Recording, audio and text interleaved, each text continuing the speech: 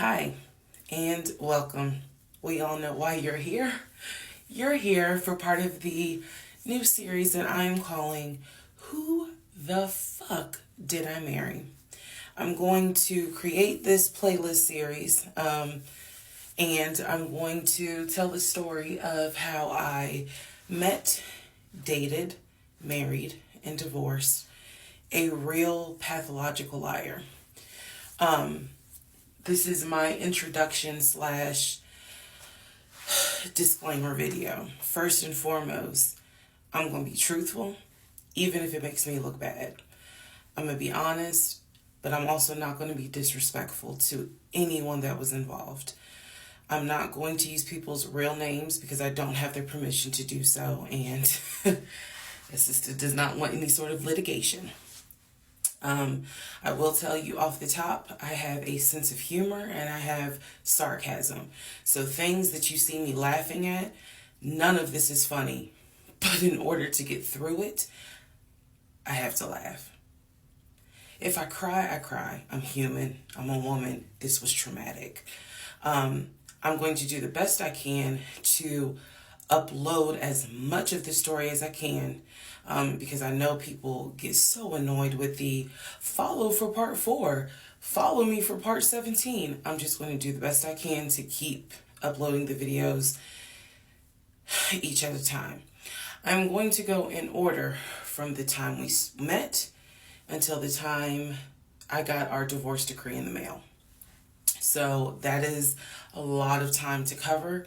Please give me the grace to just get it out. It may not be all in one day. It may not be all in 2 days. But what I can tell you is even if you don't necessarily see a video, I'm probably recording it and then I will upload it into the playlist titled, Who the Fuck Did I Marry? What else do I need to cover ahead of time? Because I feel like this video is important to give some sort of context. So that way when people jump into the series, they kind of can figure out, oh, let me start at the introduction video and then work my way through. A lot of the questions that you all have sent me will be answered when I start and tell the story in order. Everything I'm going to tell you can be verified. There are people in my life who can easily verify, yes, this did happen. Yes, he really did do that. Yes, he said that.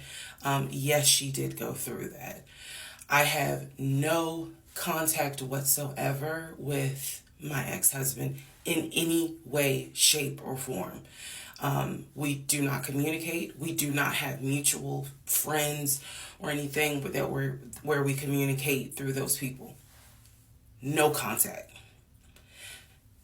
I cannot stress that enough because I feel like somebody's going to ask me, do you still talk to him? No. I ain't seen him. I ain't heard from him. I don't want to hear from him. And I will tell the entire story up until the last time I did hear from him and what happened.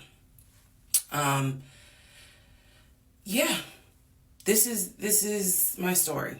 So, I am just a regular woman who thought she met the one, and I didn't. Most people have never came in contact with a pathological liar. We typically come in contact with like a compulsive liar. It is not the same. A pathological liar has no reason for why they lie. And the lies that they make up, there's no limit to the lie. I was once a psychology major in undergrad. I didn't graduate with a psychology degree, but I'm very comfortable saying that he was a pathological liar. He was a narcissist. And yes, there was some in my opinion, mental health issues going on. Pathological lying part, absolutely. So I want to preface all this by saying, you're going to probably think, what in the world? There's no way this happened. Everything you're going to hear me say actually did happen. I never thought I was going to be in some sort of Lifetime movie, but I was. So I will read the comments as best I can. like I said, I think if you allow me to tell the whole story, things will be answered. And sorry, I do talk with my hands. It's a coping mechanism. So if you're like, why is she moving her hands? Other than that, let's all take a deep breath, buckle in, because this was a fucking crazy ride. And if you think it's crazy, imagine how I feel as the person who lived it and had no idea what I was dealing with. I thought I knew, but I truly had no idea who the fuck I married. You like how I twisted that? Anyway. All right, y'all. This is the introduction, so welcome. Part 1 will be up shortly. All right. Who the fuck did I marry? Part 2. So we both put on the table what it is that we wanted. We both had established we were dating for marriage. We were not dating just to date. We were not trying to be friends with benefits and none of that. So the dinner at Cheesecake Factory went really well. We laughed, we joked, we talked about people, which is kind of up my alley, my sense of humor. It was a good vibe. So at the end of the date, at the end of dinner, we sat in his car and he played this song for me by John Legend. I don't know the name of the song. By the time this video posts, I will put the name at the bottom. I can't remember the song. I just remember that John Legend was talking about, I think I met my wife tonight. And I thought it was a sign. So I was like, oh my God. So anyway, we ended up sitting in the car talking just about life and experiences until about midnight. So during this conversation, he again is telling me how it was, what it was like living in California, how he went out there. He went to San Diego State. He played football for San Diego State. He talked about how, he loved it out there, so he stayed. That's when he joined the company. And then he explained that he also did arena football, but only did it for about 2 or 3 years. He claims that while he was doing arena football, the team that he was on won a championship. But again, keep in mind, I don't know anything about arena football. So I was like, okay, I didn't know that they had championships. And he was like, he got a little offended, like, yeah, they got championships. And, he was on that team. So he talked to me about how he worked at Apple. He worked something in the IT area of Apple, but it within the store. Again, it was one of those, it's like when I tell people I used to work at Amazon. I really wasn't paying much attention to it. Why? So we talked about all that. We talked deeply into what happened with the ex-wife. It's because I asked. He was not volunteering all this information. So in other words, I get very uncomfortable when men start talking about their ex a lot.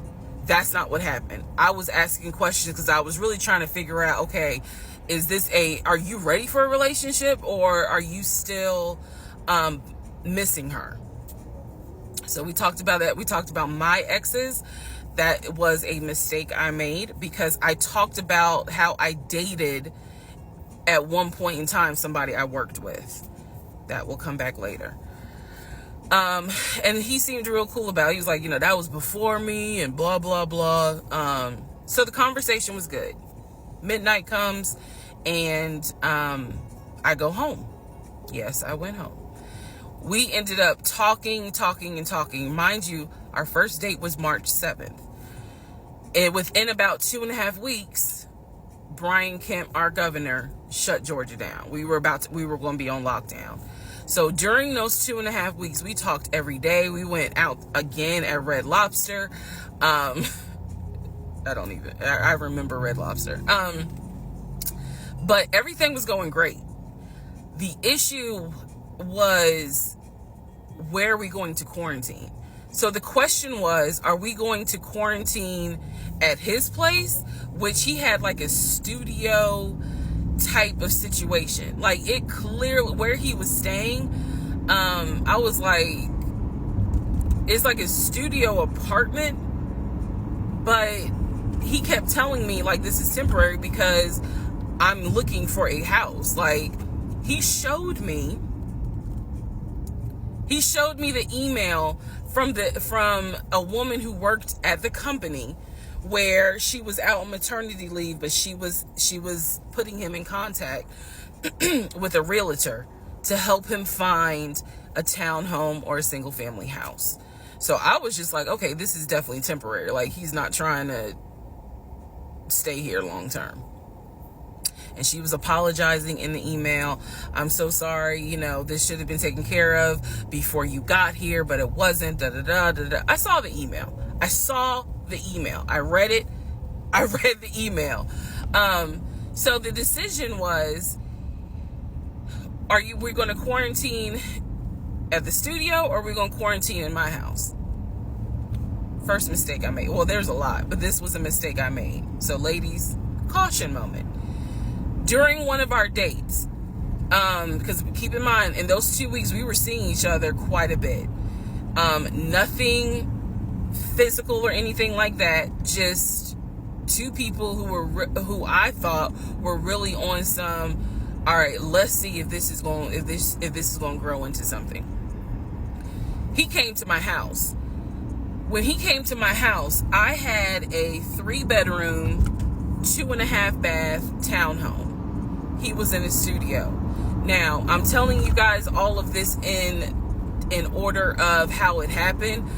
So some things I'm probably going to insert what I was thinking and the mistake I made. Can I turn this off? No. Okay, I still need that. And I say that to say that I did not realize inviting him to my home probably made his eyes go, oh shit, she's a keeper. She got this 3-bedroom, 2.5 bath townhouse, and I'm in like a little studio. Yeah, let me go ahead and pursue this. What I need to do to quarantine here. The decision was made, quarantine at my house. So the state went on lockdown. He came and stayed with me in my home, and for the most part, in the initial beginning, it was fine. It was fine. The reason why I hesitate is because I grew up in the church.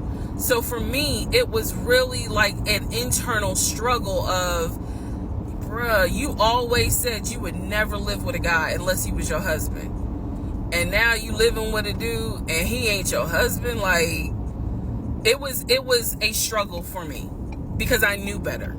And don't come for me. I'm just telling you the way I grew up. It was like that. It was not sitting right with me. But at the same time, I didn't want to quarantine by myself. I did not want to. So there we go. So he moved in. We talked about the bills. Let me clear something up that I said in the other video where I said he paid all the bills. He paid all the household bills.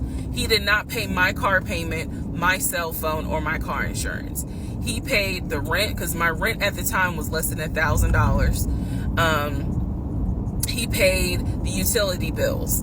And so when he's telling me that he's a regional manager, I was like, wow, okay, so you got money. And so he paid all the household bills. So my check really was just taking care of me, myself, and I.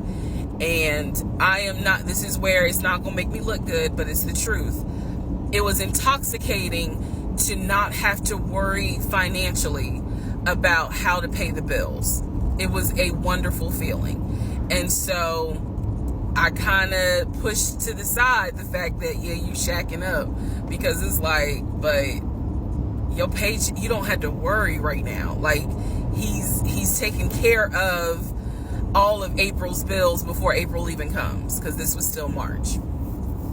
So we're living together, and I'm cooking, I'm cleaning, he's helping to cook and clean, and then we have a conversation about house. Is he still going to buy a house just for him, or is he going to buy a house where it's for us? because we are going to try to make this thing work, be official, get married, have a family. So the question now on the table is, what are we going to do? Because I didn't want to stay in Riverdale, Georgia. I did not want to raise a family there. I refused to have a baby in Clayton County. So the decision was made, let's start looking for a house for both of us. Remember, he was already looking for a house for him. But then he was like, you know what? We're together. I plan to marry you. Let's look for a family home for the two of us. He was like, this is how much I was approved for. That's when he showed me the Chase paperwork. It was a letter stating that and it had the Chase emblem at the top. He showed me a letter stating that he was approved for $700. All right, part 4. So we go to Home Depot, we go to Lowe's. I'm choosing all these appliances. He's taking pictures of the SKU number. We have representatives helping us, and he basically explained to them, hey, we're buying a house. We should be closing sometime in June. Can we order this stuff now? Can I put a hold on it? Like, what can we do? Because we're not ready for delivery. I stood there as the Home Depot rep said, we can hold it in our warehouse. Like, you can buy something and we can hold it. People do it all the time, especially with COVID. So I watched him pay. I want to say it was about it was either $350 or $500. I watched him pay a deposit on a whole new set of appliances for them, and they were going to hold it until we were ready for delivery. I watched this. So I was like, okay, good deal. Like, we got the appliances. Next, let's go to Rooms to Go and Ashley Furniture and find actual furniture. So we went all around Rooms to Go. We went to Ashley Furniture. We went to American Signature. And I saw all these things that I wanted. Again, he's taking pictures of it. He was like, I can go online and order it. I didn't think anything of it because, again, I just saw that we held the appliances. So I was like, okay, that's fine. So April turns into May. May 2020 comes. This is where things start to get a little interesting. May comes, and obviously we had not done inspection. And I'm asking him all the time, what's the deal with the house? He was like, oh, because of COVID, they're trying to get someone to do the inspection. But the guy that they had, it was always something. The guy they had caught COVID, so they're going to have to get somebody else. And he's like 15 houses backed up, so it'll be a while. So at this point in May, I know I look crazy. In this point in May of 2020, I started recording audio diaries. I don't know why. It was something just made me just start recording my thoughts in an audio diary, and I still have them. And I would save them by the date, and I would just start talking about what's on my mind. So I was like, I knew there was something was nagging me, like, but I kept pushing it out of my mind. I was like, you saw, this is what I reminded myself. You saw him pay for the appliances. You know the house is under contract. You know that he told you that he's the one who put the house under contract. Why would, I remember saying to myself, why would he lie about that? This is so easy to verify. Why would he lie about that? Have you caught him in any other lie? And at the time, the answer was no. So I really was like, maybe you just aren't used to a guy who actually does what he's supposed to do. Like, I was questioning myself and then answering my own questions. So inspection didn't happen. Around mid-May, I found out I was pregnant. May 2020. When I found out I was pregnant, he was ecstatic and I was like, oh shit. The reason why I was oh shit is because, number one, I'm plus size. Number two, because of my age, I felt like it was probably going to be a high risk pregnancy. And I wasn't married. And that nagged. I cannot tell y'all how much it nagged me. There was a lot of internal struggle in between. My family didn't even know that he had moved in at this point. I told them, that I was pregnant. Went to the doctor. Everything looked good. But again, because it was COVID, he couldn't go in with me into the actual room. So, doing any sort of ultrasound, doing the blood test, because my HCG levels were really high. So the doctor was like, hey, it might be twins. We don't know yet. You're still kind of early, along. They gave me a due date. The due date was January 26th of 2021.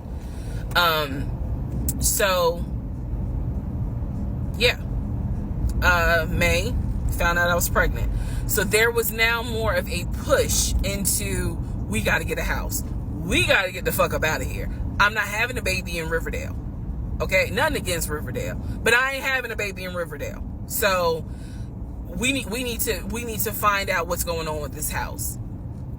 And so he was on top of it. He had an answer for everything. He was like, I'm gonna call and find out what's going on, blah, blah, blah.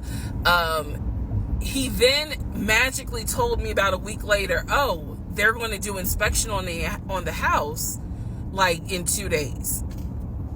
So I was just like, okay, keep in mind, I'm taking his word for it. I'm taking his word for all this. So he's like, they're going to do an inspection. Once we get the inspection report back, then we will know what we are going to be responsible for. What are we getting ourselves into? So, I guess they did an inspection. He showed me an inspection report. Only thing that they said that the roof had just recently been replaced, which I remember he was very happy about. And the issues that there were for the house were minor. It was not a bad, because we did have a discussion about it. He was like, it's nothing that we can't handle. Then he said that we were set to close the end of May. We were set to close the end of May. He told me it was going to be a virtual closing. You're probably like, what the hell is a virtual closing? Because again, he's saying because of COVID, people are not closing in the office. They're doing a virtual closing where you would need to electronically sign the paperwork. This is what he's telling me. And so he was like, we're set to close like just before Memorial Day. And so for some reason, again, there's still that nagging part. For some reason, I didn't start packing. Anyone that knows me will tell you I hate moving. I've done it enough in my life. I hate moving. But I did not start packing up that house at all. I was just like, I'm pregnant. My body was changing so fast that it was like I can barely keep my eyes open half the day. And so, no, I didn't start packing. And I remember I did record, again, I was recording audio diaries just about every day. When something didn't sit right, I would verbally record it in the audio diary because I was like, I don't know what it is, but there's something. That was the theme of our relationship. I don't know what it is, but I know there's something. And so I remember talking to myself in my little prayer closet, because that's where I would do my recordings. And I remember thinking, what if we don't get this house? Like, what if he's lying? But again, there goes that thought process of, why would he lie about this? Like, who makes up that they're buying a house when in fact they're not? And then he's showing you all this paperwork. Like, come on, you can't be that jaded that you don't even believe what's in front of you. All right, so now we're going to go into part 5. Okay, part 5. Who the fuck did I marry? So I'm questioning all this stuff in my head out loud on my audio diaries. And then once again, I'm like, but look at what he's giving you. Like, he's paying. It wasn't a question about money. It was just a question of, are we really about to move into this house? And keep in mind, he's paying all the household bills. He still is. So we were supposed to close before Memorial Day. We didn't. There was an excuse. There was always an excuse with him. Always an excuse. And I didn't know enough about the process to question stuff because I really wasn't involved the way I should have been. And it was giving me a lot of anxiety. So I'm pregnant with a lot of anxiety. And if I'm gonna be 100% honest with y'all, I was not expecting that I was probably going to have a healthy pregnancy because I was stressed. And what I was stressed about is I didn't know what was going on because I wasn't really involved the way that a normal relationship would be involved. Just being honest. So we did not close. We moved now into June. This is now going into June. Around June 5th, I looked at the house again on reesateesa.com. I don't know what made me do it other than, and I don't mean to sound super spiritual. I know that people are like, you know, you may or may not believe in God, but I'm telling you, I believe with all my heart. Probably the Holy Spirit was like, look at that house on realtor.com. So I looked at the house on realtor.com. This was around June 5th. It showed that the house was off the market. And I remember being like, okay, wait, what does that mean? What does that mean? Because ex-husband is telling me we're about to close on the house. We're about to close. It's our house. We got furniture, da-da-da, da-da-da, da-da-da.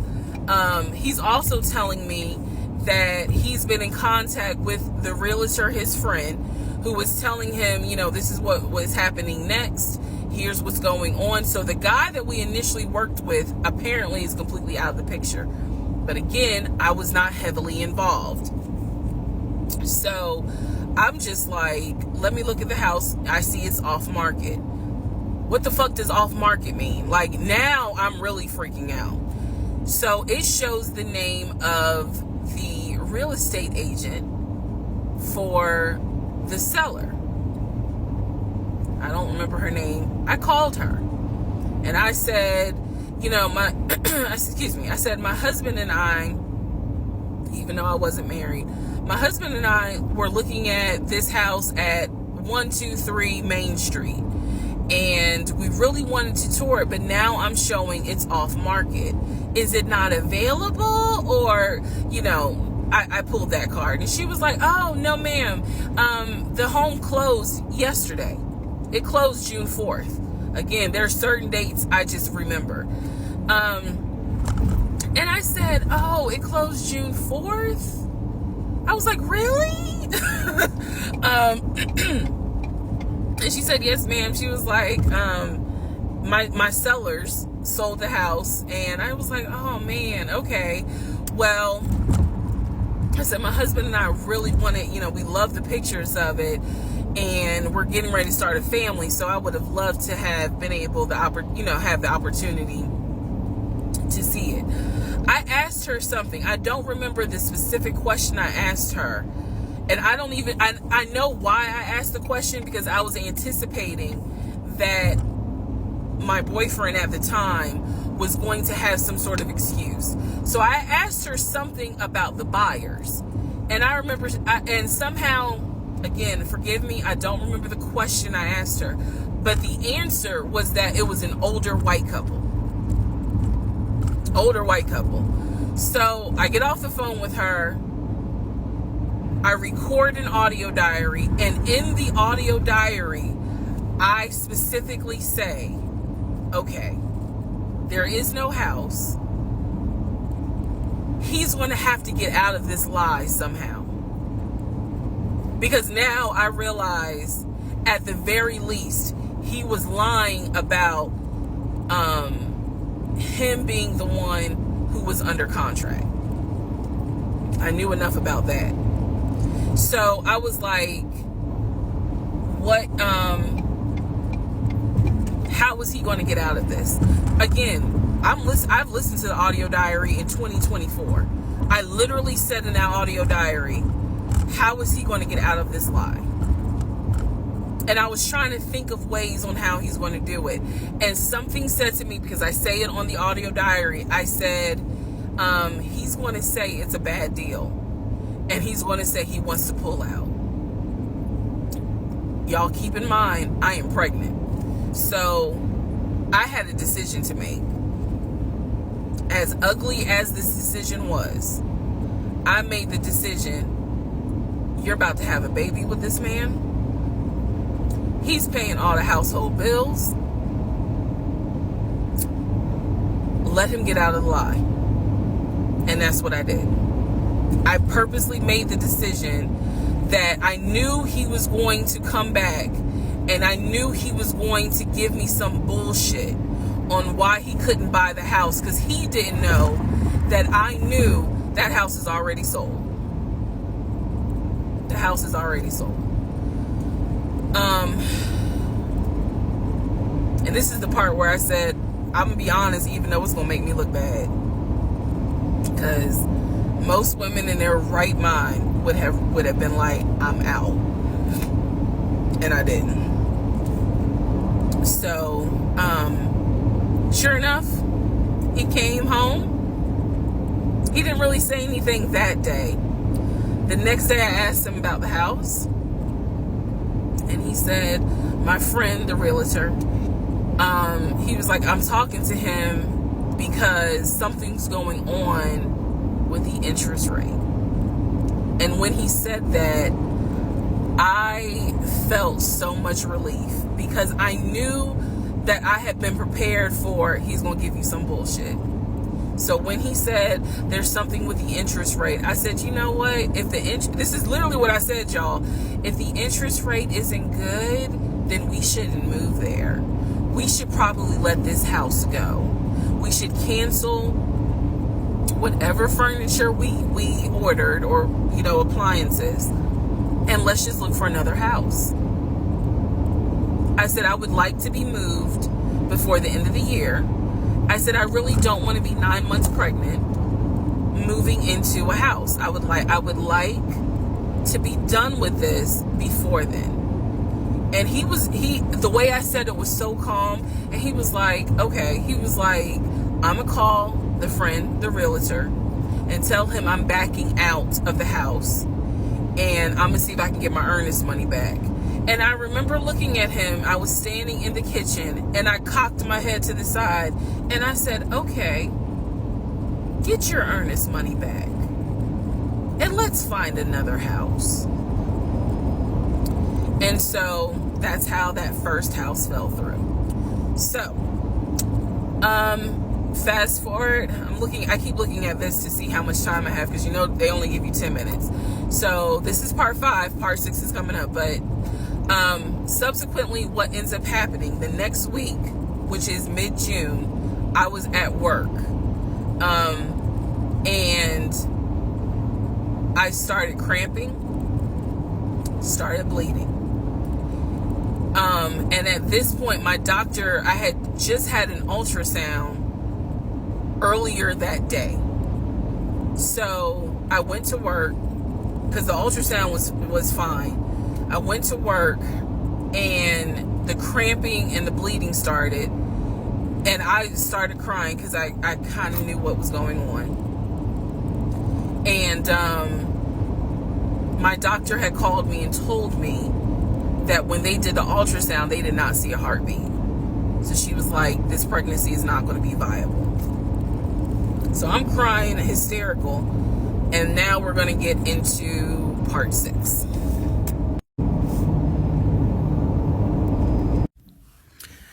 Okay, so this is part 6 of Who the Fuck Did I Marry?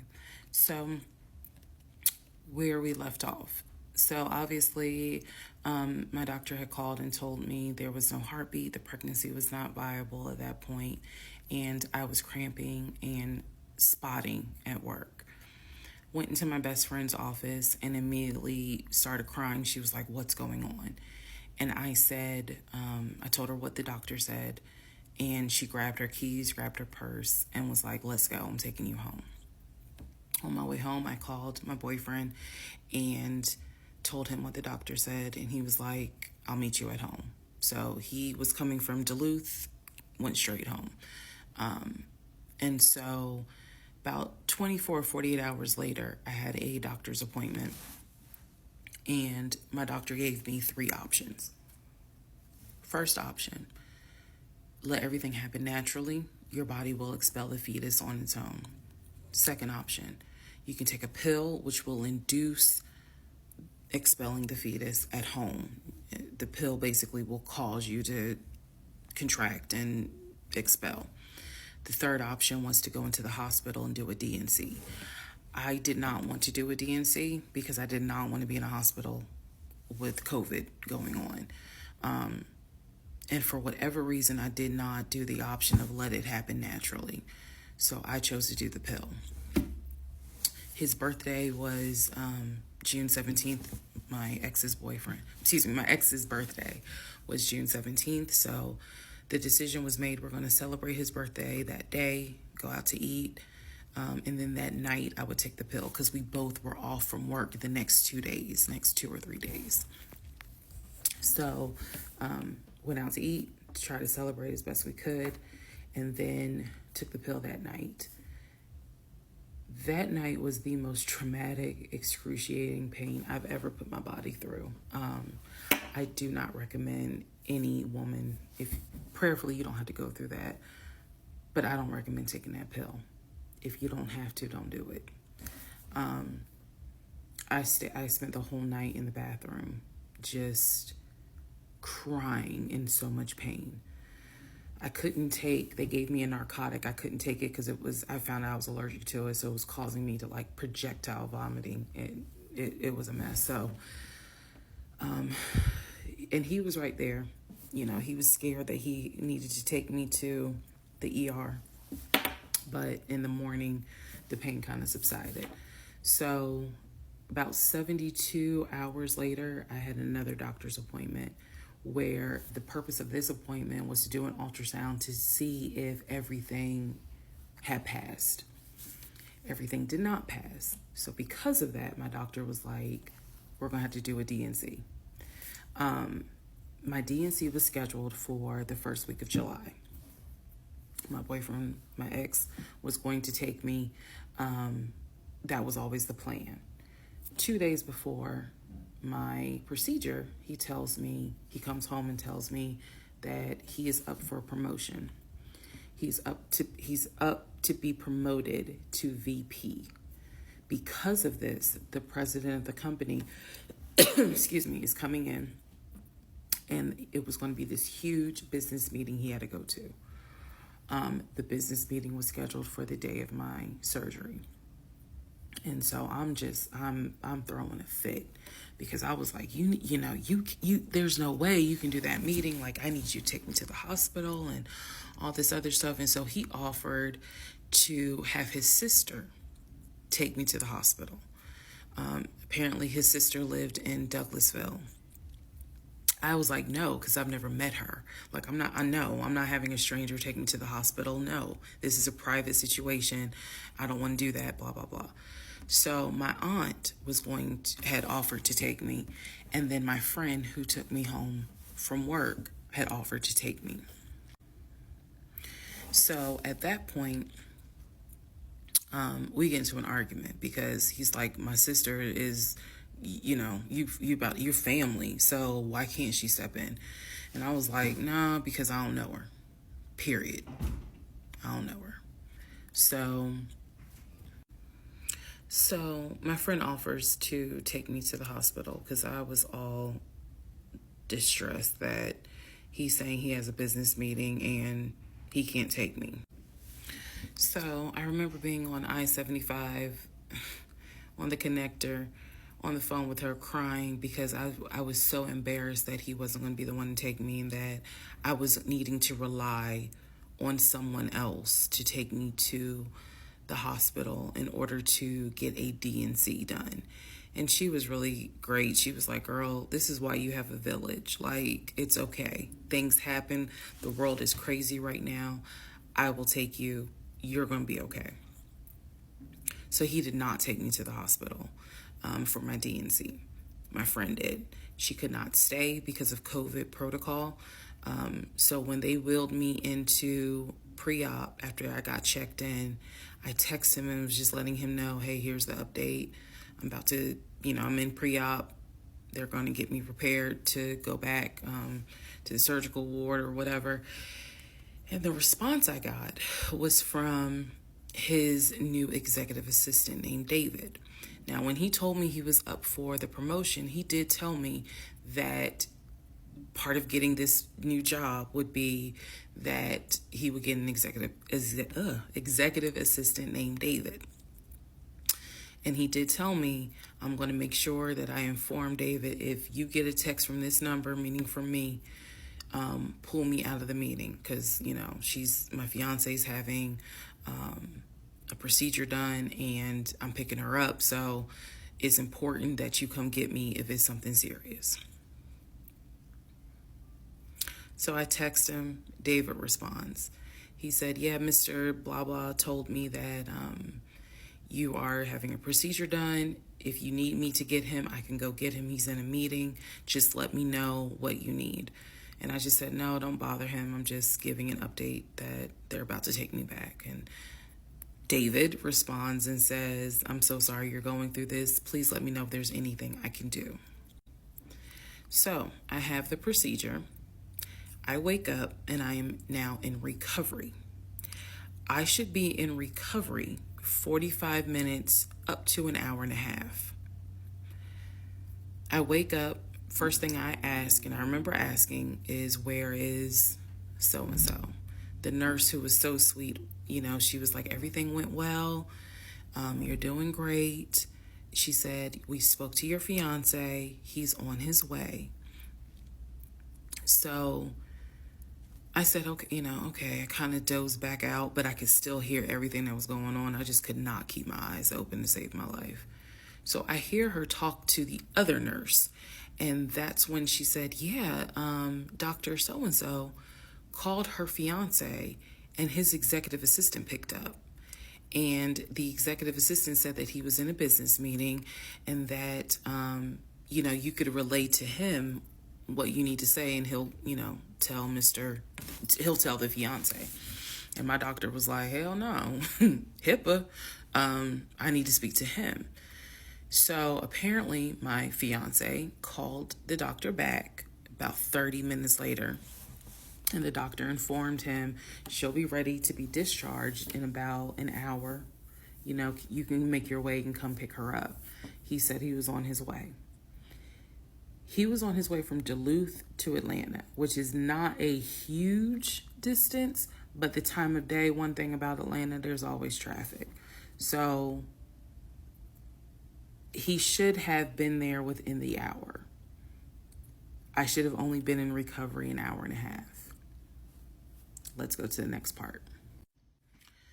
Part 7. Who the fuck did I marry? So I should have been in recovery at Northside Hospital for about at most an hour and a half. Subsequently, I ended up being in recovery between 3 to 3.5 hours.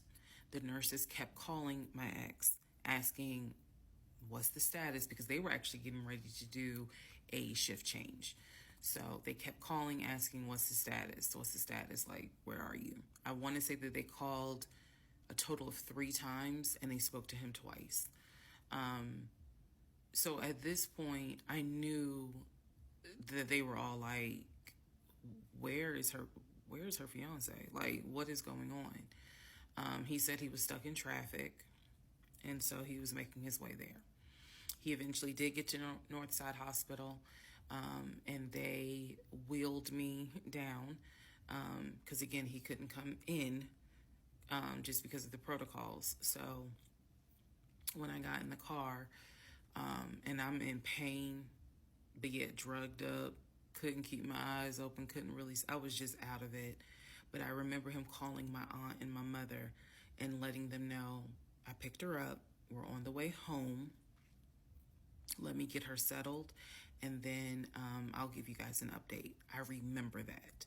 What I did not know was that he had texted my aunt and my mom and asked them to not bother me for like a week. Like, just please don't reach out to her. Let her just rest. I am from New Jersey. I am from an African American family. You don't tell my black mama or my black aunt that, please don't bother her for a week. I didn't know this at the time, but I'm just interjecting that part. I'm trying to stay in the timeline, but he did apparently do that, and my aunt was like, "Well, I will fuck you up." Anyway, so go home. He waits on me hand and foot. I recover. Just needed about 24 to 48 hours to just get my mind right. During this time, in between when the house in Douglasville fell through, we had not talked about a house. So I guess it was about a week later, after the DNC, he decides that, do you want to start looking for a house again? Excuse me, I have hiccups, y'all. Do you want to start looking for a house again?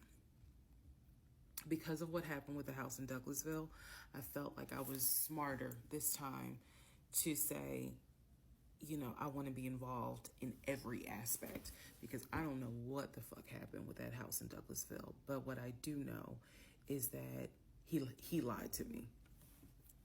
I didn't know then what I know now. I just knew he lied about I knew he lied about being under contract.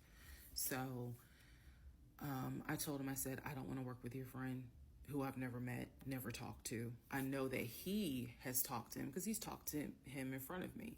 And I'm going to demonstrate on one of the videos how he used to do his phone calls. Don't worry, it's coming. So we found a new real estate agent. Really nice guy.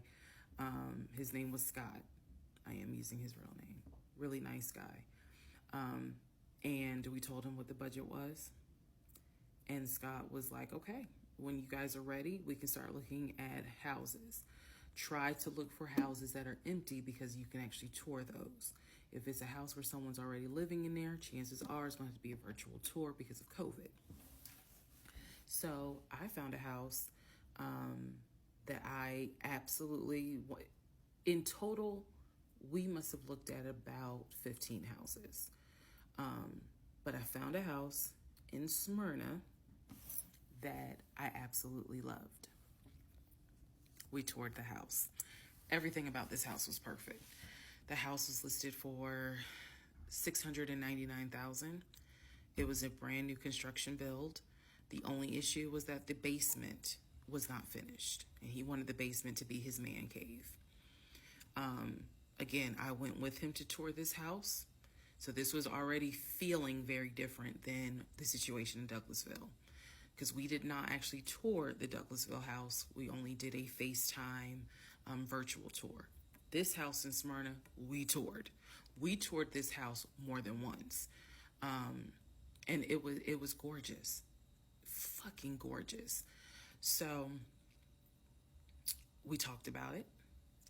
He said that he had the money. Again, the price was $699. He said he felt comfortable putting in an all-cash offer. if you remember on the videos before, he told me he had money in his savings from when he played football. So when he said an all cash offer, even I knew, you got that kind of money, like where you can cut a cashier's check for $699,000. And he told me he did. He had money in savings from when he played football, and he was very comfortable paying all cash for this home. So the real estate agent, Scott, sent over the paperwork. The paperwork was sent in both of our names. It was sent to my email. That was another thing that I changed after Douglasville. Everything gets sent to me, and then I will be sure that he signs it. So he sent it to me. I looked over the offer. We were going to put in an all cash, full price offer with a request to have the basement finished. Also, we were requesting for the seller to give us an answer within 24 hours. We were requesting a quick closing. These are just some of the things I remember. I remember 24 hours, like I didn't want to wait on, y'all think about it. 24 hours, let us know if you're accepting the offer or not. And then also a quick closing because it was a new construction. So we didn't have to wait for the current tenant to move out. We didn't have to do that. So I watched in our bedroom as he pulled it up, because it was a electronic document. He signed his name to the offer for $699,000 cash. He requested again, the seller let us know in 24 hours if they were accepting the offer. So we submitted the offer at around 6 p.m. We were requesting that by 6 p.m. the next day, they let us know if the offer was accepted or not. I watched him sign the offer. I sent the offer back to Scott from my email. All parties had signed. Scott texted us and said, I got it. I'm submitting it. I will let you know what they say. Let's go into part 7. Sorry. Let's go into part 8. Good grief, this is getting long. All right, part 8 of Who the Fuck Did I Marry? So we submitted an offer on the house in Smyrna.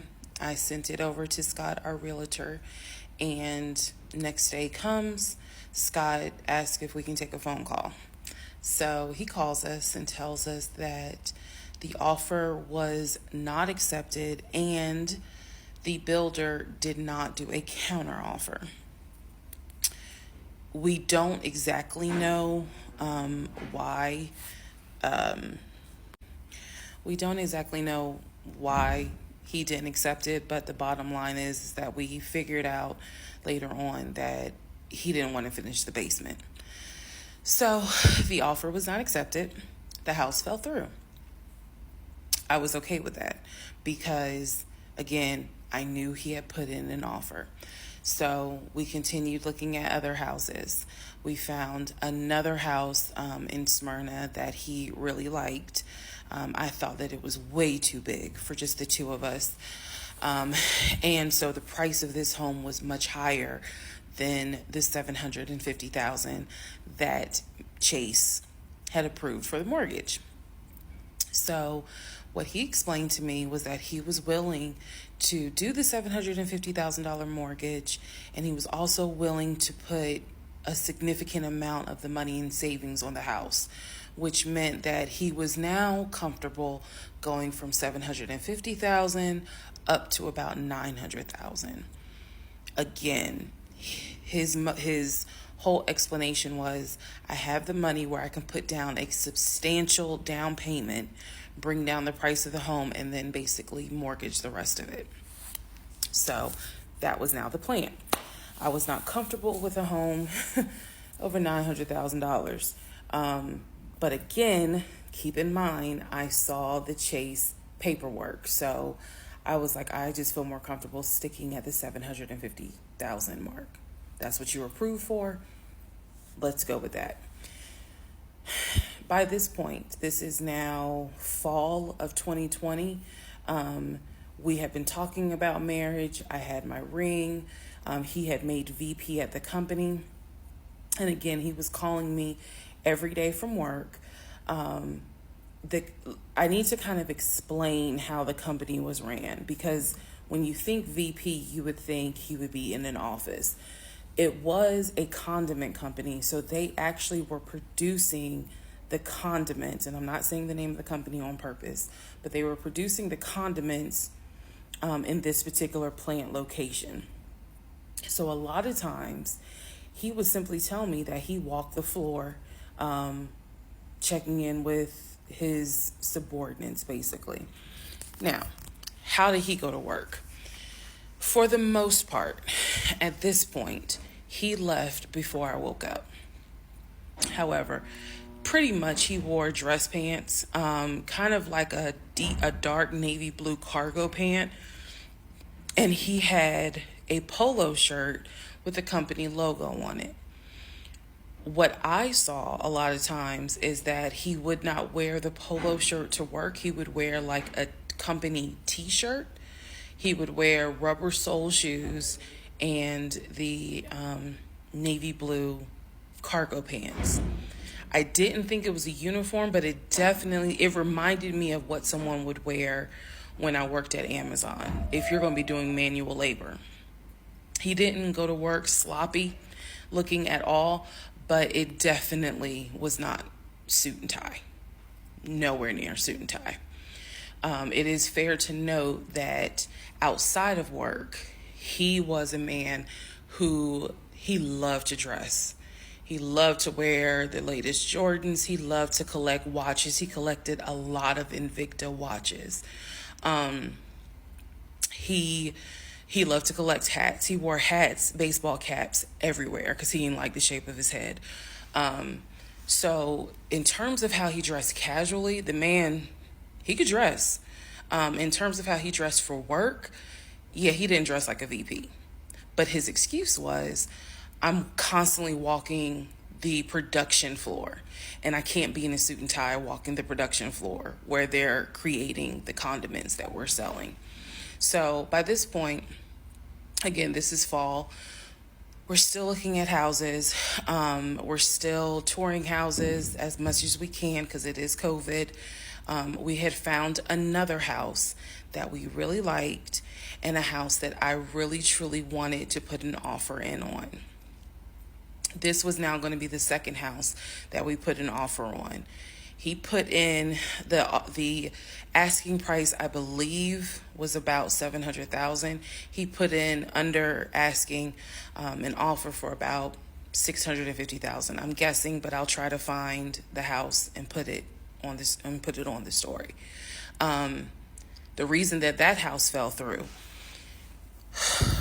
we found out that the home was sitting on a septic tank. We found out that the septic tank had an issue, and it would have taken about $15,000 to $20,000 to fix the septic tank. The sellers were not willing to fix the septic tank.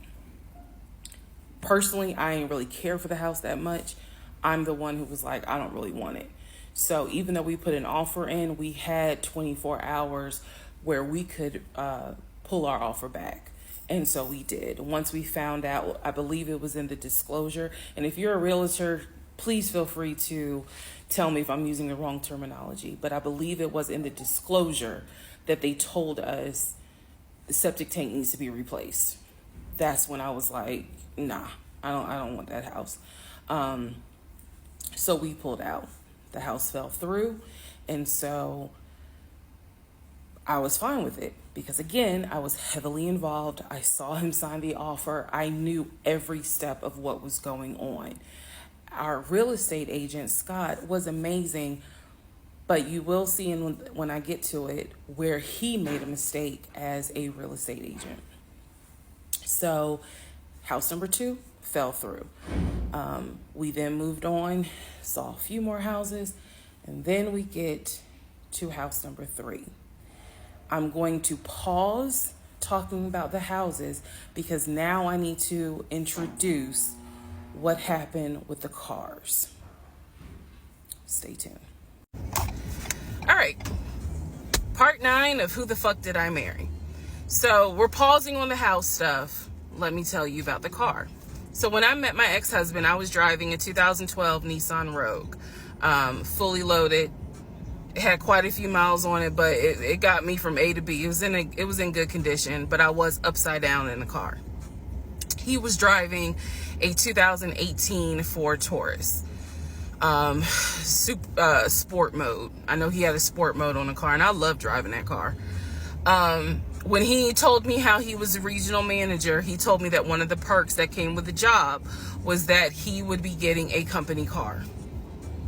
And so we spent time going to Range Rover of South Atlanta. We spent time going to Jaguar. We spent time going to BMW. We spent time going to Ford, which was on Mount Zion in Morrow, if you all are familiar with that area. He test drove a whole lot of cars. In the end, he decided on a BMW sedan. I was there when he test drove the car. I got in the car with him. I loved it. And he explained to the salesperson, I'm getting a company car.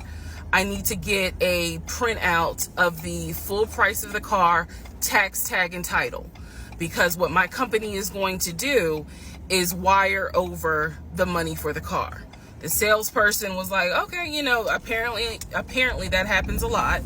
So he gave him a printout with the tax, tag, and title for the car. In front of me and the salesperson, he called the person in the finance department for his job. Obviously, I have no idea what this person's name is, but he called the person. He explained to them, this is the amount of money. He said the president of the company, so-and-so, has authorized for him to get a car, not spending more than, I think, $90,000 tax, tag, and title. The BMW came out to just under $90,000. And so I remember this conversation so fucking vividly. So he's on the phone in front. I'm sitting down, the salesperson sitting down at their desk, and he's like, they put me on hold. And so he's like, I guess the person comes back and he says, the price of the car is blah, blah, blah. He was like, give me a second and I can send you a picture of that printout that shows tax, tag, and title for the BMW. He gets off the phone. He takes a picture of it. He sends it to whoever. He waits about 10 minutes. He calls the person back. He says, did you get it? Apparently the person did get it. But the person who can actually physically do the wire transfer had gone home for the day. So what he says to the BMW salesperson, he's like, okay, we're going to have to do this tomorrow because so-and-so went home for the day. I don't know who the salesperson is. I can only tell you from my viewpoint what I thought. I had no reason to think this was a lie. I really didn't. Because again, you got to please keep in mind the circumstances that all of this is happening. We're inside the dealership. We're sitting at the desk of this person. He gave us the printout. He's on the phone, doing business, basically saying, look, this is how much money the car is going to cost. He's taking a picture of it. He seemingly is texting someone saying, this is how much, this is proof of how much it is. Then he asked the BMW salesperson, I need your wire transfer information. The guy got up, rushed over to, I guess, their finance area to get the bank wire information, because obviously you have to wire it a certain kind of way. Rushes back over, gives it to my ex-husband. My ex-husband's like, okay, first thing in the morning, we will get this wired over, and then, I'll come and pick up the car. My fiance, will drive me up here to pick up the car. So we leave. He felt like, because at the time that this all happened, I was pregnant. So he felt like, look, we're about to have a baby. I don't want you driving that Nissan Rogue. I want to get you something. I want to get you something more secure, something new. I really wanted a Kia. I really wanted a Kia Telluride. And he was like, well, let's look at the warranty. This man knew a lot about cars. He knew a lot about the warranty. He knew a lot about the depreciation value. And so he did talk to me a lot about what will we get the most for our money.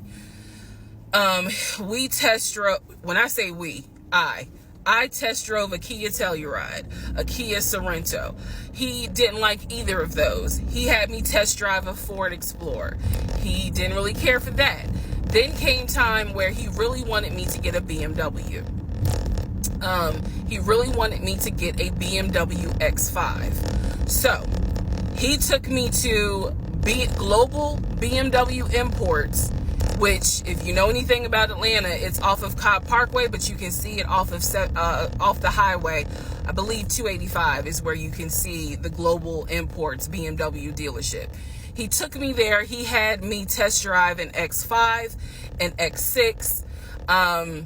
He also had me test drive I think I'm gonna get the numbers wrong, a 525, which was a sedan. I did not like that. I wanted an SUV. I loved driving the BMW. He also had me drive an M-Series, test drive an M-Series. So he was very adamant that I should get a BMW. The reason being is because, according to him, he had a BMW in California when he lived in San Diego. He had a BMW that he loved. It was a white BMW. He showed me pictures of the BMW. So he showed me pictures of this white BMW that he had, and unfortunately, the car got totaled about 2 months before he moved to Georgia. So he had received money, not a lot, but some money to get another car, and he used it to get the Ford Taurus because he was like, I just need a car that's going to get me from A to B until I get into a house and I'm much more settled.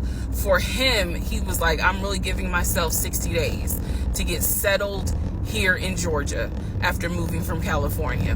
But then he met me. Again, that's the story. So he had me test drive the BMW. So much so, I loved the BMW. Loved it. I wanted a dark blue BMW with cognac interior. I wanted an X5, and I wanted an M-Series. So I can clearly tell y'all that's exactly the car I wanted. We were online looking for that particular car because not every dealership had it. I was okay with a black BMW if needed. But I really wanted dark blue, and I really wanted that cognac colored interior. So he felt like, I want you to consider all of a sudden an Audi Q8. Let's just see how you like it. If you don't really like it, then we will go back to the BMW. I cannot tell you why he switched up. I can't. But I can tell you he took me to an Audi dealership on Peachtree Industrial. He test drove an Audi, and I test drove an Audi Q8. I loved the Q8. Loved it. But I was tired of test driving cars. By this point, I had test driven so many cars. Our weekends were spent either looking at a house or test driving cars. And I was picky, I will admit that. So he had me test drive the Q8. I really liked it. I finally just told him, look, I'm good with either the BMW or the Audi, because I'm tired of test driving cars. He told my family he was buying me a new car because, keep in mind, let me let y'all know. He had met my family initially on Zoom because, again, we were locked down. He had met my family. He also had met my family in person because at this point, it was like, look, if you're not showing any symptoms, maybe we can do family dinner. And so we had. So he had met my family in person. And now we will go ahead and move towards part 10 of this series. Okay, part 10. Who the fuck did I marry? Okay, had to sneeze. All right, so at this point, I had test driven all these cars. Kias. Hell, he even had me test drive a Nissan Murano. But the main two were BMW and an Audi. He had told my grandfather he was getting me a car. He had told my aunt he was getting me a car, that he was going to, he was like, she's going to be my wife. I want her to be in something secure. So my family was really like, wow, wow, who knew that he had this kind of money? And so I hated the fact that he did that, because anytime he got around my family, here's another red flag to put in the United Nations of red flags, he would always talk about money, and he would always brag. I never realized it in real time. I didn't realize it until I was out of the situation. He always bragged about the fact that he could fight, the fact that he had money, and the fact that he played football. Those are the three things he always bragged about. Back to the cars. So I told him, I was like, pick one between the BMW and the Audi, because you said you buying it. So pick one. So this man chose the Audi. So he takes me to the dealership. I wanted a white Q8. He does give me the printout of how much it's going to cost, tax, tag, and title, to get this Q8. Gentleman who's helping us gives him the printout. He's saying he's going to pay this money for the car out of the savings account that's offshore. That's the story. That's what he's saying. So he apparently is asking the guy, is there a holding fee? Can I pay a holding fee to secure this car while I'm working to get the money transferred? Because obviously with COVID, it's going to take long for the banks to transfer the money. Side note, I need everyone to understand, one of the reasons why he was able to get away with the stuff he got away with is because we were on lockdown. It's crazy because it's now 2024, but I don't know, do we all remember how it seemed like a lot of stuff stopped in 2020? Now, keep in mind, that's not an excuse I'm making, because shit still got done. But in terms of business as usual just was not happening in 2020 at this time. So when he's saying, oh, it's going to take a while for the bank to transfer the money, the gentleman who was working at Audi he didn't make a face. He didn't blink. He was like, I know it's going to take a while because of COVID. So basically what ends up happening is we leave. He has the printout. He calls the bank, or he calls his financial advisor, who does have a name. The financial advisor's name is Eric. I feel comfortable using certain people's names, especially if we find out they didn't exist. So he calls Eric. He tells Eric in front of me, hey, I need to transfer $72,526, whatever the amount was, because I'm buying a car for my fiance. This is the bank account information. Do you need me to give it to you over the phone, or do you need me to email it to you? Pause. I can't hear what the person's saying, but that's what he would do. Do you need me to give it to you over the phone, or can I email it to you? Okay. All right, give me a few minutes and I'll go ahead and email it to you. All right, let me know. I'll call you back to find out if you received it. Okay, hang up. So I'm hearing this because, again, I'm not paying attention to, did I hear anybody on the other phone? Did I hear anybody on the other end? So he proceeds to type up an email, type up something, telling him this is the information that we need. I didn't think anything of it. He called me at work the next day to tell me that the money was sent to Audi, that he called Audi and he confirmed with Audi that they received the money. What he told me is that the car is going to be delivered to the house. Y'all, it's not that I lived in the hood, because I didn't, but I did not live in an area of Clayton County where you would have a brand new Audi delivered to your house. So I remember saying to him, I don't want that car delivered to the house, not yet, because I need to put that car in the garage. And my Nissan I only had a one car garage, so my Nissan was in the garage. So he said, okay, well, let me call them back and change the delivery date. can you be home or can you do a half day? So he's asking me, can you work a half day so that they can deliver the car and you will be home for it? I said, yes, that's fine. Because again, it's COVID. I'm working from home anyway. I only had to go in the office 2 days a week. So I'm at home the next day. He told me the car would be delivered between the hours of 1 and 3. Obviously, between 1 and 3, nothing happened. So 3 o'clock, I called him. He's at work. He sends me the voicemail. He calls me back. I said, it's 3 o'clock. No one ever came with the car. What's going on? And then I remember I was like, well, do I need to call Audi myself? Because I thought that you handled it. But if you didn't handle it, do I need to call them? And so whenever I would suggest I will handle it, he would get very, very defensive. Red flag number 472. So he was like, no, I will call Audi. Don't do anything. I'll call Audi and find out what's going on. Okay. So I'm at home chilling, cooking dinner, normal night. He calls me back and says, yeah, the car was stuck on the truck in Spartanburg because apparently that's where their deliveries come from. So when he told me this, I was in the kitchen laughing because by this point, I will be honest, and I told y'all I'll be honest even when it makes me look bad. I was guilty of, on one hand, I believed him, and on the other hand, I was like, let me see what lie he come up with. Let me just see. But keep in mind, my brain was really like not rationalizing, not comprehending how deep the lie was. I just thought that no one told him the car was going to be delivered, and he made that up. I had no idea how deep the lie went. So he said, the car's in Spartanburg. It should be delivered this weekend.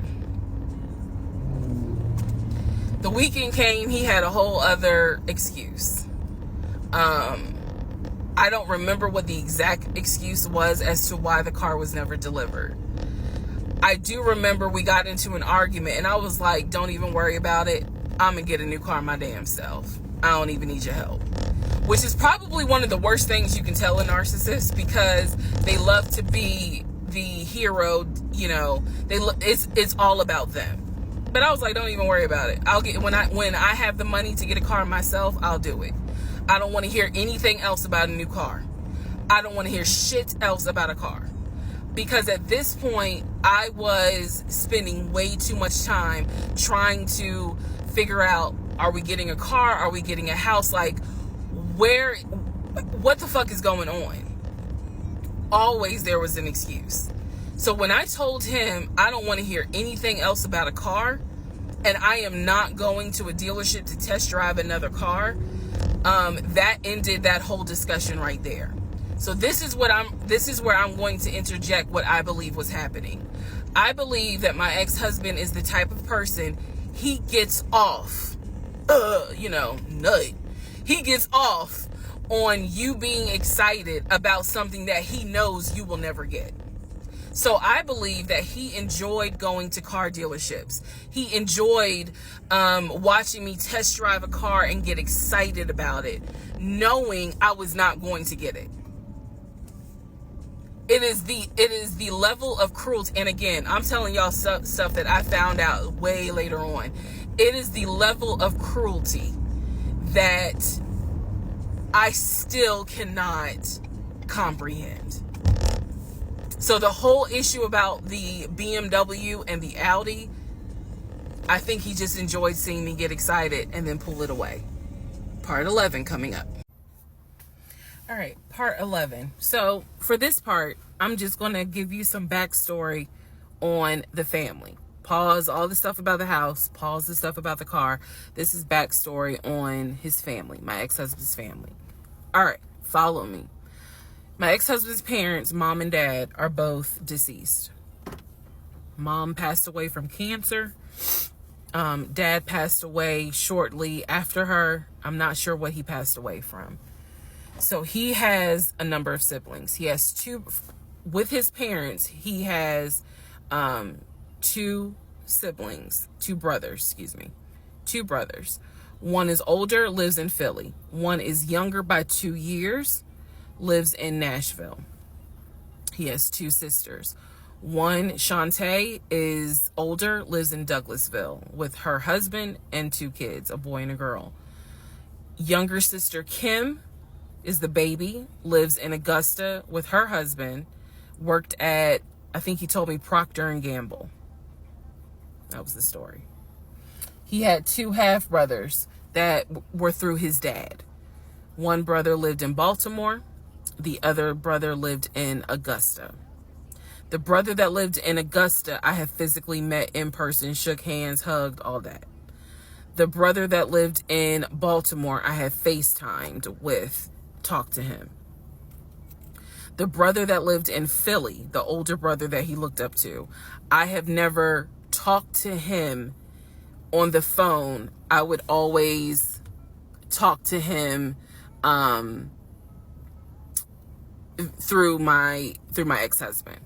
So the conversation would be like, hey babe, brother so-and-so said hey. He didn't call him brother so-and-so. We'll call him John. John said hey. Hey John. I would be in the bathroom doing my hair, brushing my teeth. Hey John. And he would be like, did you hear? He said, how you doing? I was like, I'm good. How's he doing? Because that's just me. And so he would relay back and forth, back and forth, back and forth. He talked to John every day from starting around July after the grandmother passed away. He would talk to John every morning. We both would be getting ready for work and he would be on the phone with John. They would be talking for 30, 40 minutes, talking about football, talking about other siblings. They would be talking about cars. It was really like not a big deal. They would talk about the brother in Baltimore. They would talk about the brother in Augusta. And then they would reminisce. This is the conversations I could hear. Let me explain. When I say I can hear a conversation, what that means is I am physically standing near him or next to him where I could hear him with the phone up to his ear talking to someone, because it wasn't me. Okay? I may not hear the other person because the phone call may not be on speakerphone. But what I hear is, for example, I hear, hey man, what y'all doing? Oh, for real? Y'all barbecuing this weekend? What y'all making? Oh, that's what's up. Nah, I think me and her gonna stay in this weekend because, these numbers is looking crazy with COVID. Yeah, she over here. She's just sitting right here. She watched the TV. Okay, hold on. John said, hey. Hey, John. You heard her? Okay. All right, bruh. I just wanted to check in on you. That's the type of conversation I'm explaining. Okay, so I hope that gives a little more clarity about the type of conversations I'm hearing. So, I don't know why this light keeps going out. Okay. So that's how he would talk to his siblings. The grandmother passed away. He called me around April or May and told me that his grandmother passed away. His grandmother, on his dad's side, had died suddenly from COVID. She had symptoms. She went to bed and did not wake up. He was distraught. He was crying. He wasn't eating. He was just sitting there, listening to music, not watching TV, just sad, because he was like, my grandmother was always my support system. So from what I saw, it really bothered him. I did not think anything of it. I'm one of those people, if you tell me somebody in your family passed away, I'm gonna believe you, because I don't play about death. And I guess I expect other people don't either. However,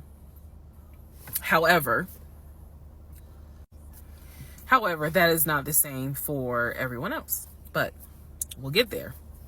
So, family, he had his sister, Shantae, who lived in Douglasville. Like I said, she was married with 2 kids. Apparently she was a nurse. So when I had my miscarriage, that was a sister that he was like, my sister will take you to the hospital. Like, that's what family does. Okay. I had never met Shantae. I've been on the phone, or excuse me, I've been around him when he was on the phone with Shantae. Never heard her part of the conversation. But he would be talking to his sister. That's what he said. That's what it sounded like too. Now, what is interesting is that we lived maybe 35, 40 minutes away from Douglasville. So there were plenty of times that he had invited me to go with him to his sister's house. Okay, let me tell you how this would always work out. Total times he invited me was probably 3 times for different barbecues or whatnot. The first time he invited me, I was like, nah, I ain't going because, again, COVID. And she's a nurse. Hell no. The second time he was like, yeah, she invited us, but I don't think we should go because COVID. No. The third time I agreed to go. I was like, absolutely, I'll go meet your sister. Like, that'd be great. On our way to her house, to Douglasville, to go see the sister, apparently he got a phone call. The phone was always like on vibrate, but he got a phone call and he told me that something came up, and so she had to cancel the barbecue, to get together, whatever. And so I was just like, oh man, okay, well, hopefully we can go another time. It didn't happen close enough for me to have red flags, if that makes sense. But at this point, as y'all probably like, girl, you so blind. But again, I didn't think anything of it, because it's like, okay, it fell through. We'll see. We'll reschedule. And so we just went out to eat, and then he talked to another brother, the brother from Augusta that he would have on speakerphone. So it was like, I didn't think anything of it. I really didn't. Man. And the more I talk about it, the more I realize, like, I'm not a dumb person,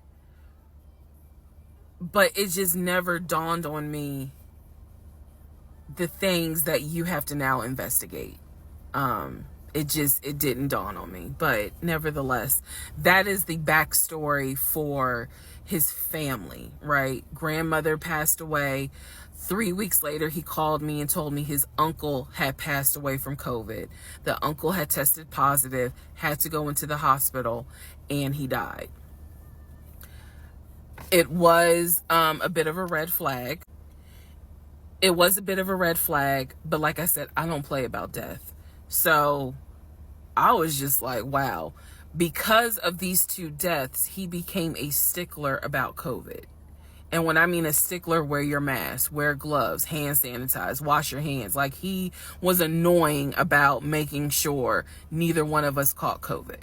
So now I'm going to give you the backstory in regards to what I was told with the ex-wife.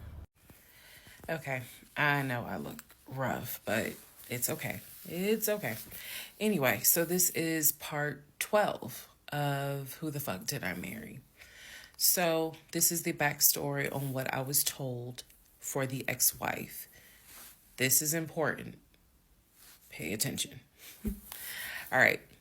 This is 2020. So this is what I was told in 2020. I was told that he and his ex-wife used to be friends. Then they started dating and subsequently got married. They got married in California. He had bought a house with the money that he made from arena football. They had apparently gotten married on the downward of the arena football career. Had a nice house. He showed me a picture of the house, showed me pictures inside the house. Remember that? Showed me pictures inside the house. It was a really nice home in San Diego. And basically what happened was that he came home from work early one day and I have the hiccups, sorry. Came home early from work one day and his wife was sleeping with another man. The man was in the house. He and the man get into it. Her son, who is about 17 years old in 2020, she had 2 kids, a daughter and a son. The son apparently was on his way home from school when my ex-husband found his previous wife in bed with another man. So the story goes that he and the guy fought. He kicked the guy out. He kicked his ex-wife out, but told her the kids could stay. The kids are not biologically his. Those are his stepkids. She was like, you must be kidding. Like, I'm not leaving my kids here. The kids are old enough to where they were like, we don't want to go because you fucked up. We don't want to leave. So apparently she leaves. The kids stay with him for a few weeks. And then she gets her own place. The kids move in with their mom. He files for divorce in California. He files for divorce in California, and it was an ugly divorce. She was asking for spousal support, all kinds of stuff. And then it turned into, I'll help you with the kids, not child support, but just I will give you some money for the kids, because apparently he was very close to the kids and he wanted to keep a relationship with the kids. Their biological fathers, apparently there were 2 fathers, their biological fathers were not in the picture. So the divorce starts out contested and ugly, eventually becomes amicable. Eventually they become cordial with each other. So my ex-husband moved. This is all before he ever met me. So I'm telling you the story of what I was told in 2020. So eventually, about 2 years later, is when his job approached him about an opportunity to transfer to Georgia. And so he took it. New beginning, fresh start. He has family in Georgia. He took it. He told me this story pretty much the second or third conversation we had. So it was always from the beginning that she had cheated. He caught her, and he had filed for divorce, but he was still close to the kids. They still had a great relationship. I've heard him on the phone with the kids, just encouraging them, helping the 17-year-old like with homework. The kids really apparently wanted to meet me, and I was fine with that. He would send them money, if they needed something, because he loved the kids as if they were his own. I'm telling you the story as I was told it in 2020. So let's see, around April or May of 2020, he informs me that his ex-wife has moved to Georgia. Apparently she's staying with her sister in Gwinnett County. So she has moved to Georgia. The 2 kids are now in Georgia. And so when he tells me all this, I'm like, so what's that supposed to mean? Now, I will say this. He never made it seem as if she wants him back. He never presented that.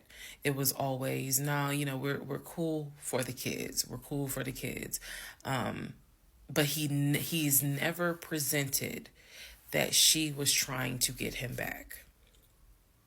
I feel like it's fair to her for me to say that. And again, stay with me. It all comes out. But that was the backstory in regards to the ex-wife, that they got married in California, they divorced in California, and then she eventually moved to Georgia, to Gwinnett County, after he had transferred to Georgia for his job. He did tell me that, every now and then he'll get a text message from her. He told me that he, told her when I was pregnant. He felt like she needed to hear that from him instead of hearing it from the kids. And we got into a bit of an argument about that. But, honey, in the big scheme of things, anyway. So we got into an argument about that. I felt like that's none of her business. But that's the overall backstory of her. So remember, because there will be a quiz, but just remember, he met her in California, married her in California, divorced her in California. She moved to Georgia, to Gwinnett County after he moved to Georgia. Are we clear? Okay. Okay. Part 13 of Who the Fuck Did I Marry? So I've kind of given you guys all the backstory. Let's just kind of recap real quick. So I told you how we met. Met in March of 2020. Basically, Georgia got shut down. I keep saying shut down. Got locked down. We decided to quarantine together. I know it was crazy. It was crazy. I really liked him and thought he liked me. So I told you guys how we met. Things moved at a rapid pace. Met in March. Moved in together pretty much end of March, beginning of April. Found out I was pregnant in May. Lost the baby in June. Had to have surgery in July. Started looking for houses. Started looking at cars. All this stuff happened literally between March and in August is when I got my car. So, got a car in August. He paid the down payment for that car, which I was shocked by. And no, it was not a BMW or an Audi. It was a Nissan Altima, but I loved that car at the time. So he paid the down payment for that car. Told me he would help me with the car payment. The biggest mistake that I made, and I'll explain why I say this. The biggest mistake I made was that I signed myself up for a car note, where I knew I needed his help to pay the car note. I knew better. My mom has always taught me, do not ever put yourself in a position where you are financially dependent on a man. And all of that went out the window. And the reason why I say that was the biggest mistake is because when I have pulled back the layers of this whole monstrosity of life that I lived for 2020 and 2021, it really does boil down to the fact that I truly ended up marrying him more out of fear than anything else. And I'll expound upon that later. But I got the car in August, and by this point I was exhausted of looking at cars. I was mad that I didn't get a BMW X5 dark blue with cognac interior.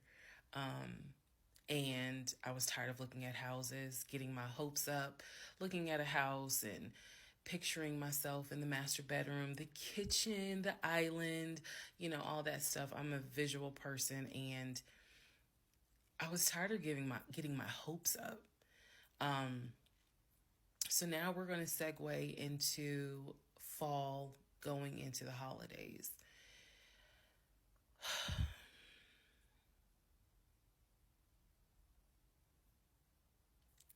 Here's what happened. In October, we looked at another house. This house was in Marietta. Absolutely gorgeous. It was gorgeous. I want to say that the house was about $700,000. I really liked the house. I could see myself living there. I could see myself cooking there. And so subsequently, my ex-husband put in an all-cash offer on that house. I watched him put an all-cash offer in on the house. Our real estate agent, Scott, called us about 24 hours later, and he said, the sellers love your offer. The offer was an all-cash, full asking price offer. $700,000. Let that sink in for a moment. He said the sellers love the offer. They are asking that you show proof of funds so that they can accept the offer. My ex-husband said, I will show proof of funds when they accept the offer. The seller said, great. we'll accept the offer when you show proof of funds. So basically, we got into a standoff. And if you're a real estate agent or you work in real estate, I would love to know your thoughts on this. I had asked people in my personal life, like, have you ever heard of this before? And I've had plenty of people who said, I side with the ex-husband. I would not show my bank statements until they accepted the offer. And then I had other people who were like, I wouldn't accept an all cash offer unless I verify that the person can pay. So I'm just curious what your thoughts are. Okay.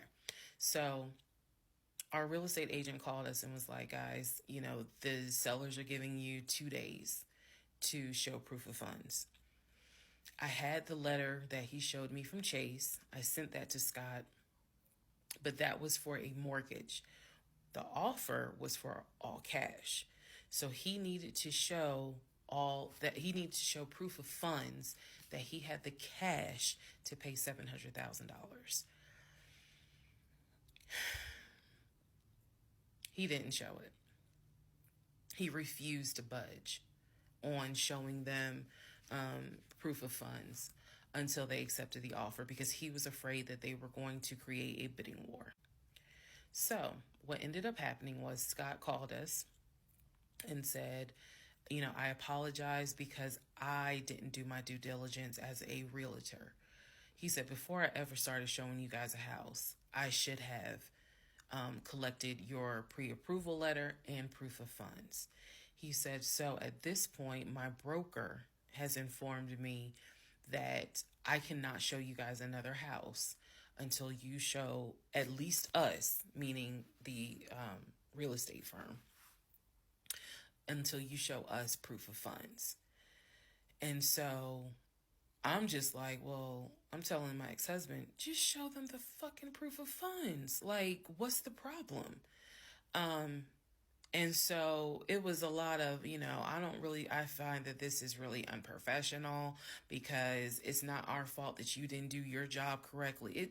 It got a little ugly and it got uncomfortable because I'm like, I don't understand why you don't show them proof of funds when you clearly just signed a document stating that you're putting an offer in at full asking price. This was the same thing that the realtor was saying. He was like, but you just signed an offer. So what's the problem? Like, you want them to accept the offer and then you'll show everyone the proof of funds? And my ex-husband, without missing a beat, said yes. So Scott did his best to work with the seller and say, look, accept the offer. He'll show you, he'll open the books. He'll show you the proof of funds. These sellers were like, no, that's not. And it wasn't so much the sellers. It was the seller's agent. Big respect to the seller's agent. But the seller's agent was like, no, that's not how we're doing business. He needs to show those proof of funds before I advise my clients to accept his offer. Period. If he's not willing to do it, we'll go on to the next offer, because they did have another offer on the table for it was less than asking price, but they were willing to accept that offer over the all cash offer because those people had basically shown proof. So subsequently, the house fell through. We passed the 2-day deadline. They went with the other offer. Also, at this point, our real estate agent, Scott, and I do not blame him for this, pretty much cut all ties. Because what he, I believe, felt like was, I don't know what's going on, but something's going on. And this is not how I do business. So until you guys are ready to show the proof of funds needed to buy a house, you need to get yourself another agent.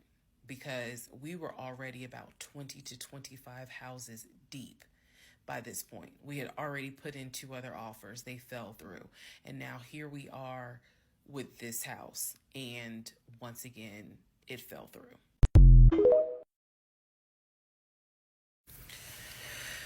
Okay, so good news and bad news. Number one, this is part 14 of Who the Fuck Did I Marry? Bad news, this is going to be the last post for the night. And the reason why, good news, tomorrow's my birthday. So I'm just going to make this video, post it, and then I will pick back up probably Friday, because honestly, I truly want to enjoy my birthday tomorrow. I just want to enjoy my birthday. All right, so y'all don't be upset. Just, if anything, watch parts 1 through 14, then we'll be ready for part 15. So the house fell through in October 2020. And what I told him was, I said, I don't want to look at another house. I don't want to talk about cars. I want to get through the holidays, because it was going to be a holiday season where I could not celebrate my family because of COVID. So I said, I just want to get through the holidays. I want to get through the end of the year. And we'll revisit stuff in January. I was very calm when I said it. No argument, nothing like that. And he said he understood. A lot of what fueled me staying in this situation really was the fact that, number one, I didn't want to be alone. Number two, I didn't want to look stupid by having the relationship end so quickly, for everyone to be like, we told you something was up. And number three, I was ready to get married.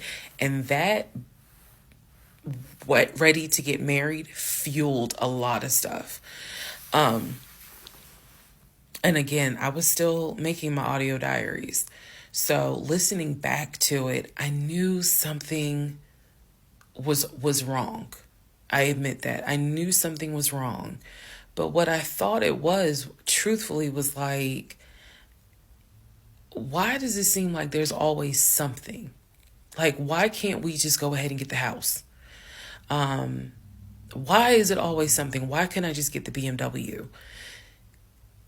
It still didn't dawn on me how deep this something went. And for the people who keep asking, I'm going in order of events. So yes, there will be a video where I explain how everything came out and what came out, what was true, what was not true. It's coming. I'm just getting all of this out in order. So I told him I didn't want to look at a house no more. I don't want to talk about houses. Do not mention the word Zillow. Do not mention the word realtor. Nothing. Let me just get through the holidays. And for myself, the question was, what do you want to do? You want to stay with him? Or do you want to cut your losses? And the part that kept me constantly second guessing myself was, what if he's not lying? What if he's not lying? Literally the conversation I had with myself was, there's no way he is lying about having money. You saw the paper from Chase. They don't just approve $750,000 for a mortgage for anybody. I've seen his checking account. You see how much money's in his available checking. Like I don't think he's lying.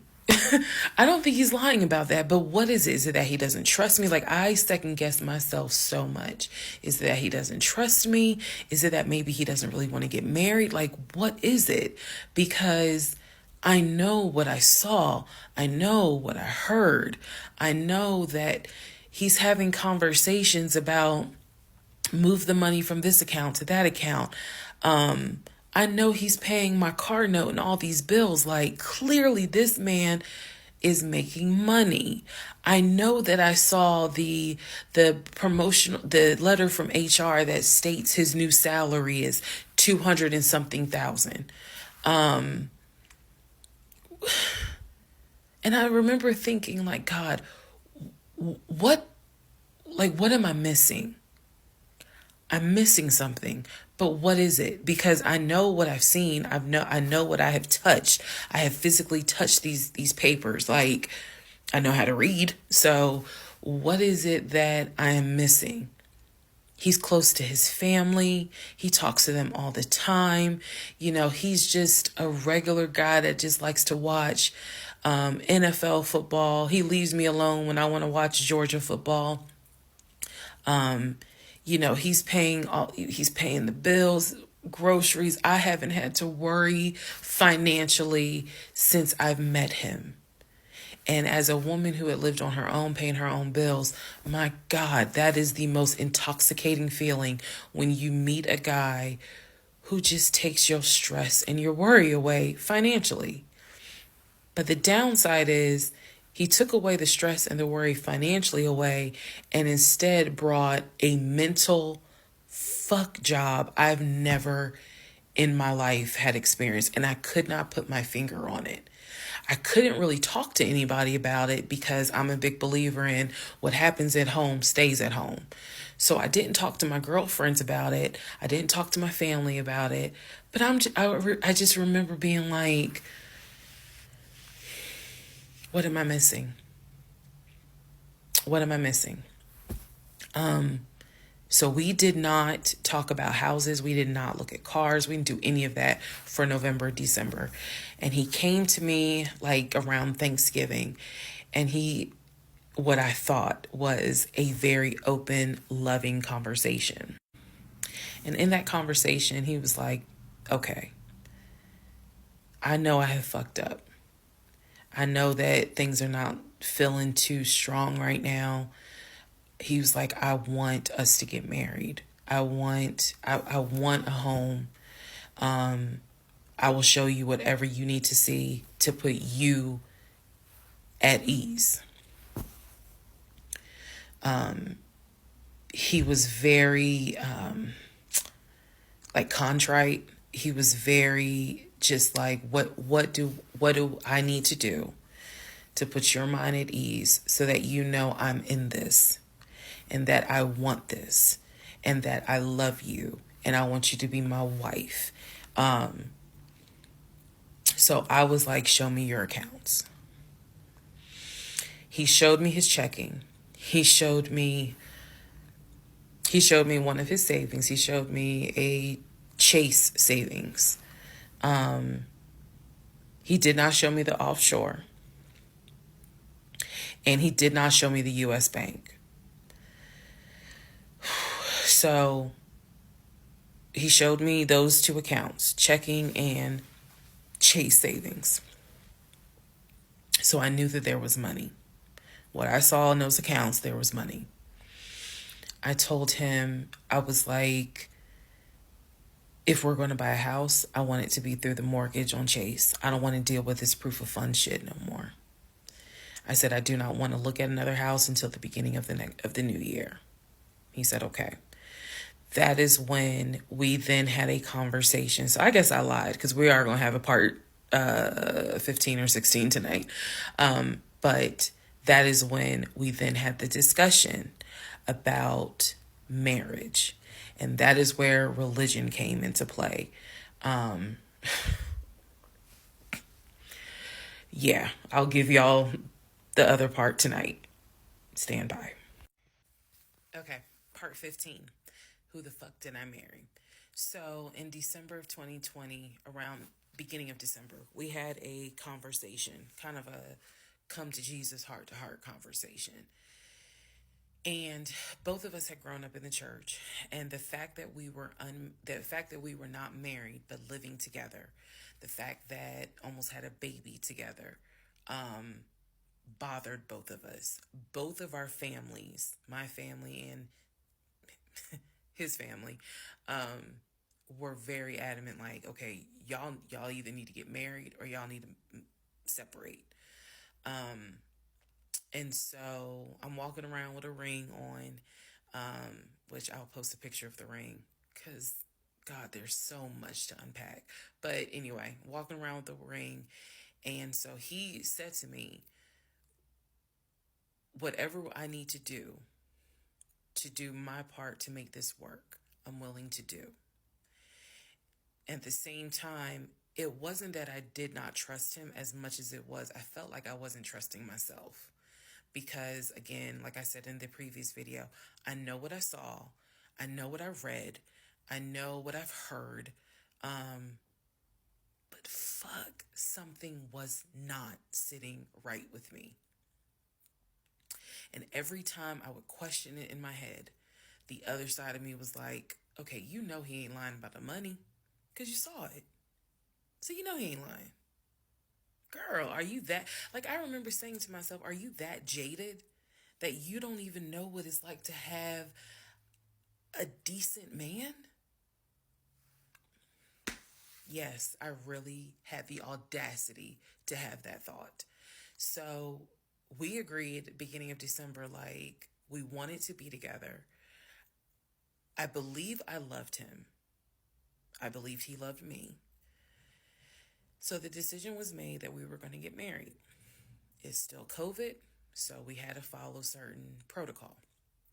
So we filed our marriage license in Fayette County, Georgia, because you could not get an appointment in Clayton County to save your life. So we filed the marriage license in Fayette County. On our marriage license, it asked the number of previous marriages. He said 1, I had 0. It asked for our social security numbers. He put his social security number down. I put my social security number down. I mentally wrote down his social security number. And I did a background check. I did a background check after I had filed a marriage license. Yes, I know, but I did. The background check, nothing came back. It was like no results found. I did a criminal background check, nothing came back.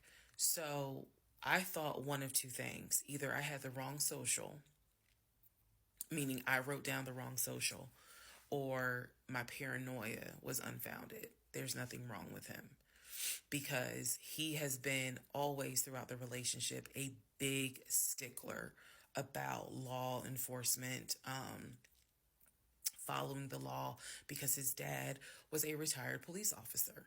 So this is someone who's been, this is a guy who would check to make sure my tail lights were working, make sure my signals were working, make sure my oil was good, make sure I had enough gas in the car. So when the criminal history came back with no results, I was like, well, of course there isn't, because the man probably hasn't had so much as a speeding ticket. So we filed the marriage license, and then we made an appointment to get married, and waiting for the judge to come out of chambers so that she could marry us. And the reason why I'm pausing is because, my God, if I could go back and see that young woman sitting in that lobby.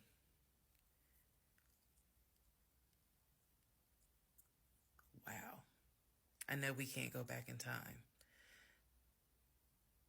But damn, if I could go back in time, I would. I didn't tell anyone I was getting married because I was afraid that we had tried before in September and something came up. So I didn't want to tell anyone. I didn't want to get anyone's hopes up. I didn't want to get my hopes up. I know that's bad, but again, said I would be honest even if it's ugly.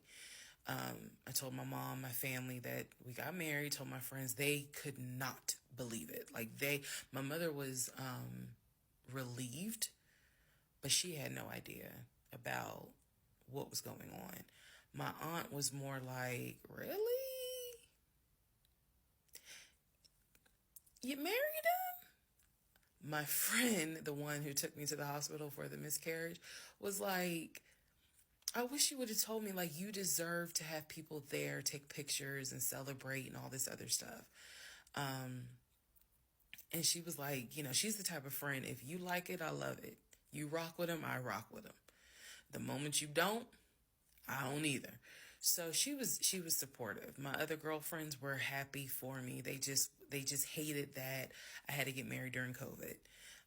Because they were like, we would have loved to have, thrown you a bridal shower and a bachelorette party and all of that. It just sucks that you couldn't experience that. So we got married on a Tuesday. On the way home, stopped and got some wings. Went home, and I had to get ready to go to work the next day. And life. I got married January 5th. By January 31st, I knew I was in trouble.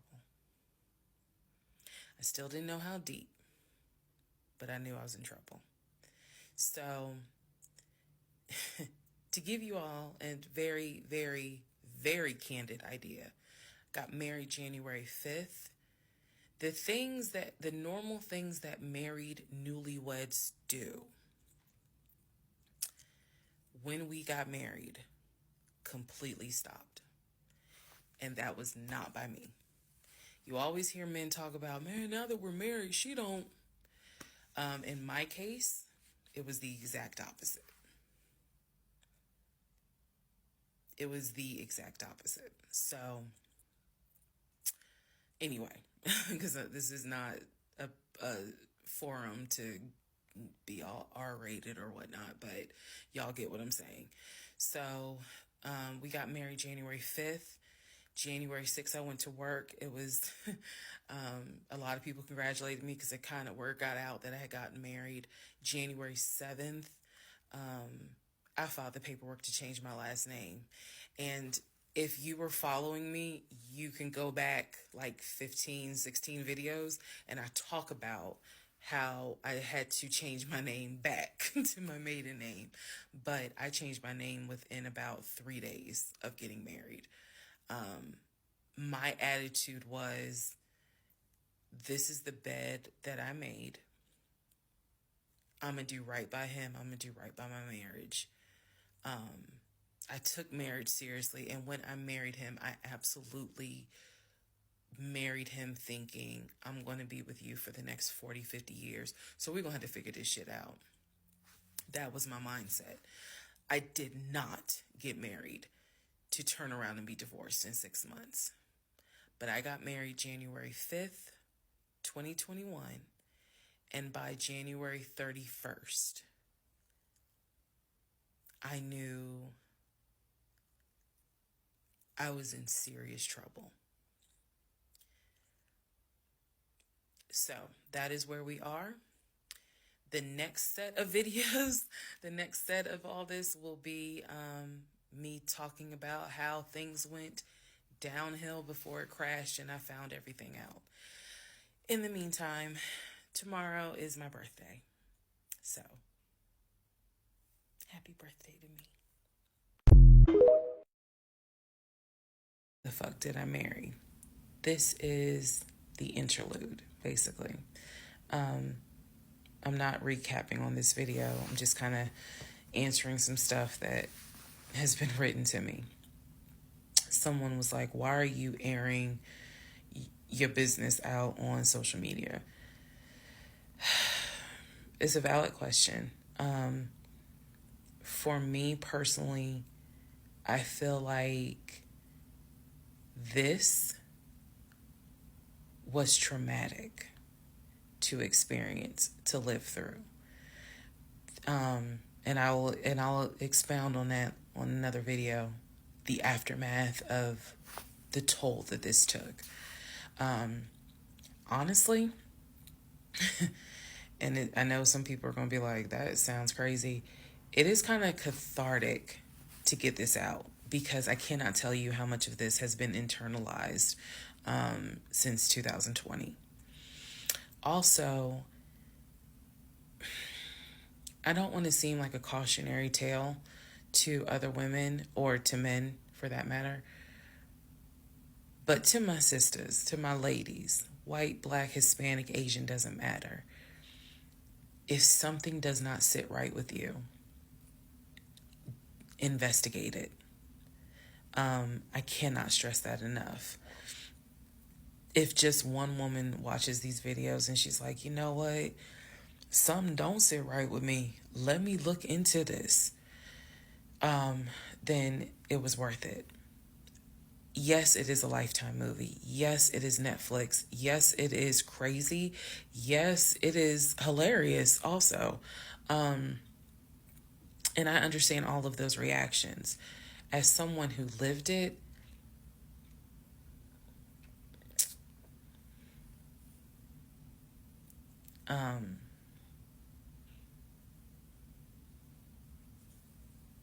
it was traumatic.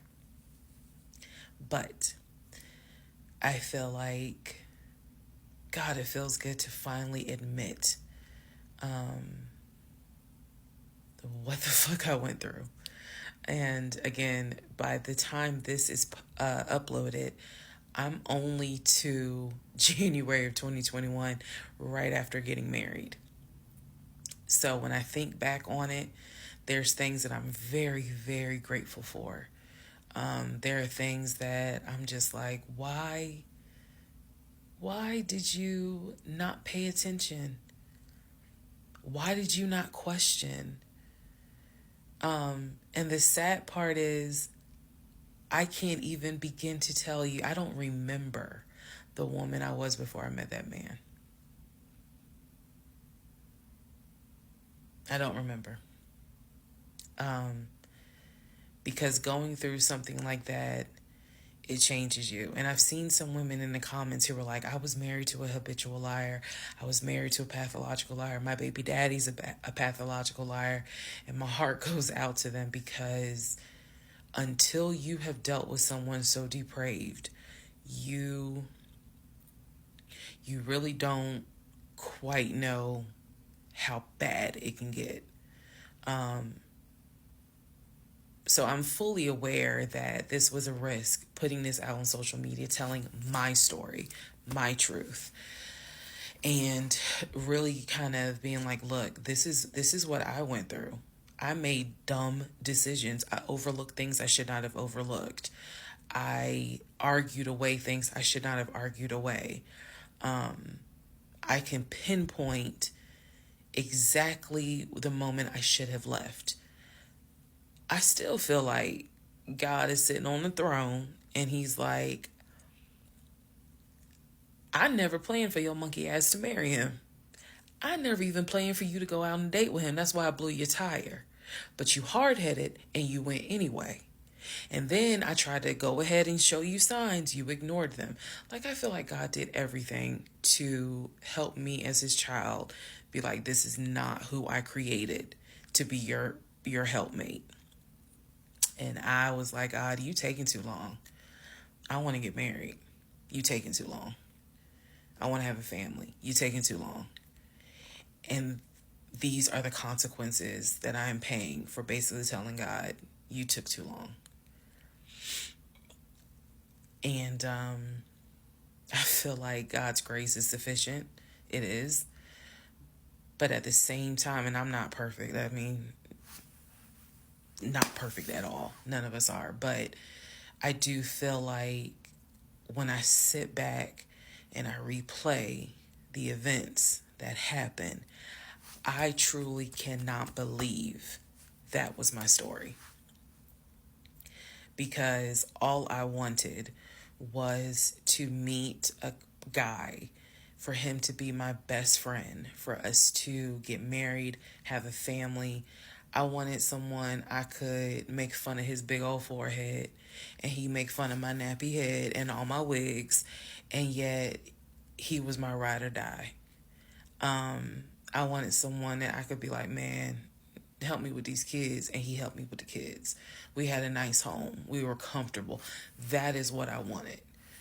And I've said this before, and I say it again. I truly hoped it was my turn. You see the women who are, so happy, and, they're in these loving marriages and life just looks good. I really, really wanted it to be my turn.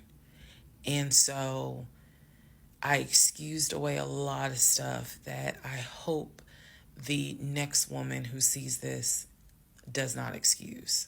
because I don't wish this on anybody. I don't wish this on anyone, to feel the way I felt the moment I discovered the whole truth. So I just wanted to say that, because I think it's important to try to answer the why is she posting this. Honestly, I was tired of holding it in.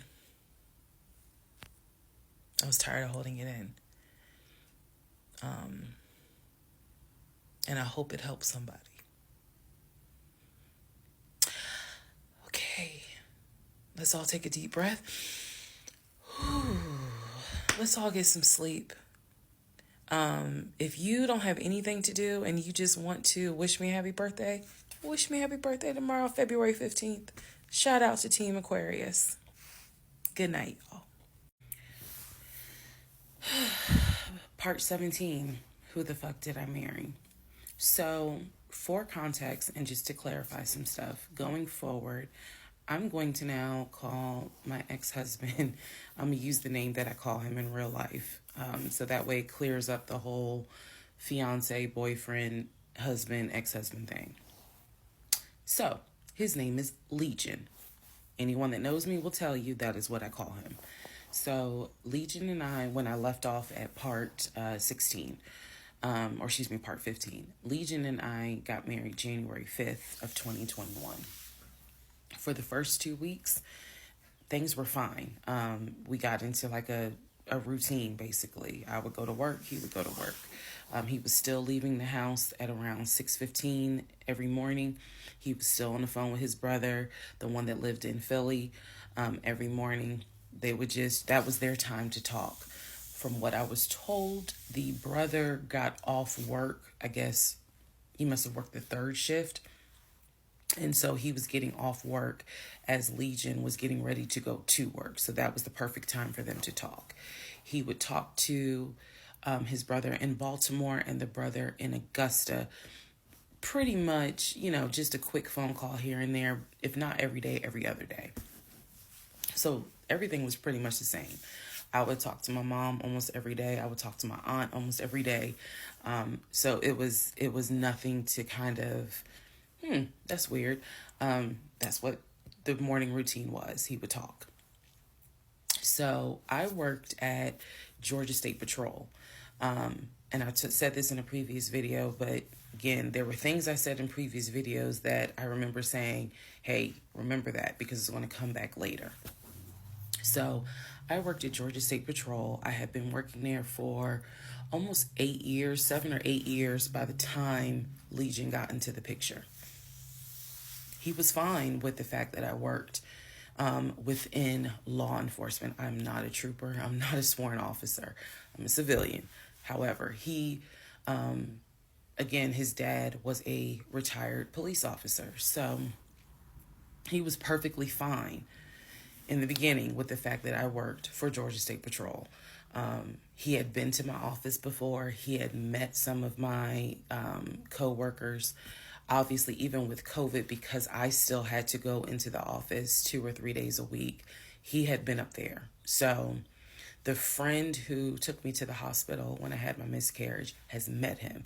He and I have been to her home with her and her significant other before. So again, even in the world of COVID, when there were little times where you could get together with people, he has met people in my life. He has met my friend, or that particular friend, and he has met some of my coworkers. So when we got married, the first 2 weeks, like I said, was fine. And then it's as if something snapped. Something just changed. What was totally acceptable before, suddenly little comments were made. Why are you wearing that to work? You get off at 3:30, so you'll be home by 5, right?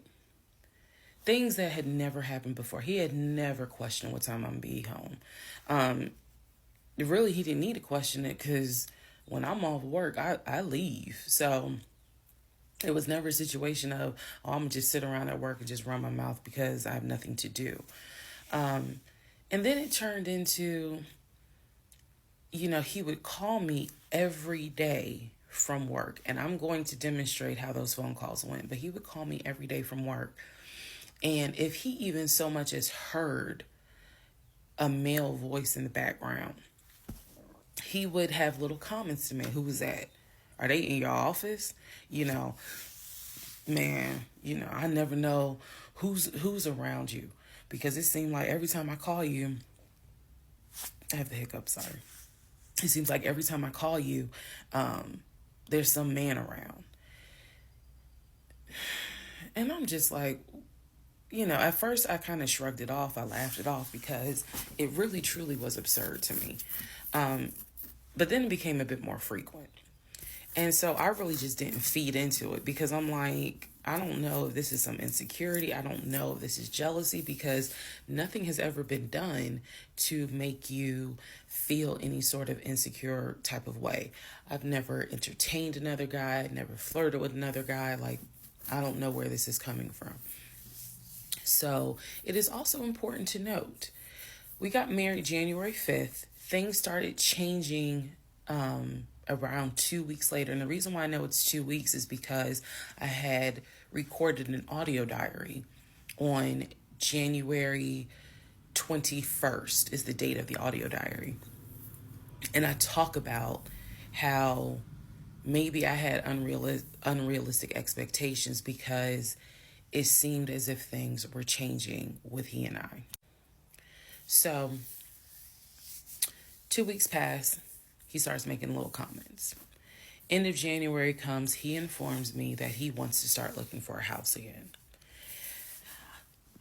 I had no real desire to go through that process. So what he decides is that he's going to look for a house for us using his friend, the realtor, the one I did not meet. So he tells me that he and his friend have been talking, and he's going to start looking at houses. And what he's going to do is basically, if he feels like it's a house I would like, then he wants to show it to me, because he feels like, I know that your attitude really isn't, you're in the mood to look for a house. So I'm going to start looking. And then if I think it's a great house, then, you can come see it. And I remember thinking, that's not going to work. You're not going to choose a house without me. And he was like, no, I'm not going to choose the house, but I just think that, me and old boy have been talking. And so he has some houses that he is representing. He wants to show me. So why don't you let me look at it? And if it's worth the time, then I'll bring you to look at it. So he already had some sort of plan in place after talking to his friend about how he's going to start looking at houses. This is the end of January 2021. So I kind of threw my hands in the air and was just like, whatever, because I'm not getting emotionally involved in looking at houses. And for me, that's kind of what it was. I felt like I would see a house, I could picture us living there, and then it gets snatched away somehow, some way. I didn't want to go through that. So the reaction that he wanted, which was for me to throw a fit, I did not do. I was just like, okay, all right. Like, I trust you. And remember that I said the reaction he wanted, because that's going to come back later. So he started looking at houses. Funny enough, the houses that he looked at, none of them I actually saw. But he would call me and say, I'm at this house in Sandy Springs with the realtor friend. Apparently his realtor friend's name was Scott, not to be confused with the other Scott, the one that was actually helping us, that dropped us as clients. I want to make that clear. There were two Scotts. One is the realtor who was representing us, who said, hey, I need proof of funds. If you don't have those proof of funds, I cannot show you any more houses.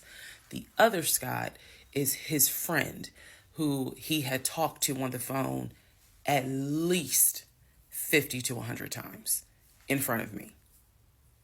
That's the Scott that he said is going to show me this house in Sandy Springs.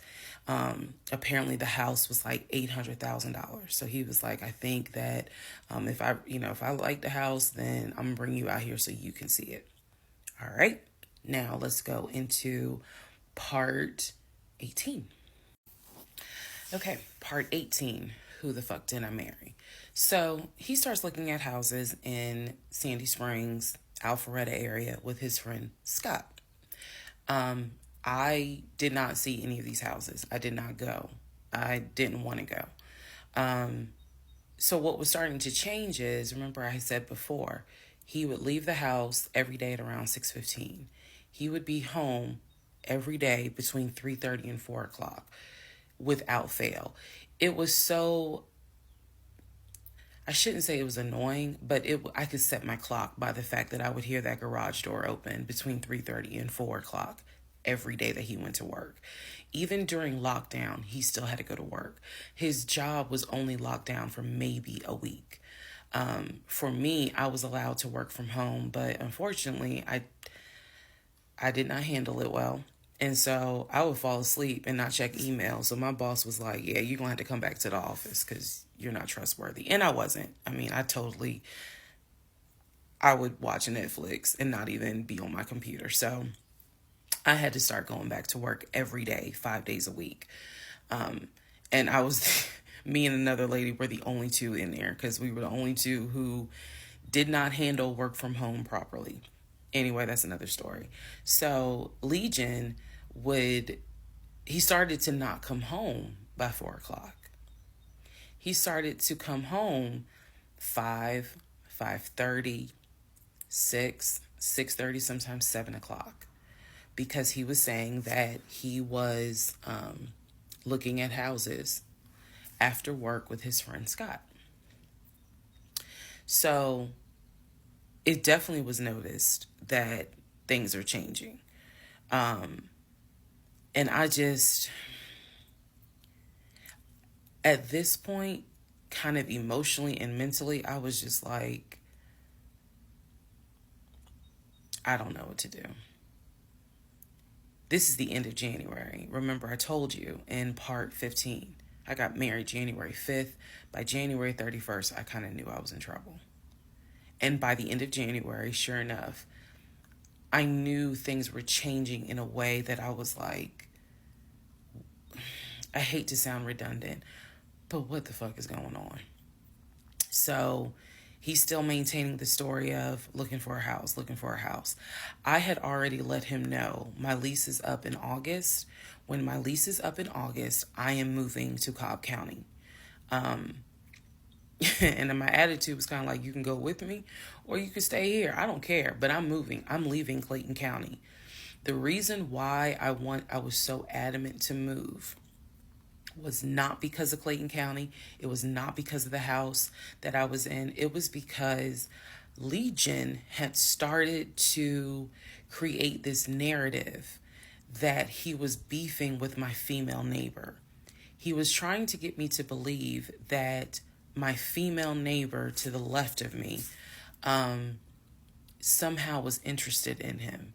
And so she would make these little comments and he would come in the house complaining about her and her music and the fact that she had, different men over to the house. It was driving me crazy. And all of this was kind of starting in January.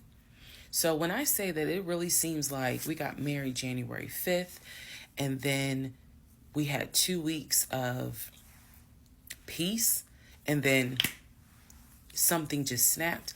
I literally mean something just snapped. So he's looking at houses. Now we're moving into February. February obviously is my birthday month. He did good. He did good to make Valentine. He went all out for Valentine's Day. He went all out for my birthday. My birthday and Valentine's Day are February 14th and February 15th. So he went all out on both days. Y'all ain't even gonna believe this story. But I said I would share even when it makes me look bad.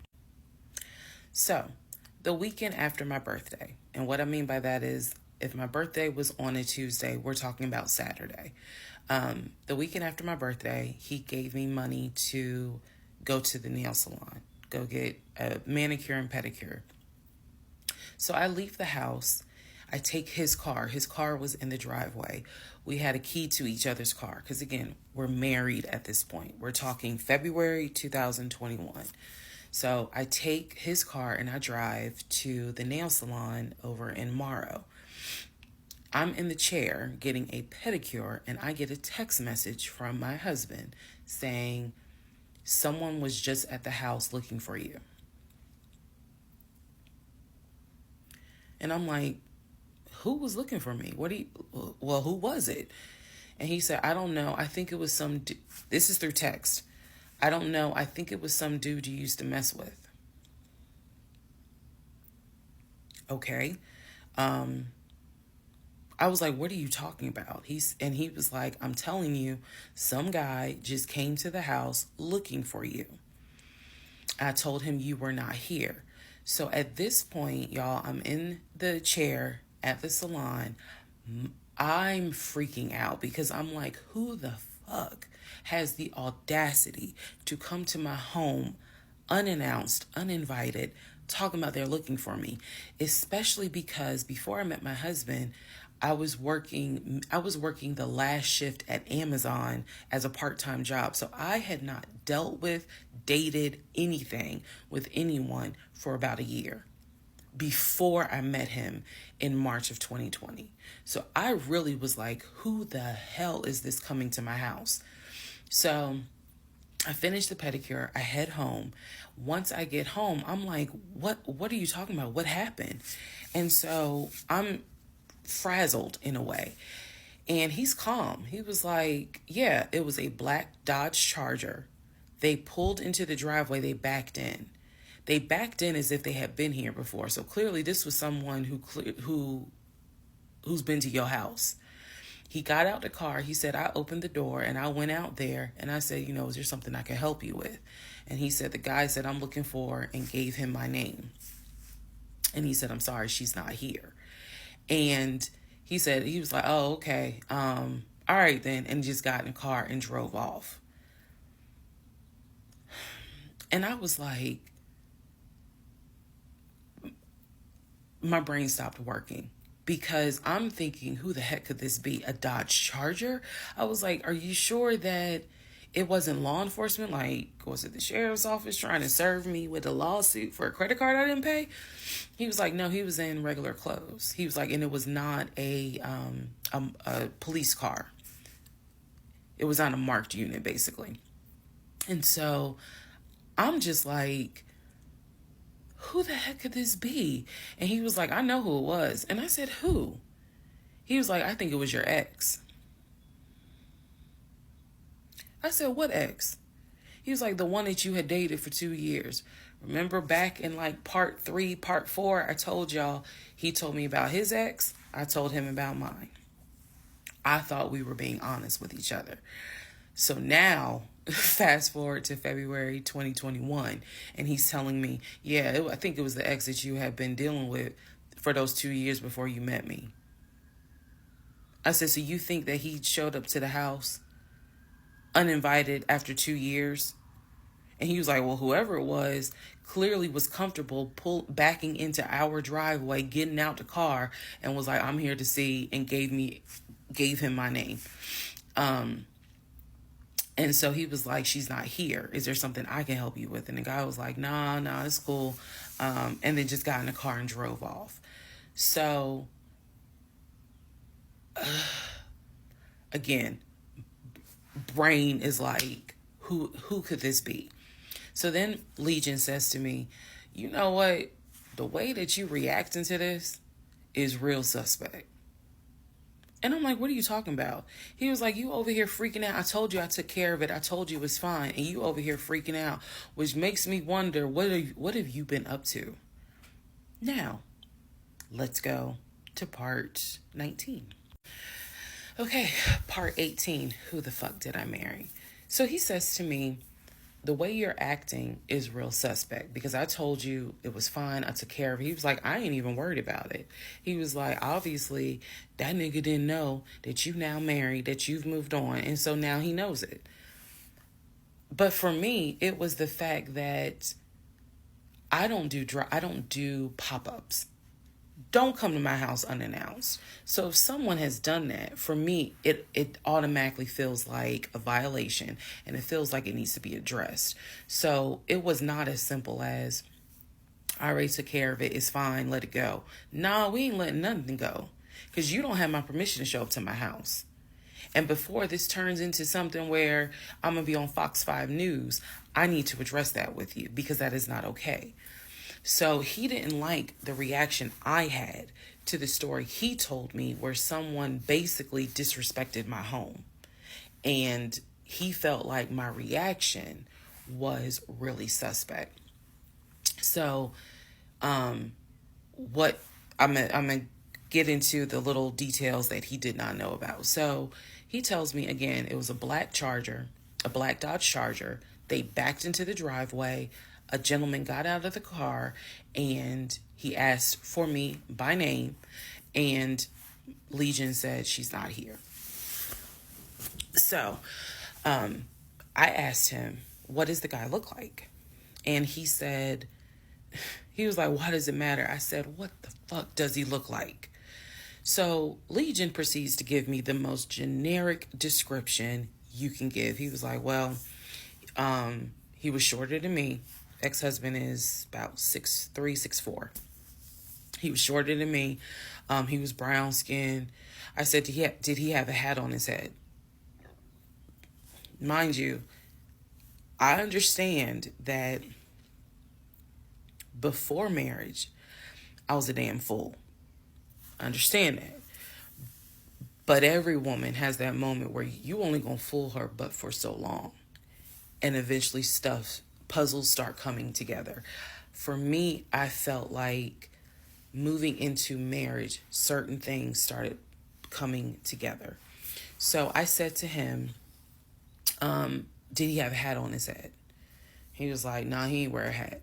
So in my mind, I am mentally going down a list of every possible man it could be.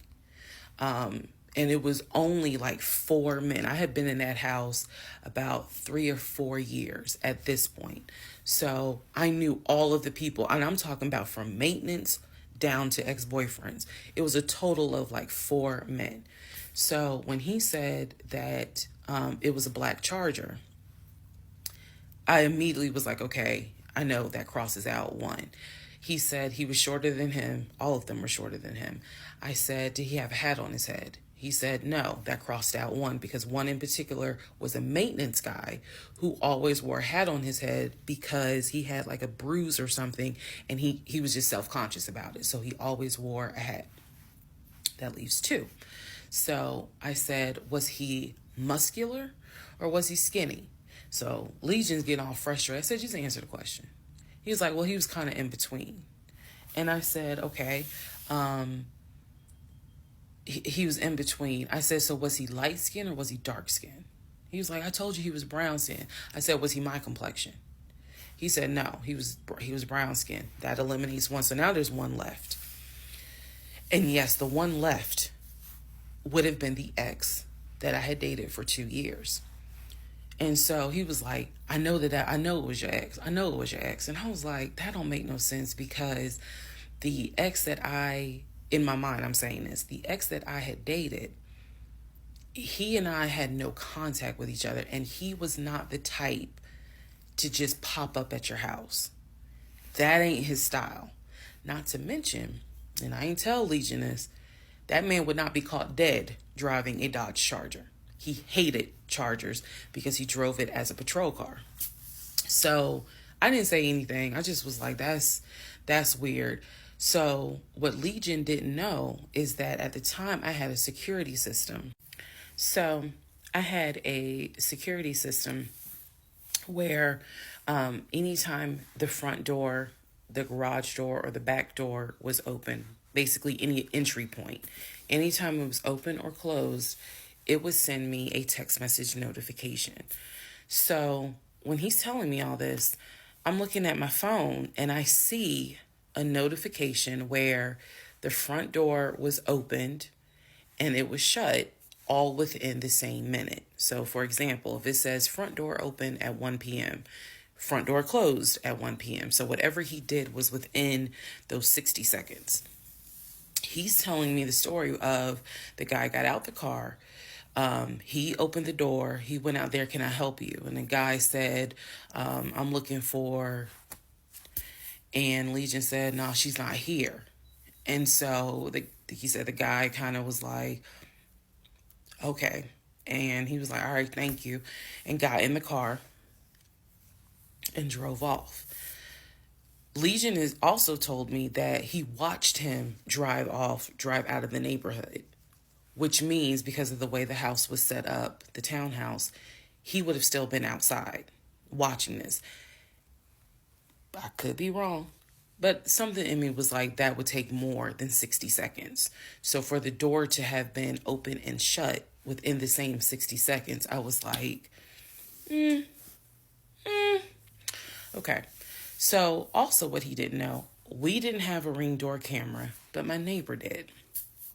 And her Ring door camera caught my driveway. The view of the camera could see my driveway as well as her driveway. And so whoever was coming in the door, our driveways were right next to each other. And then on the other side of it was the grass. So it was a perfect view of my driveway. So she, I text her and I said, hey, were you home? I think I texted her the next day because I said, were you home on Saturday? And she said, no, I wasn't. What's up? Everything good? And I said, can you look at your security system and see if there was a car that came to my house at such and such time? And I know I did not tell her the reason I was asking, but I was like, is there any way that your security camera caught if someone came to my house at this time on Saturday? She's like, yeah, sure, I'll look. And so maybe about a couple of hours later, she texted me back and said, hey, I looked at the camera, but I didn't see anything. And I said, okay, by any chance, did it catch if someone maybe walked up the driveway? Like maybe it wasn't a car in the driveway, but someone walked up. She said, I didn't see anything with your driveway yesterday. So I said, okay. And I knew that something in me again was like, nobody came to the house. So now here we are, a month and a half married.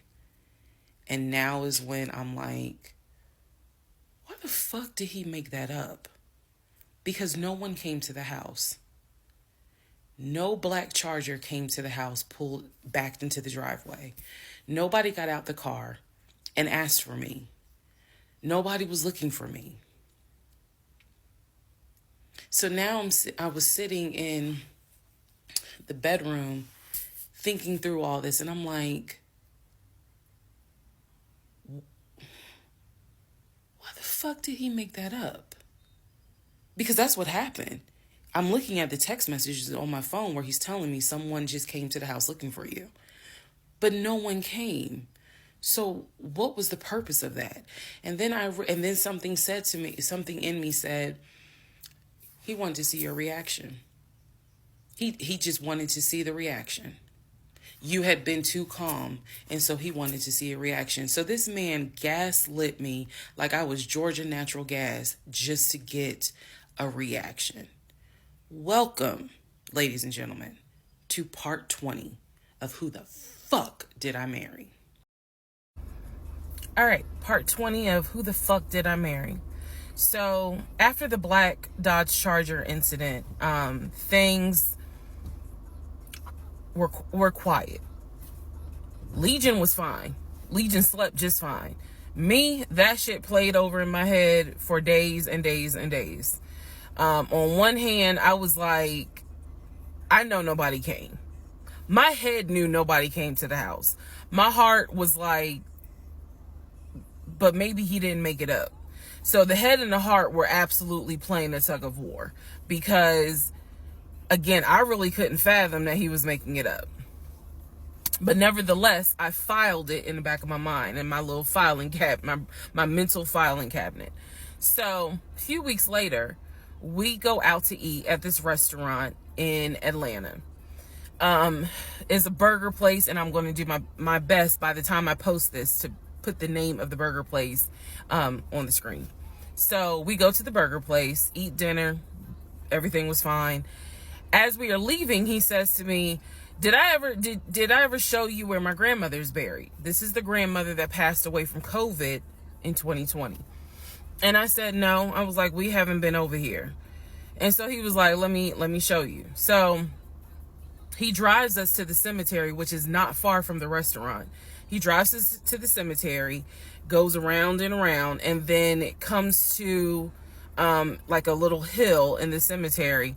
And he was like, you see the headstone. The headstone had like the family name on it. And it did not have, for example, John David Doe. It just had Doe. Okay. So there were no dates on it. So it reminded me of just a headstone where it was probably multiple family members buried underneath it. That's what it reminded me of. And so he was like, my grandfather and my grandmother are buried there. I do recall him telling me when the grandmother died in 2020 that she wanted to be buried next to his grandfather.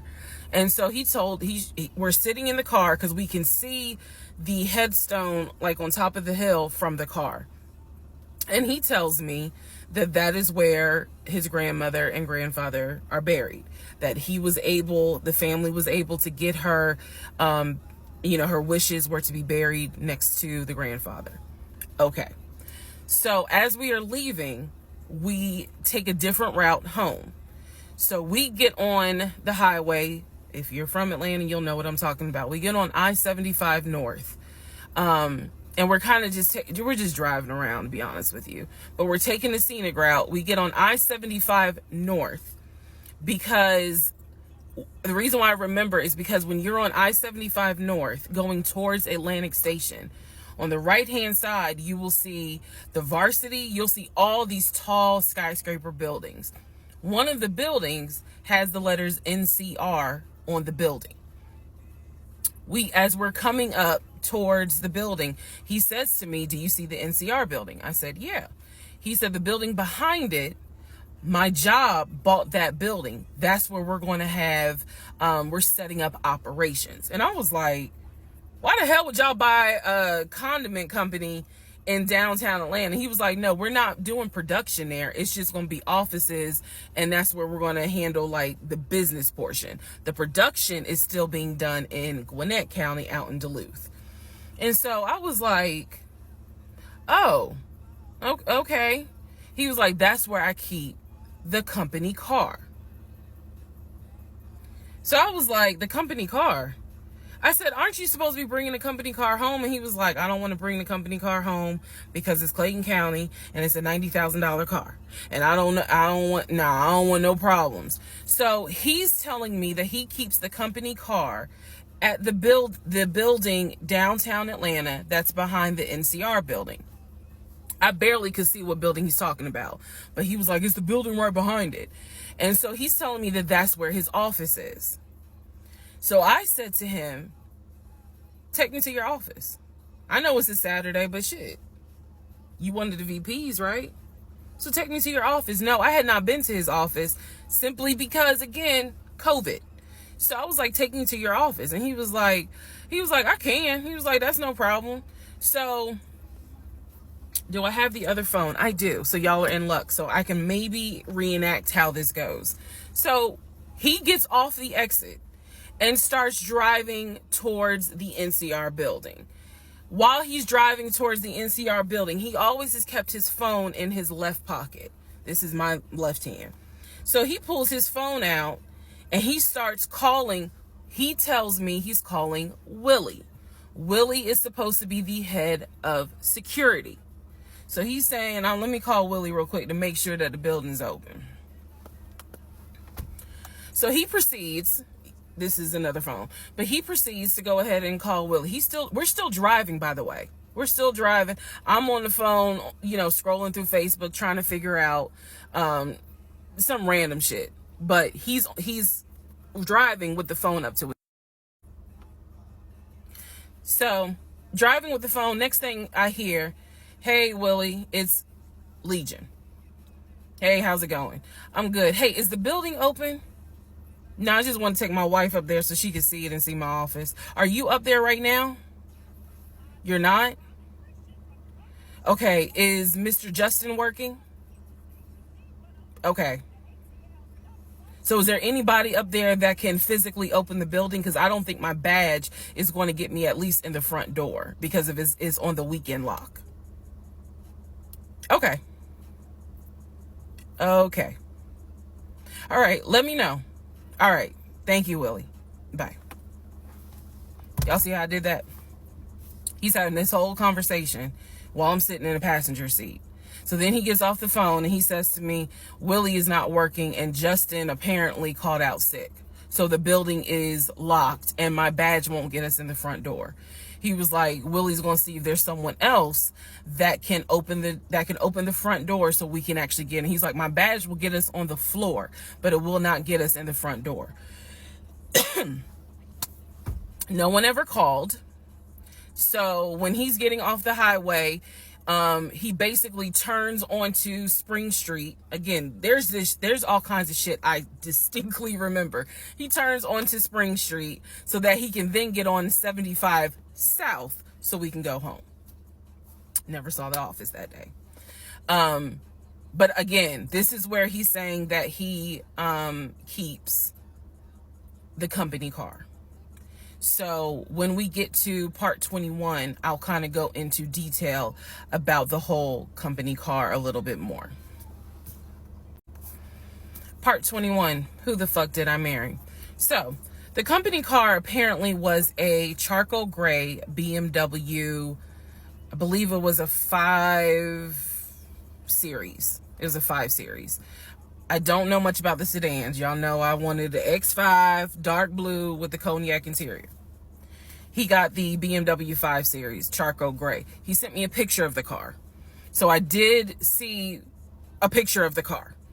After this whole NCR building, take me to your office, that is what he's claiming, is that he leaves the company car at that location.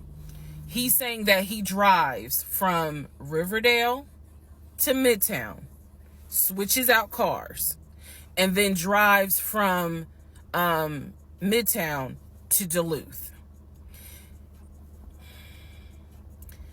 Those that don't know how Metro Atlanta is, basically Midtown would be in between where we live and Duluth. I only know that he left the house every day at 6:15. I know that I never physically saw the company car come to our home. Saw a pictures, plural. So when he told me that he got a BMW 5 Series, keep in mind this is after I had been promised a dark blue X5. So I was a bit salty. I don't care if it is a company car. I was a bit salty. I will admit that. Because I felt like you get to drive the car that I really want, which is a BMW. And so he would call me from the car. He would tell me, yeah, I may just drive home in this car and not switch back to his personal car. He was like, I don't know. He did that a lot. And I realize now in 2024, he did that because he knew how excited I was to actually see the car. Because shit, I wanted to test drive it myself, to be honest with you. And he knew that. So, reactions. So he would say stuff like that, like, man, I'm so tired. I might just drive the company car, go ahead and go home.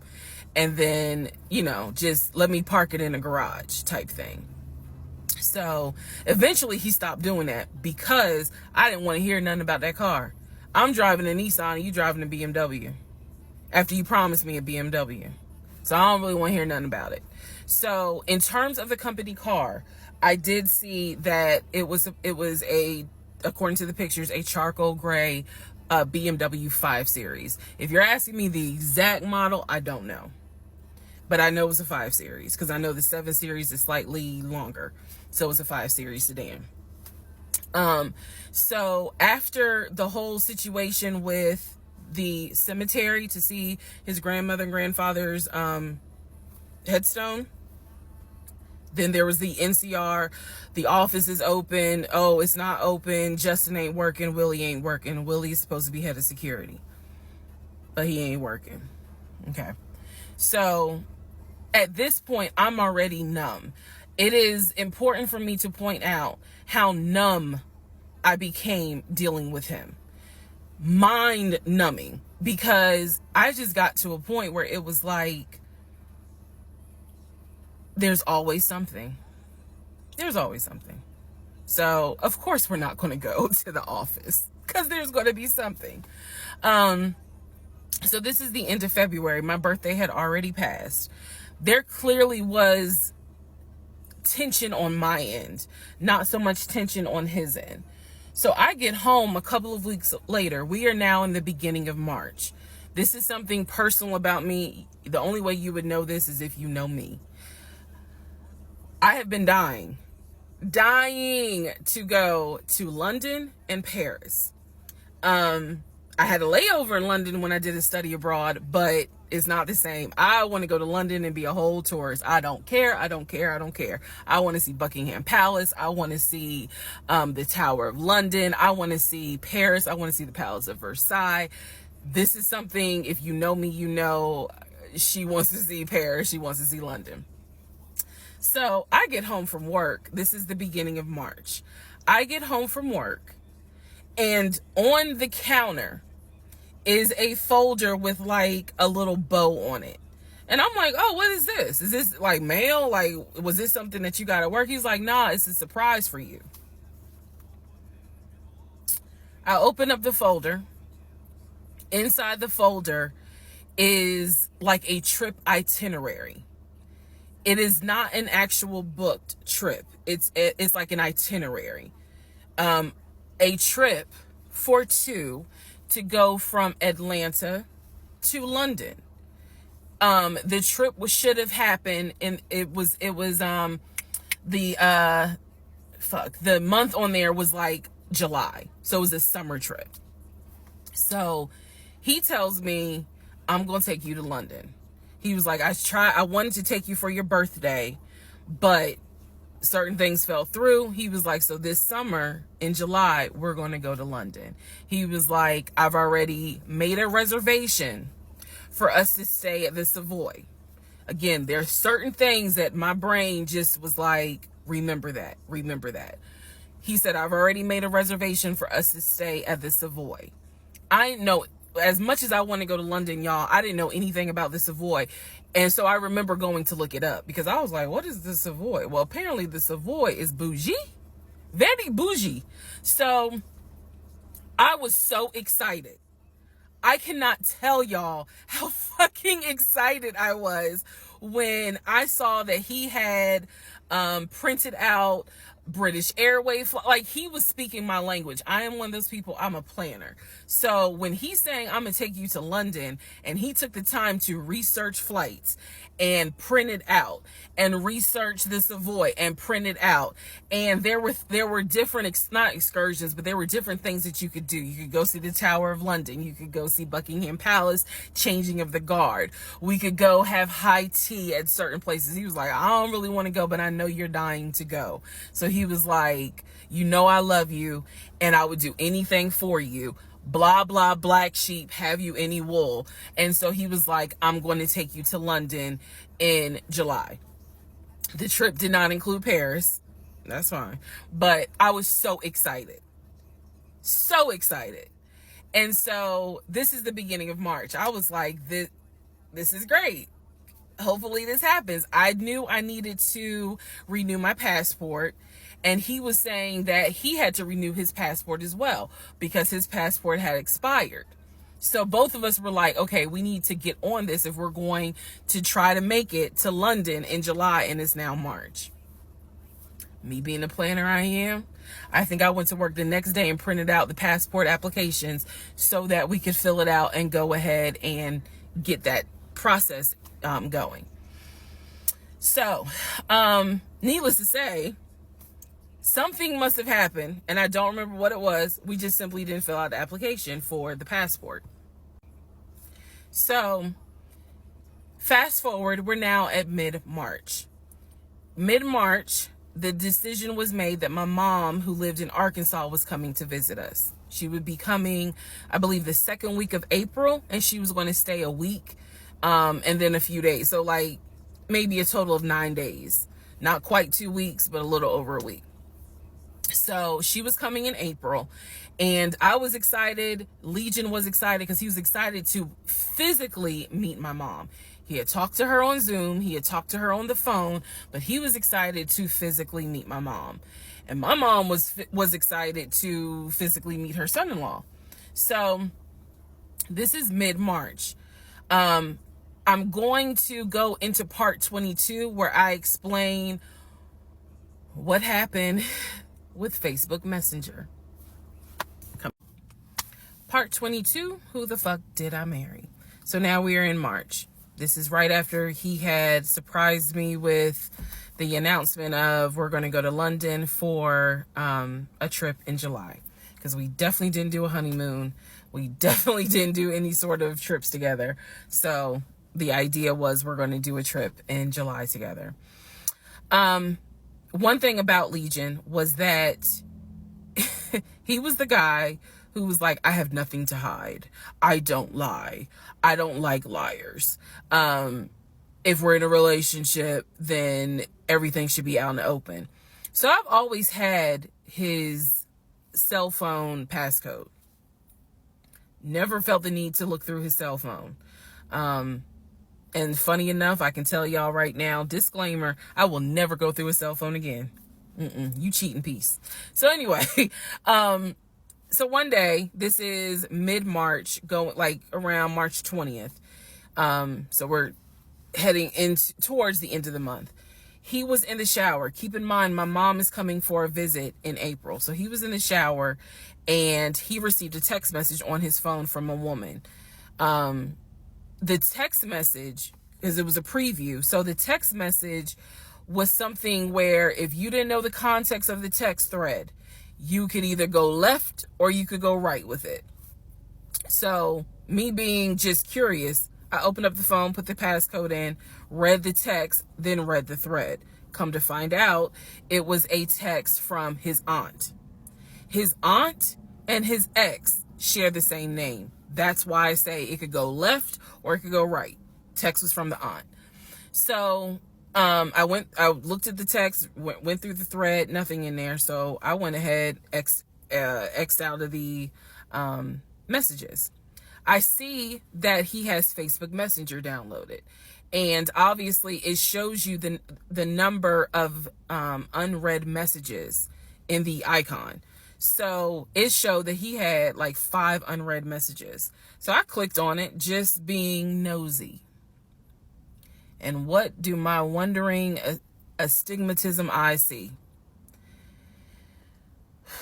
So in his Facebook Messenger is about 7 women. I can see their profile picture and I see their names. Some of them had a preview. The ones that he had not read, I could see the preview of the message.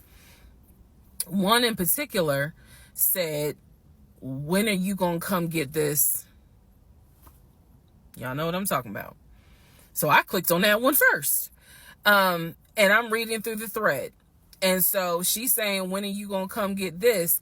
But earlier in the thread, or further back in the thread, he had asked her, when are you going to give me?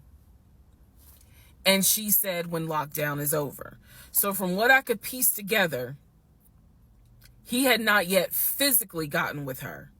But had there been no COVID, he would have smashed all day, every day. The other messages were innuendos, meaning the other messages from the other women were innuendos. They were not as graphic as the one between him and her.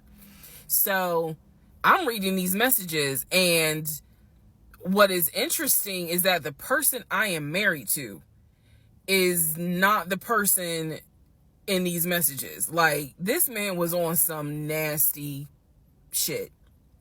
And I say nasty not in a judgmental way, but in a, with me, he seemed to act as if I was damn near virginal white. And I clearly see evidence that you into some shit that with me, you acting like, nah, I ain't really into that.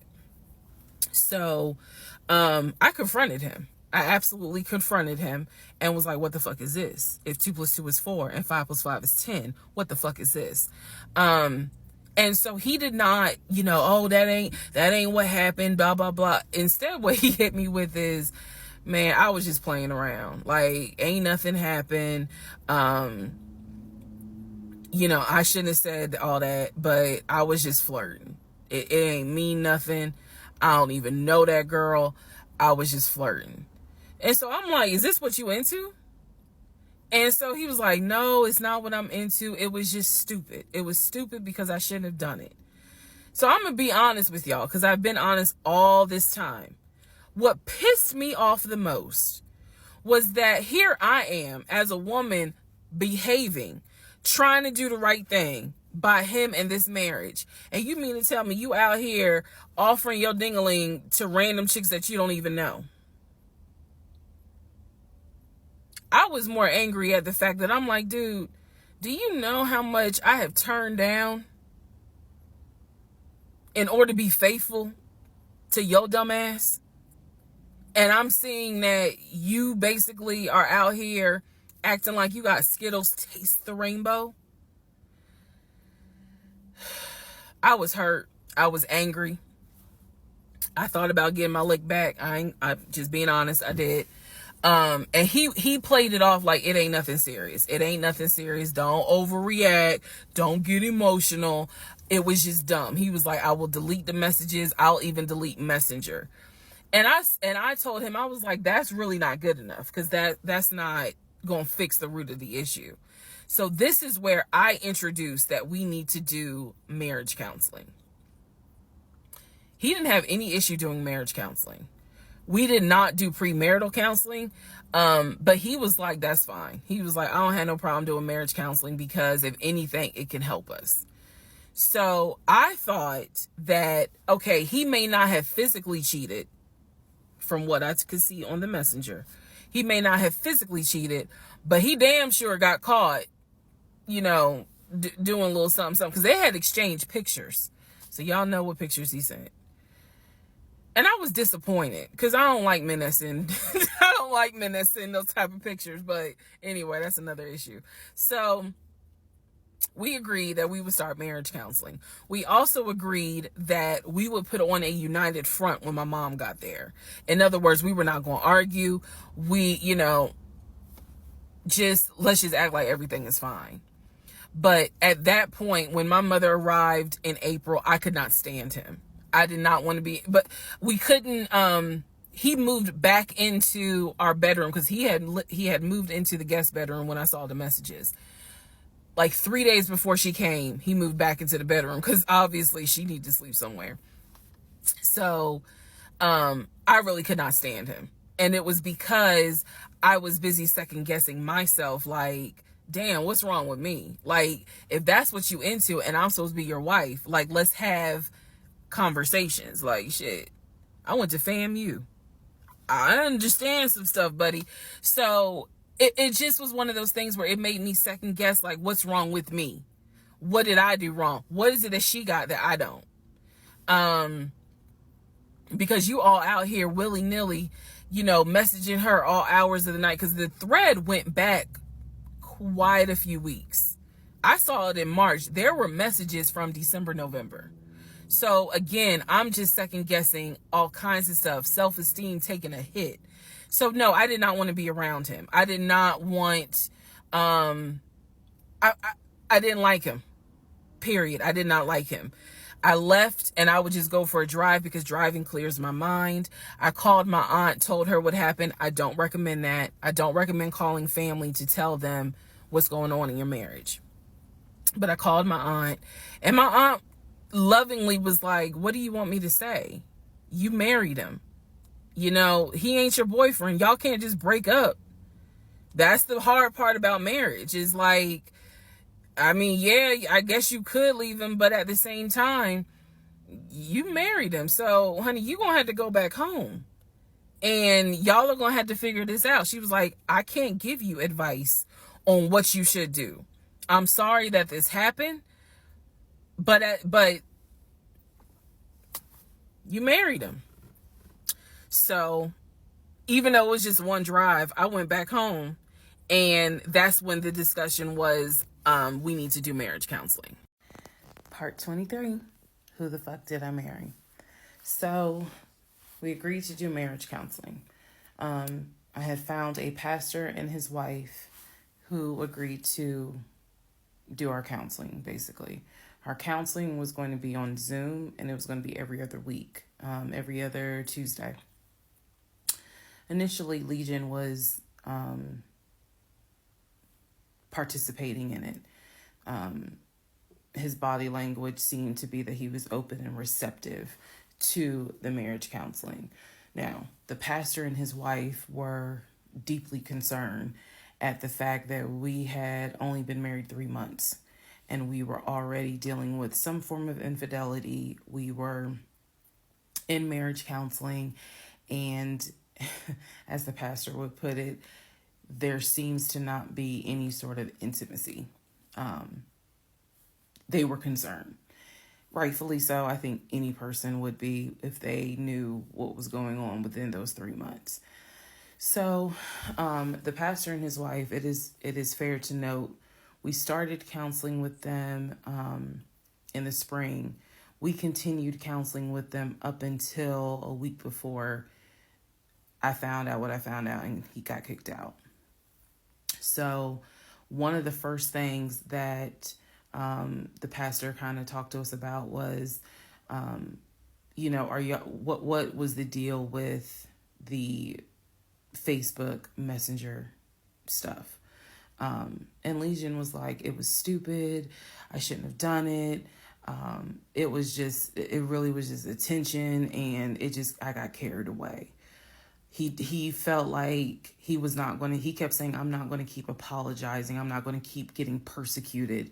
After I told you, I'm sorry, I told you I wouldn't do it again, and I want us to move forward. You're either going to forgive me or you're not. The pastor and his wife were like, wow, the audacity is real on this one.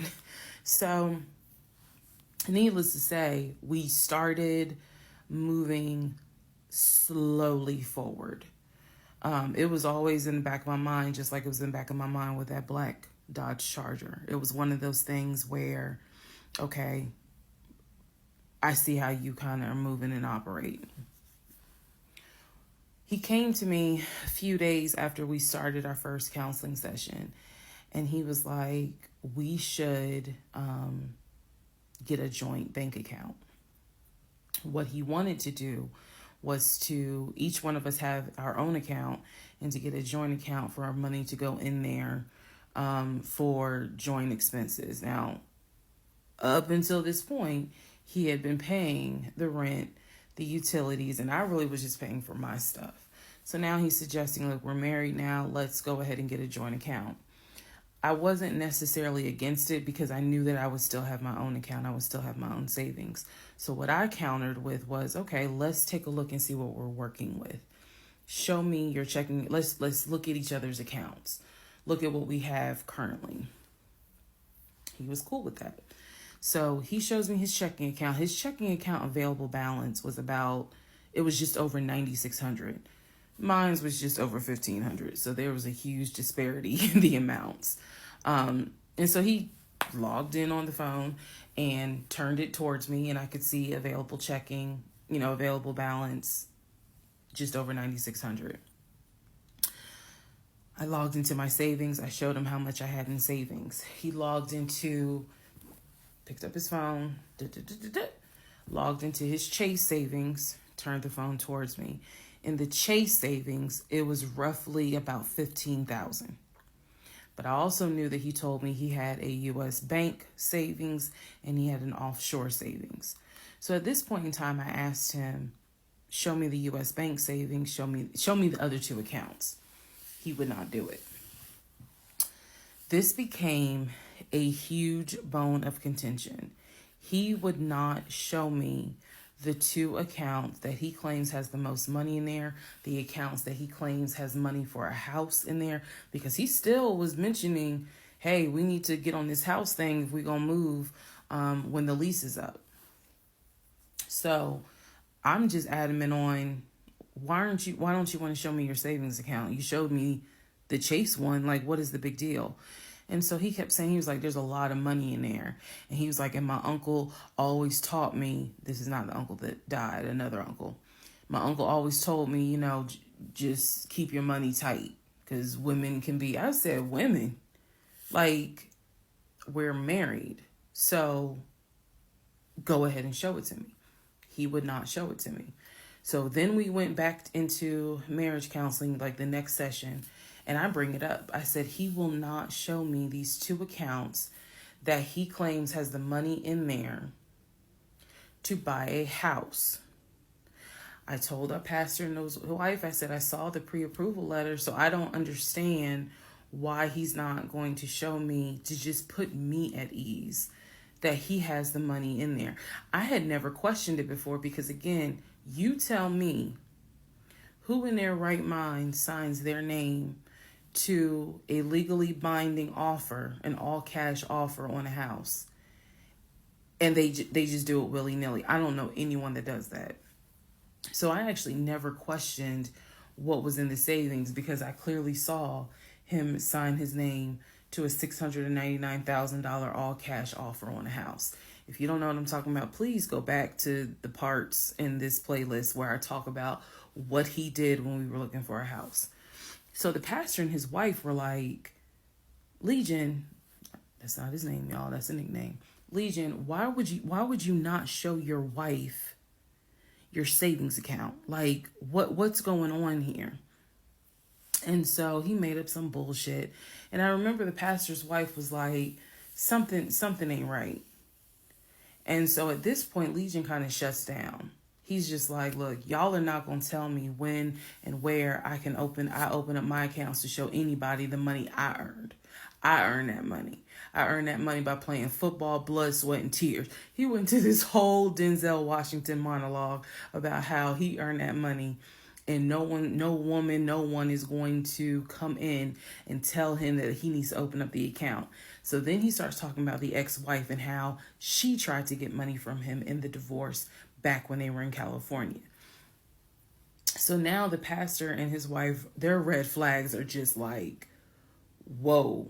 So much so that the pastor's wife said, and I will never forget this, she said, I don't think you all are going to make it to January. What she was talking about is, I don't think y'all are going to make it a year. And I really, truly was like, we're going to make it. Like, of course we're going to make it. And she was just like, I don't have a good feeling about it. And so Legion's all defensive. He at this point, he's folding his arms and because remember, we're on Zoom. He's folding his arms and he's just like, I'm done with this. Like, I'm not going to get attacked because I'm not comfortable showing you the amount of money that I have. Money changes people. And I'm not comfortable. So he's playing that victim card. And so the pastor and his wife were like, we're still going to help y'all as much as we can. But so he was like, I'm not comfortable. And basically the pastor and his wife were like, look, we'll help y'all as much as we can. But there's some deep issues here. And, this is what they advised us. Had the two of you came to us for premarital counseling, we would have told you, do not get married. Y'all should not even be together. That is what that is what the pastor and his wife told us in marriage counseling. If you two had come to us for premarital counseling, we would have told you, y'all should not even be together, let alone get married. But here we are. So we will help you guys as much as we can. But the pastor's wife was like, I don't have a good feeling that y'all are going to make it a year. Part 24, who the fuck did I marry? So, remember, we're in April. We're now moving towards the end of April. And he still did not show me his savings account. Saw the checking, saw the Chase savings.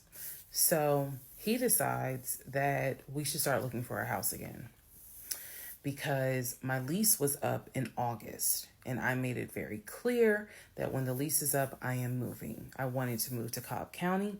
So he was like, we need to get the ball rolling. I didn't want any parts of it. Didn't want any parts of it. He found a realtor. This time it was a woman. And I believe her name was Amber. I think her name was Amber. So he found a realtor and he told her what the budget was. Amber started finding houses. So please understand, or you don't really have to understand, but I believed he was a sane, rational human being. Sane enough that you would not sign an offer on a home if you didn't have the money. That's what I believed. So when we started working with Amber, I believe, showed us 3 or 4 houses. It was not nearly as many as the other realtor, Scott. So one of the houses, absolutely loved. I love the house. I really wanted to put in an offer on that house, and I'm going to post it on the screen, the house. Love that house. It was just absolutely beautiful. And once again, he wanted to put in an all cash offer on the house. But before he could put in he had told Amber, I want to put in an all cash offer. And what Amber, the woman, was smart enough to say is, okay, let's just go ahead and take it one step at a time. Let's go ahead and get your pre-approval stuff together.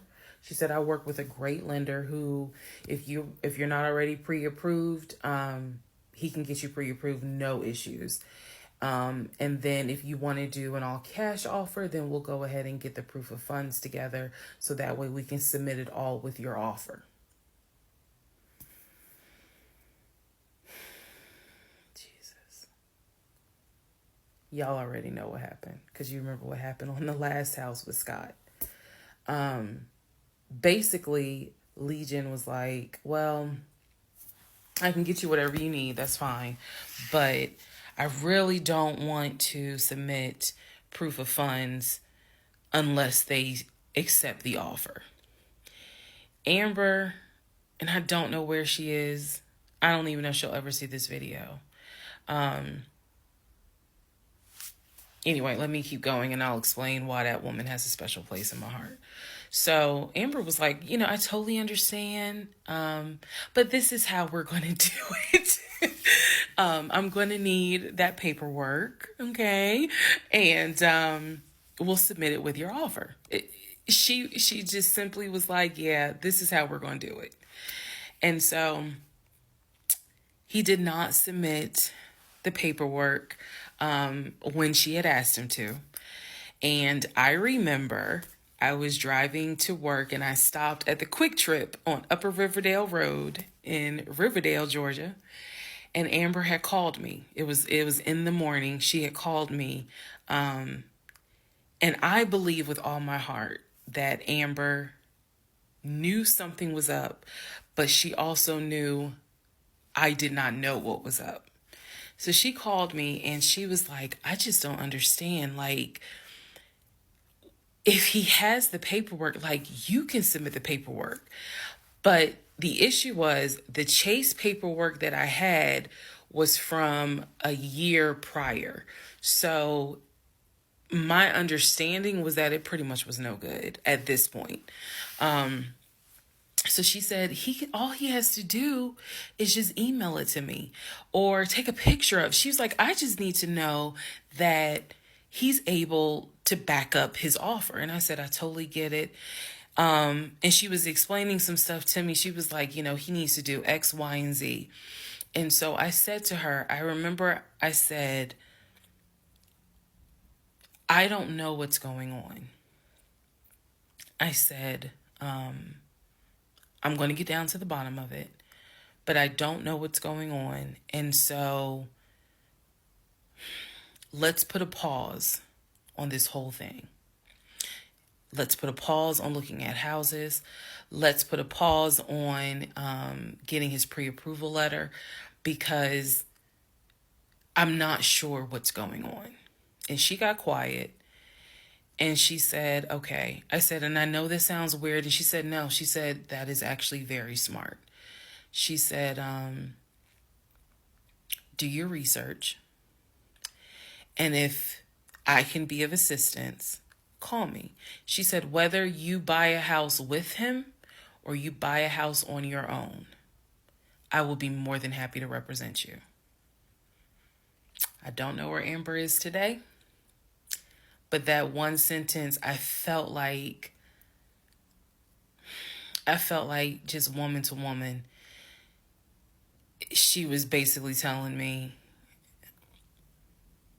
something ain't right. Baby, something ain't right. And now you need to open your eyes. I'll be more than happy to work with you. If y'all get your shit together, I'll work with both of you. But whether you buy a house or not, do your research and then let me know what I can do. That was our conversation at the Quick Trip on Upper Riverdale Road. So I got off the phone. That was the last time that we worked with any sort of realtor. That was the last time that we looked at any sort of house. And I don't remember exactly what happened after that meeting that day. I do know that when I went home, I simply told him, I don't want to look at a house right now. I said, I think it's okay if we rent. We'll just find a house in Cobb County and just rent for a year. And let's build, save some more money. Let's not worry about buying a house right now. And basically what I was trying to do was save face, because that was the first time with Amber that I actually was embarrassed at the fact that he and I, because I felt like I was complicit in the fact that I'm going to look at houses with him. I felt like we are wasting these people's time. I did not mean to waste your time. I clearly see my time as being wasted, but that doesn't mean I need to waste your time. And I felt embarrassed at the fact that we wasted her time coming across as serious buyers. When time came to put up or shut up, nothing was put up. And I knew nothing. I had nothing to add to add to this, because we're talking about a $650,000 house, and I don't make that. I don't make anywhere near that. So it just became one of those situations where I was trying to save face. I was trying to save face with my husband, and I was trying to save face with Amber. And so I did say to him, let's just rent for another year, and then let's see at that time where we are, if we should go ahead and buy. So now is when shit is about to get real. Part 25, who the fuck did I marry? So we weren't looking at houses anymore. We were not working with a realtor anymore. The end of April, I had decided that I wanted to look for another job. I did. The reason I wanted to look for another job is petty. Yeah, it is. I wanted to look for another job because I was pissed off at the fact that I had basically was dependent on him to help with the car note. So I wanted to look for another job where I could afford life all by myself, including that car note, basically where I would make more money. I told him that I was going to start looking for another job. He laughed. And his exact words were, "You're not going to leave Georgia State Patrol." He was like, "I swear you love them niggas more than you love me." He laughed. So that fueled me even more. So I was hitting the pavement hard trying to find another job. I was applying to all kinds of places. Got a phone call from my current job. So this is how I ended up in my current job. Got a phone call. They had sent me an email with a background packet. The background packet was long and extensive, but in the background packet, it asked for my spouse's full name, my spouse's date of birth, and my spouse's social security number. So I showed it to Legion and I was like, "I need your social because, I'm applying for this job. It's a great job. It's way more money. And, we're talking about moving anyway to Cobb County. So this is a God thing." He did not want to give me his social. I showed him the paperwork where I was like, "Look, because we are married, I can't lie on here. So help me." So he writes down his social security number on the background packet. And I eventually turned it in. I had scanned it, saved it in my email, and sent it in. And I looked at it one day, just going through it, just making sure I didn't really miss anything. All T's were crossed, all I's were dotted. And I looked at his social, and something about the social seemed different than the social security number that I remember seeing when we did our marriage license. And so for those who you remember in the previous part, I said I had ran his social security number from the marriage license. Nothing came back. So I thought that I had written it down wrong. Basically, what it is that the first three numbers were different on the background packet than what was on the marriage license. If you don't know this, here's a little trivia. Your social security number, the first three numbers, pretty much are dictated by the state you were born in and the state that issued your birth certificate. So he was born in Pennsylvania. So the first three numbers of his social security number should be attributed to Pennsylvania. Pennsylvania, shit, they probably got like 5-6 different numbers, 3-digit numbers that your social security number can start with. So the social that was on the marriage license, for example, was probably 123. What was on the background was 456. Both of those social security 3-digit prefixes are issued through the state of Pennsylvania. Again, this is an example so I can make it clear. So when I saw his social on my background, I immediately knew that was a different social than what I saw on the marriage license. And when I compared, because I had found a copy of the marriage license that we turned in because I had filled it out on the computer.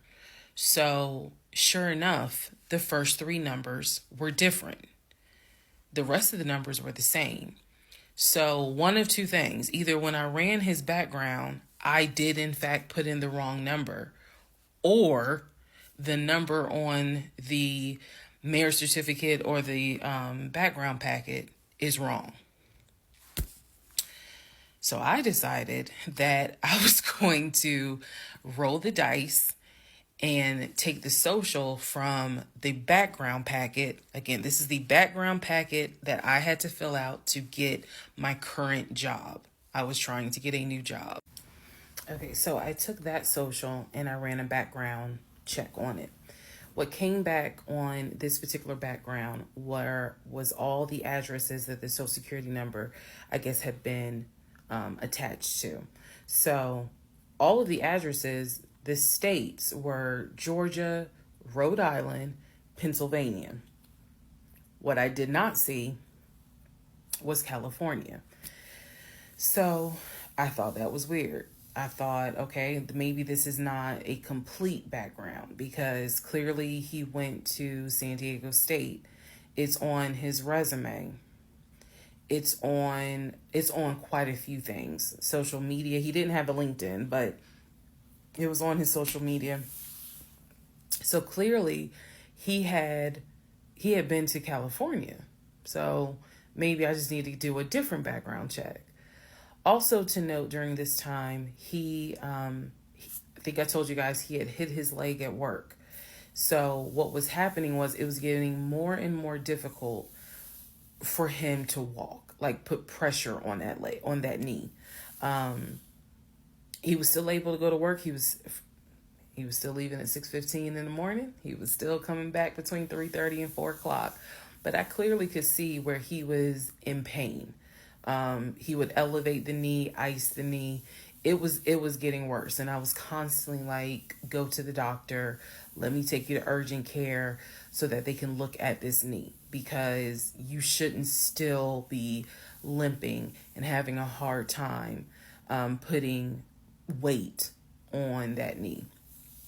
And every single time he was like, oh, it's fine. I have a doctor's appointment on Wednesday. The doctor just told me to ice it and to elevate it. This is an old football injury. It happens all the time. It used to happen a lot when I was out in California. So I'm mentioning this knee issue for a reason.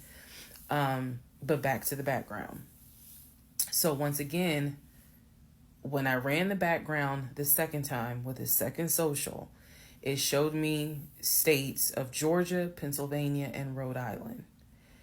And that's all that I saw in terms of addresses. I didn't see anything for California.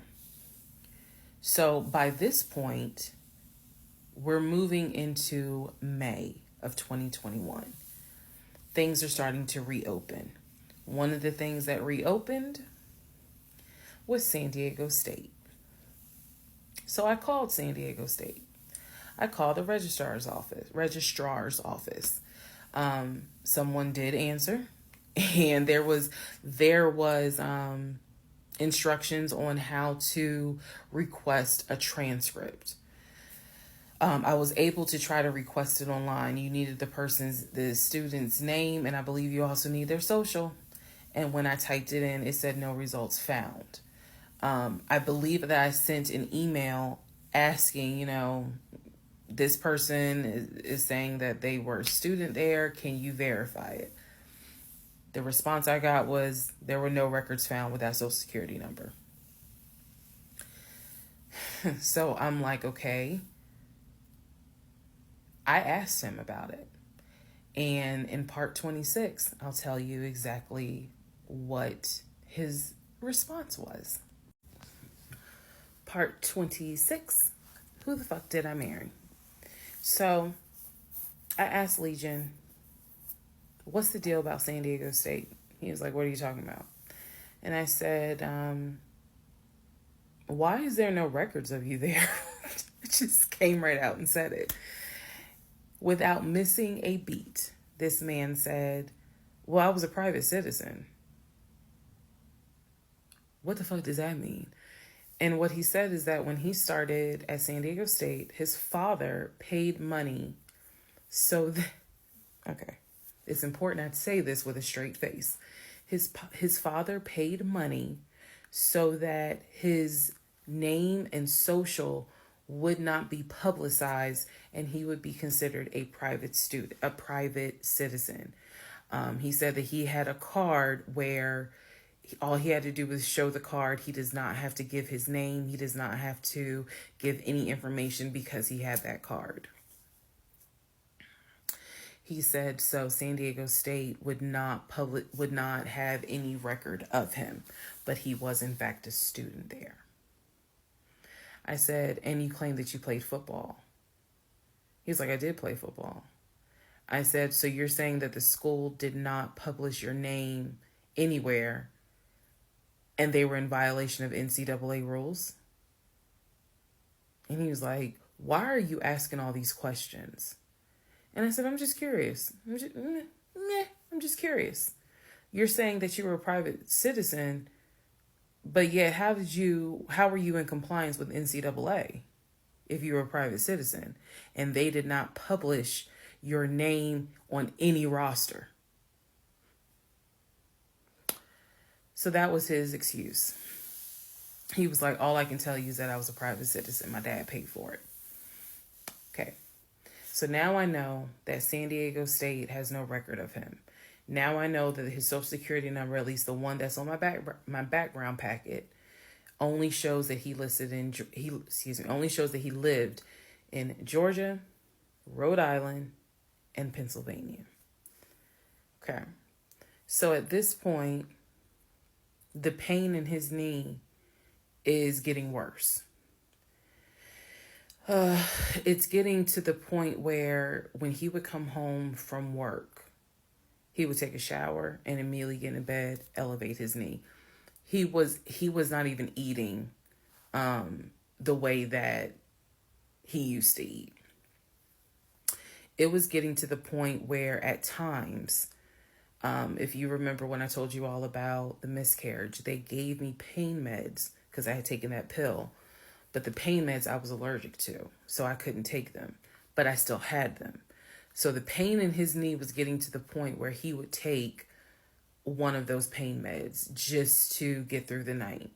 He was constantly in agony, constantly kind of tossing and turning. So much so that in May, he moved into the guest bedroom because I couldn't deal with the tossing and turning thing. And he just said he was more comfortable there. So what at first was I hit my knee at work, turned into, no, it was an old football injury. This has happened before. Turned into, it's painful for me to walk on it. Turned into, it's actually hard for me to work on it. But he was still going to work at 6:15 every morning and coming home between 3:30 and 4. So it is, again, I'm just giving you guys the chronological order of how all this happened. So at this point, we're not looking for a house. I still have not seen the 2 savings account. I'm pretty sure there's no money in those savings accounts. But again, he was going to put in an all cash offer with Amber, the realtor. So I really didn't know what to believe, but I believed what I saw, which is I saw that background is not showing where he went to California. So at one point in May, it was close to mid-May, he calls me from work. He calls me from work, calls me while I'm at work, and tells me that he got a phone call from his stepson. The phone call from his stepson, the stepson was crying and was just absolutely distraught. And I'm at work in my office like, what's going on? And he says to me that the stepson informed him that his stepdaughter passed away. That she died from COVID. The stepson this is the story. The stepson found her in her apartment because they had not heard from her for a couple of days. And she was unresponsive. He called the ambulance. They pronounced her dead when she got to the hospital. So he was calling to tell me that she had died. And he was also calling to ask me if I would object to him giving his ex-wife $2,000 towards the funeral. As I've stated before, and I still am this way to this day. I don't play about death. So when he told me that she died, I immediately went into the, all right, I'm sorry to hear that. Whatever we can do to help, let's help. Because surely nobody would make that up. So he was like, are you okay with that? He was like, we're married, and the agreement was that anything over $500 would be a discussion. So $2,000 definitely. And I said, yeah. I said, that's totally fine. I'm fine with that. He was upset because, again, he was close with the kids. And my heart went out to his ex-wife. It did, because I can't even imagine. I cannot even imagine. So, part 27, who the fuck did I marry? So, here's what we are at, and here's what we can establish. Number one, I ran an initial background check on the social security number that was on our marriage license. Nothing came back. I subsequently applied for another job. In that job, I had to fill out a background packet. The background packet asked for my spouse's name, date of birth, and his social security number. The social security number on the background packet for the new job did not match the social security number that he gave me for our marriage license. If you are confused, I believe it's in part 25 or part 26 that I explain that. So we can establish that I then ran a background check on the new social security number that was on my background packet. It came back with states that the social security number apparently had lived in. Those states were Georgia, Pennsylvania, Rhode Island. Okay?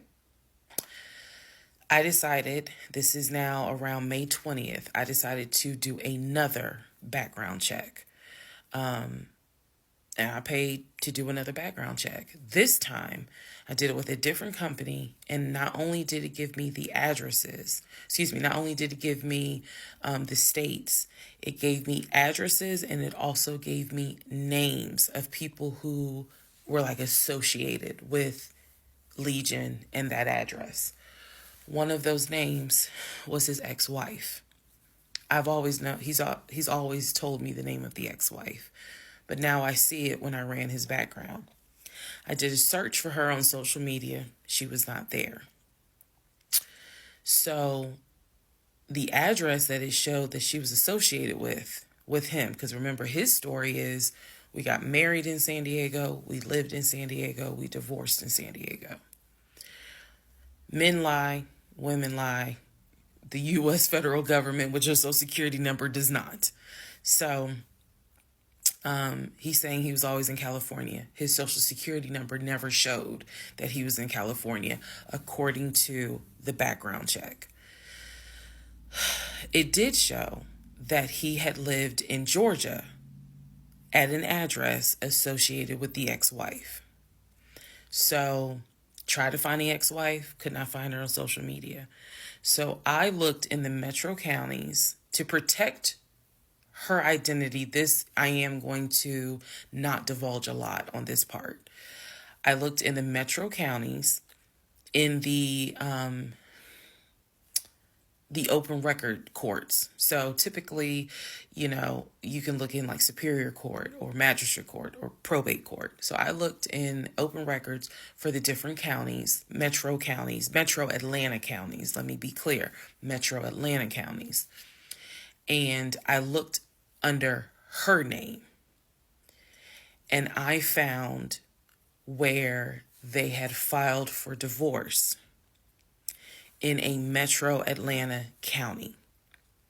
So when he said that he filed for divorce in San Diego and that he was married in San Diego, I was able to find, no, according to the state of Georgia, you were married here. You were divorced here. So I looked under her name, found a record for divorce, and it did show his name. So now I clearly see on my computer that there is a Metro Atlanta County Court that has a divorce record in the state of Georgia between him and his ex-wife. So I did what any rational person would do. Because this is still kind of COVID time. Well, not really. It had nothing to do with COVID. Let me take that back. Because of the parameters of the court, you can only do the open records request in person. I did what anybody would do. I told my boss I had to go. I grabbed my purse, grabbed my keys, and I drove to the court to do the open records request in person. The open records request was for the divorce documents. Go back in the story, in the series, and remember I did a background on the ex-wife. I told you all exactly what was told to me. He met her in California. He married her in California. He divorced her in California because she cheated on him. He filed for divorce. She tried to get spousal support. It was going to be a little ugly. He was helping her with the kids. That was the story that was told to me. So, went to the court, filled out the paperwork, got the open records request for the divorce decree, for the divorce records. First thing I see, he didn't file, she did. Second thing I see, they didn't make it more than 6 months. I see the date of marriage. I see the date of dissolution, 6 months. Third thing I see, he was served in Metro Atlanta, which means that at the time of the divorce, he was living in Metro Atlanta. California was never mentioned. Fourth thing I see, he filed what is called a pauper affidavit. If you don't know what that is, I'm going to do my best to explain it real quick. Basically, he filed an affidavit with the court saying that he is so poor, he could not afford the fees to pay for a divorce. He couldn't afford a filing fee. He couldn't afford a service fee. That is what a pauper affidavit is for. All of this is in the divorce documents. She had filed. She said it was irreconcilable differences. She was not requesting any money whatsoever. And both of them had signed a pauper affidavit. He was served in Georgia at his previous employment. According to the divorce documents, he was served at like a grocery store. That is what was listed as his employer. And it had a date of when he was served. So I see all of this in one day. I also see where on the divorce documents, she listed her name, her address, and her phone number. So I did what any rational person would do. I wrote down the phone number. There was a 50-50 chance that the number was already disconnected. She could be like me. I'm one of those people. Honey, you can sneeze at a 27-degree angle. I will change my number so quick, you ain't even know what hit you.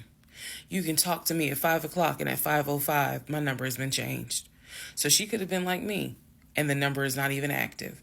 Or she could be like some people I know who have kept their number since kindergarten. Either way, I wrote the number down. I left the court, and I immediately went back to work. And the same friend who helped me when I had my miscarriage, I told her, I was like, I got this phone number. This is the ex-wife. She was like, girl, you better call. You better call and find out from her. Because I think she said to me, can't nobody tell you what is going on quite like the ex-wife. So, part 28 is the phone call that I had with the ex-wife. Part 28 of Who the Fuck Did I Marry? So, I had the phone number, went back to work. My really good friend was like, you better call her. You can use my phone, but call her. So I called her. She answered. I'm going to use aliases. And the conversation went like this. May I please speak with Barbara? This is Barbara. Barbara, this is Shirley. Shirley who? This is Shirley Jones. I am the wife of Legion. Silence. Then she starts laughing. And she said to me, and I quote, if you were calling me, then I know it's bad.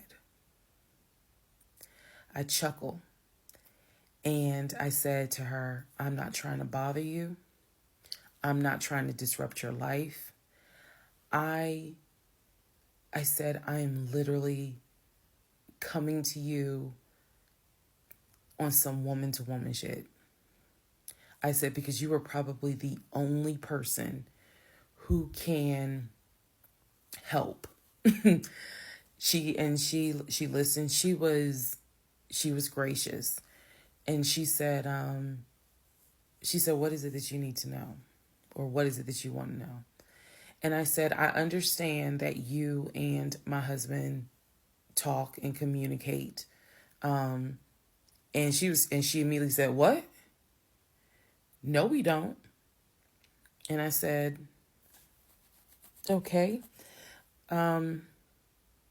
She said, one thing you need to know about Legion. She said, whatever he tells you, it is a lie. And she said, again, let's go back to part 1. I told you guys that when he introduced himself or when we met, we actually had matched on 2 different sites. And he was under 2 different names. One was like the actual birth name. The other one was a nickname variation of that name. That's the name I know him by. So for example, if his name was Matthew, he had a profile under Matthew, and then he had a profile under Matt. I would have known him as Matt. So she said to me, she was like, I don't even know who Matt is. She was like, that's not even his name.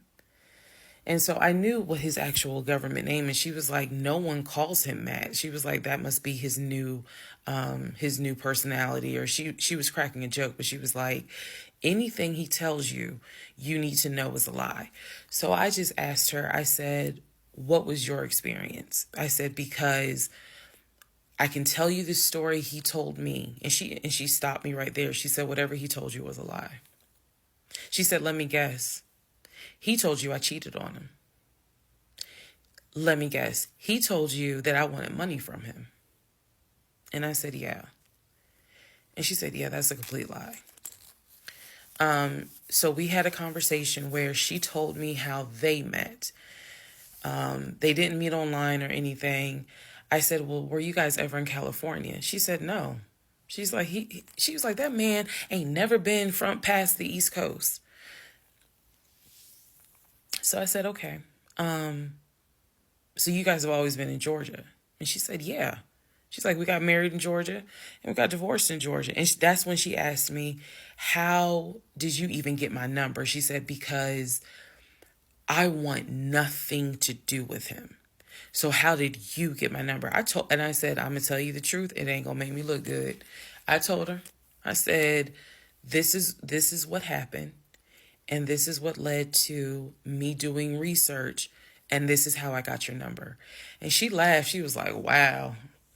She was like, normally I would be freaked out. She said, but under the circumstances, she was like, wow, okay.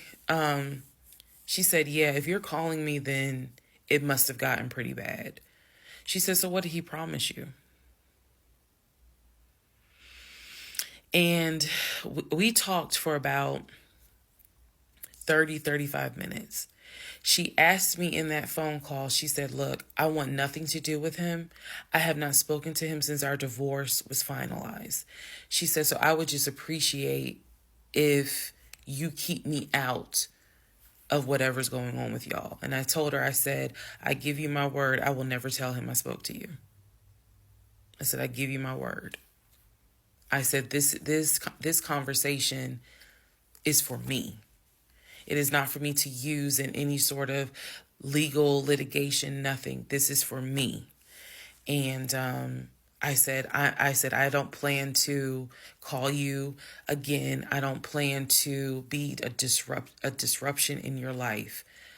I just needed to know, how bad is it? And she paused and she said, it's bad. She said, I don't know what all y'all got going on. She said, but if it's anything like what it was for me, it's bad. So we talked a little bit more. She was very encouraging. She was like, girl, do not blame yourself. She said, I went through that and I had blamed myself. She was like, this is not on us. This is on him. She was like, he is a master liar, a master manipulator. She said, I ignored the red flags. So she was like, do not feel as though this is on you. We talked about there's an ex-girlfriend that shares the same name as his aunt. She and I talked about her. She said the reason why they broke up, because the ex-girlfriend, I didn't know this, the ex-girlfriend had reached out to her about 6 months before he met me. And so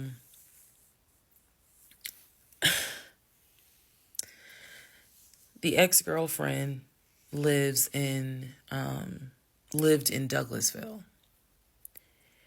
On Legion's driver's license, he had a Georgia driver's license with the Douglasville address. What he told me was that it was the address that his sister, because remember I told y'all his sister Shantae lives in Douglasville. She's a nurse, married with 2 kids. So he told me that the address on his license, it was his driver's license, was to Shantae's house. The ex-wife is telling me, no, that's the address for the ex-girlfriend. He had moved in with her and he created this whole narrative with her. She found out that he was lying and she kicked him out. And so I guess after she kicked him out, she then reached out to the ex-wife, kind of the way I did, for confirmation. And so the ex-wife was just telling me, whatever that man has told you, it is a lie. She said, I got out before it got too bad. She said, because once I knew he was lying, I was out. She was like, because he's never going to change. And so, again, conversation went on. And so finally, we were getting ready to get off the phone. And before we got off the phone, I said to her, I said, if everything is a lie, I said, I have one question for you. And she said, sure. I said, how is your daughter?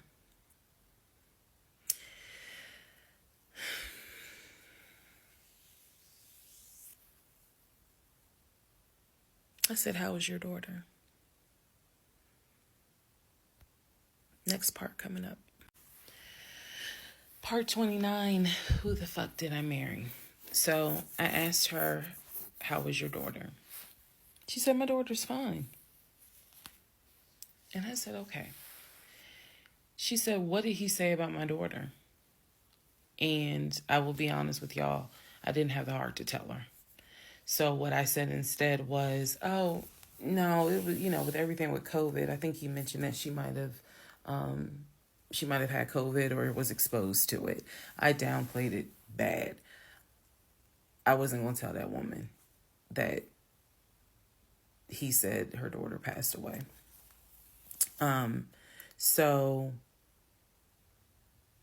I said, obviously I'm glad to hear that kids are fine. She said, look,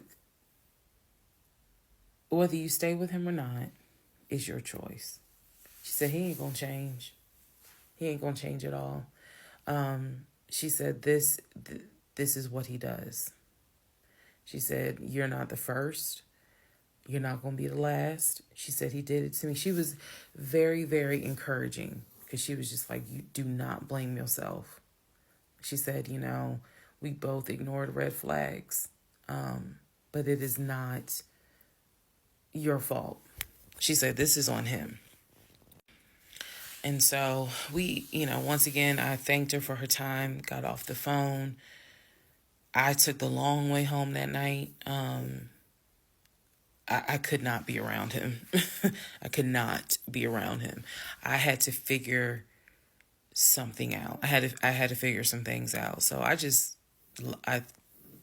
took the long way home.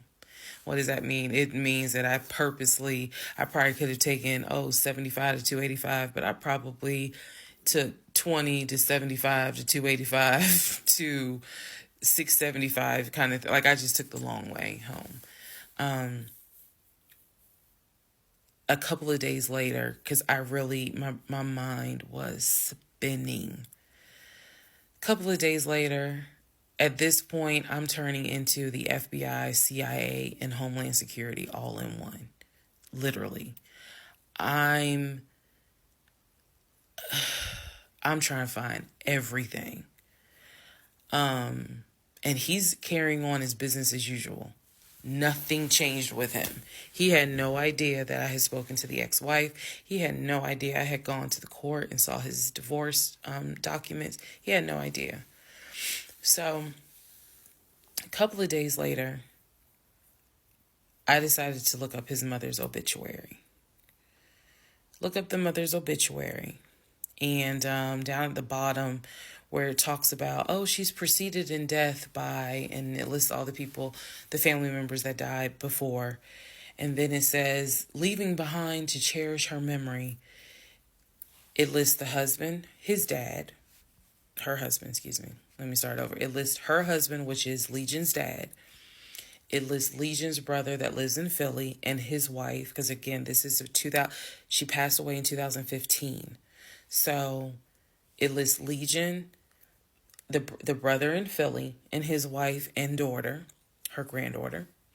It lists Legion and his wife, I think it was like Latoya or La something. It did not list the ex-wife I just spoke to. And it clearly said Legion, his wife, Latoya. Then it listed the brother in Nashville, his wife, Jane, or whatever. So I'm thinking to myself, there's two things I was thinking immediately. Number one,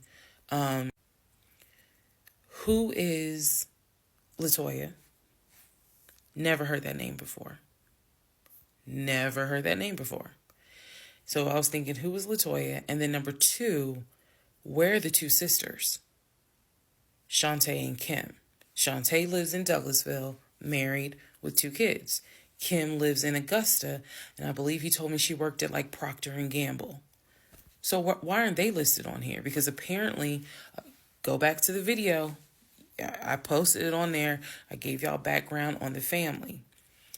He apparently was one of 5 through both parents. Brother in Philly, older brother, younger brother in Nashville, an older sister in Douglasville, and a baby sister in Augusta. So why is it on his mother's obituary there's only three children named? Where are the 2 sisters? So I'm even more like, what in the hell's going on? And then I started thinking to myself, why wouldn't they list Shantae? Like, they talk all the time, so I know that they're close because he talks to Shantae all the time. So I really was confused. Again, keep in mind, I'm trying to give y'all insight into how I was thinking May of 2021, because I still didn't find out a lot of stuff at that time. I found out enough to figure out, okay, it's not a question of if he's lying. That was over. It's not a question of if he's lying. The question now is becoming, what else is he lying about?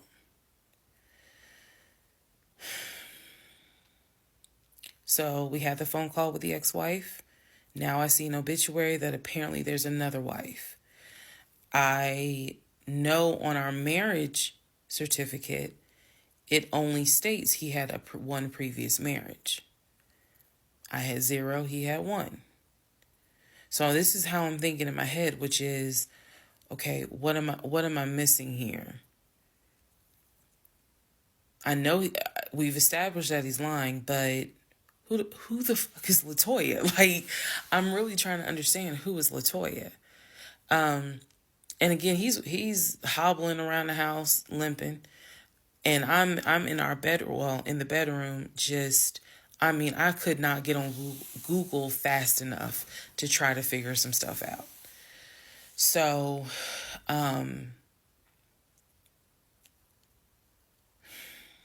see the mom's obituary, study it, and at this point, I'm now trying to figure out, okay, what's the game plan? What is the game plan? And that's where we are about to get into the next part. Okay, part 30 of Who the Fuck Did I Marry?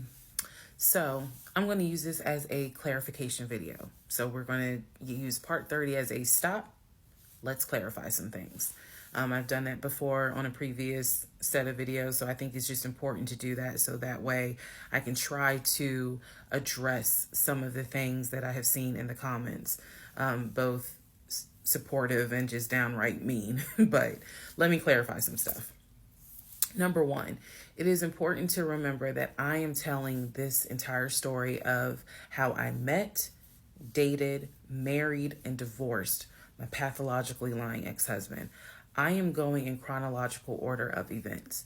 So what that means is that, ma'am, sir, whoever you are, if you were coming in at part 30, but you have not seen part 11, some stuff is not going to make sense. I know. It is a long playlist. And don't worry about watching the video as soon as it comes out, because everything, I'm trying to do this responsibly, of telling the story in the order of which things happen. So I say that to say, please, if you're able to, start at the introduction disclaimer video. Start with part 1 and then just watch each video, because a lot of the questions people are having that I'm seeing in the comments, and I say this respectfully, is just because you did not go to the other videos and watch them in order. That's just the first thing I want to say. It is important that I get this story out, but that it's done, like I said, responsibly. To me, responsibly is being honest, even if it makes me look bad, but then also trying to be clear and not ramble all over the place. So I'm trying to take the time to tell you, this is what happened at this time. This is what happened at that time. That's why there's so many parts. And we're not even to the part of the divorce yet. We're almost there, but we're not there yet. Second thing I want to clarify. I cannot stress this enough. My family and my friends did not know what was going on between Legion and I. They did not know. My family only knew, we've met this guy. He's dating our daughter, our niece, our cousin, our granddaughter. He seems to be a really nice guy. He seems to really love her. From what he has told us, he's done well for himself. He played football, and he has worked at this company 6-7 years, and financially he is in a good place. From what we understand, he just moved here from California. That is what they knew. They did not know about the red flags I had. They did not know what was going on in my head. They did not know what was going on in my heart, because I did not want to look stupid. I'm fully aware that when I tell this story, I look stupid. I'm aware, and I've made my peace with that. But at the time, I did not want to look stupid. So it was important to me to put on everything's great. We're really happy. We're looking for a house and everything's going well. Knowing full well that behind the scenes, I couldn't figure out why he wasn't showing proof of funds. They did not know. So I say that to say, I see the comments about how my aunt gave me horrible advice when I called her about the sexting on Facebook. And I want to clarify something. She did not tell me to stay with him. She did not tell me to leave him. That's not her place, and that's not what she would do. She simply was in shock that any of this had happened and did not know what to give me advice on. The one thing that she did say was, look, he's not your boyfriend. Meaning, it ain't as simple as, oh, we just gonna break up. Pack your shit and go. Because you married him. My aunt is the most ride or die chick I've ever met. You fuck with me, you fuck with her. And she is straight Jersey. So I love her for it. But I needed to, it's not fair for me to leave it out there as if, oh, she just was like, girl, I mean, go home and deal with it. No. Never in a million years. So I want to clarify that. Also want to clarify about my mom. So my mom lived in Arkansas, and when she came to visit in April, we were already married. This is her first time physically meeting Legion. My mom will tell you she had no idea anything was amiss, but there was something that nagged her a little bit. She didn't know what it was, and my mom is the type where she's going to get on her knees in prayer. That's who she is. So for her, it was like, I don't know what it is. He seems like a nice guy. He seems to love my daughter. Because again, there was no arguing in the house. The house was peaceful while she was here, even though behind the scenes, we had just came off of the whole sexting incident with other women. So for her, it was like, I don't know what it is. She did tell me later on that it seemed as if I wasn't as happy as she thought I would have been. But again, she took it to the Lord in prayer. And her prayer was, God, protect my child. I don't know what's going on, but protect her. That was my mom's response. So she did not know, she did not pick up or overhear something that was going on while she was here. She had a candid conversation with Legion, and Legion kind of came across as, I miss my mom. He missed his own mother. And so he called my mom, and doted on her, again, putting on a charade. And so for her, it was like, bless his heart. That's what she said. Bless his heart. But no, she did not know the specifics. Nobody knew the specifics. They didn't know the specifics until we're talking May, June of 2021. They knew that we were looking for a house. They knew that the house fell through. They did not know about the proof of funds. They did not know that he wouldn't show me the savings account, the offshore account. So I just want to say that because to me, it would be irresponsible to not clarify what family and friends knew. Because these people have always been supportive of me, always had my back. I just simply did not share with them the things that I felt like were red flags, because again, my mindset at the time was, I want to be married, and what if he isn't lying? And I was making excuses for him to myself, so I definitely would have made excuses to family.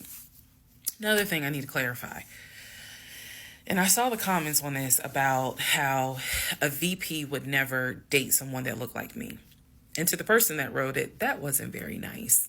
I need you all to understand, the relationship started in March of 2020. He came into my life as regional manager. Okay. That is how he came into my life. Then eventually he got promoted to VP of production or operations, some VP of something. That was later on in the relationship. He showed me the paperwork where it was basically a memo from HR. You know, your new position title will be VP of production. We'll just say production. Your salary, I don't remember the exact amount because it was a very specific amount, but it was over $200,000. It listed some of the benefits that he would have. He would have an office. He would be getting an executive assistant. That's where we get David from. If you don't know who David is, please go back and watch the series in order. He would be getting an executive assistant. He would be getting use of the company helicopter. He would be getting a company car. That is where we're introduced to the fact that he was starting to shop for a company car that could not be more than $90,000. That's what he told me. I didn't see this in the memo, the amount of the car, but that's what he told me. So that's where you get the car shopping for the Range Rover, the Jaguar, the BMW. He even test drove a Mercedes GLE, I believe. So I'm just trying to, again, bring some clarity to this so that way we all can understand what's going on. And hopefully this just makes a lot more sense for everyone. All right. Part 31. Part 31, who the fuck did I marry? So I found his mother's obituary online. It then told me it listed his brother in Philly and his wife. It listed Legion, and then it said his wife. I took the name from the obituary and I did a Metro Atlanta court search with that name. I found a divorce record. I found a divorce record with Legion and the same woman's name that was in the obituary. In that divorce record, it looks like he's the one that filed for divorce. This would have been around 2016. This was after the mother's death. He filed for divorce. She was the respondent. I think that's the correct terminology. Both had a temporary protection order against each other. He had one against her. She had one against him. The divorce ended up getting granted, finalized.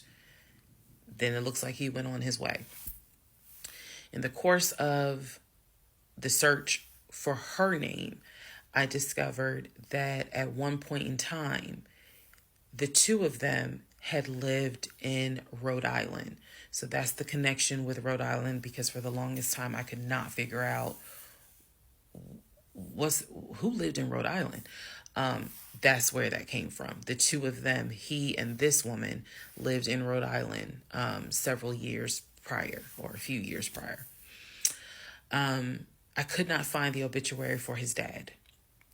I searched and I searched. I could not find the obituary for his father. For whatever reason, I knew his grandmother's name. I just randomly decided to do a Google search of the grandmother's name. Initially, nothing came up because I was looking for the grandmother's name in Philly. Nothing came up. I looked for the grandmother's name down here in Georgia. Found a record, but it wasn't quite clear. What was clear was that she had died several years prior. So what I found was a different website where it was like a legacy.com type thing. So I believe legacy.com holds old obituaries.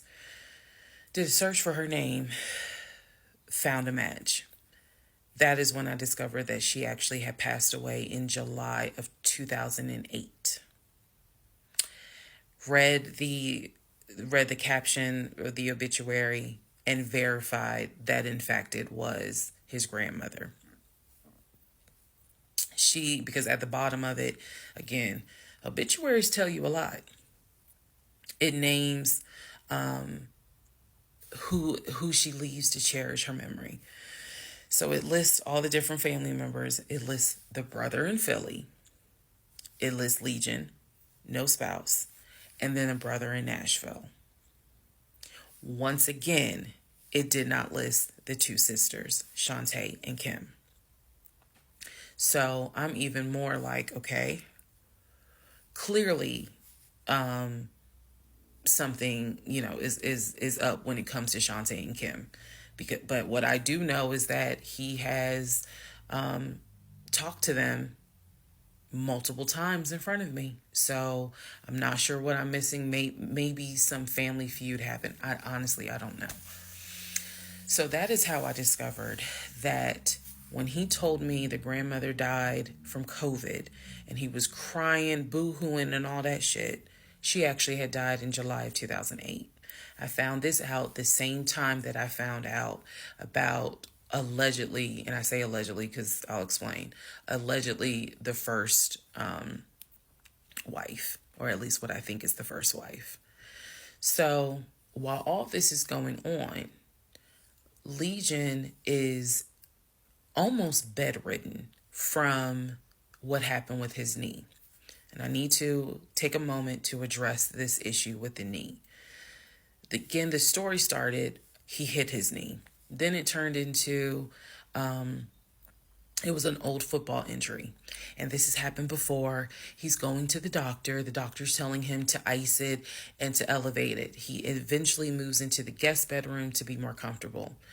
I'm going to make this statement. This is probably the only time I will make this statement. He was not lying about the injury that he had. I don't know where the injury came from, but what I do know was he was not lying in the fact that he was in pain. You could clearly see that he was in pain, and the pain was becoming debilitating. Please understand what I'm saying. The pain was debilitating enough to where he was taking my pain meds from when I had the miscarriage. And then also, it was hard for him to walk. He was not eating. So this is what made me believe this, whatever was going on with the knee, there was more to it because he was not eating. When I met this man, he was a size 3X. At this point in time in May, he's down to a 2X. He is not exercising. He is not doing anything mobile. He's simply not eating. So there definitely was something going on, something concerning. Honestly, I thought it might have been cancer. But he kept saying, no, it's not that. It's from a football injury. It's from a football injury. I said to him, the next time you have a doctor's appointment, I want to go. It was that bad. And he kept making excuses like, okay, fine, I'll make the appointment. I'll let you know what it is. Cool, I will take off work. I want to be at that doctor's appointment because whatever is going on with you is serious to the point where you are losing weight rapidly within a 2-week span. So now we can go ahead and enter into June. When we enter into June, I have verified, read the divorce documents for not one wife, but 2 wives. I have called San Diego State, verified they have no record of him. He claims he was a private citizen. I don't believe that. They're saying there's no record of him. I have pulled his background. It is showing that you've lived in Pennsylvania, Rhode Island, and Georgia. When I look at the addresses, it is tied to at least 2 women, both of whom I'm showing divorce records on file that you had. I've also verified that your grandmother actually died in 2008 and not in 2020 from COVID. I know all of this as I'm going into June. His birthday is June 17th. So all I've been doing is just trying to figure out what is it I'm going to do. I spoke to the pastor and his wife. I believe it was actually the pastor I spoke to because I knew the pastor previously before he did our marriage counseling. And I told him what I found. Mind blown. Mind blown. Had no idea. He knew something was up. He knew that Legion was not really trying to make this marriage work. He had no idea all this was going on. So he asked me, are you wanting to stay or do you want to end the marriage? I said, oh, absolutely, I'm ending it. Oh, hell yeah, I'm ending it. I have to. I have to end it. I have no idea who that man is in my guest bedroom. Not to mention, on top of all of this, he had lied about the death of the ex-wife's daughter. Part 32. Part 32. Who the fuck did I marry? All right. So we're now in June.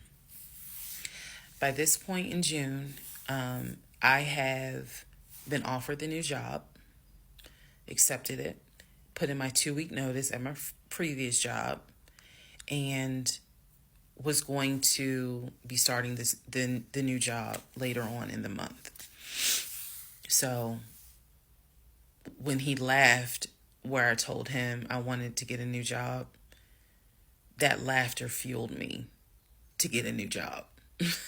So here's what happened the beginning of June.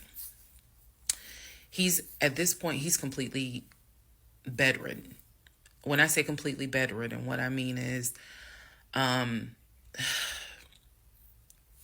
trying to clarify this so it makes sense. From what I see, he is going to work, but he's calling out a lot more. Okay? So he had already left the condiment company and was working for Apple. So he's calling out quite a bit because the pain is pretty bad. So he's hardly eating. At this point, hardly. For example, if I were to say, oh, I ordered a 10-piece wings, he's eating 2. And that's it. That's all I would see him eat. I was going to work and coming home. The house was in the exact same place that it was when I left. Nothing in the kitchen had been moved. Nothing in the refrigerator had been moved, which led me to believe that he had not left the bed from the time I left to go to work until the time I came home. At this point in time, he's drinking Powerades like it's water. I mean, I'm buying cases of Powerades. And that seemed to be the only thing that he was taking in.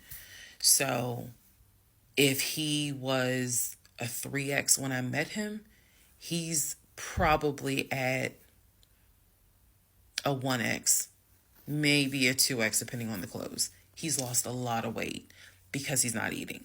So that's the reason why I say he wasn't faking whatever was going on.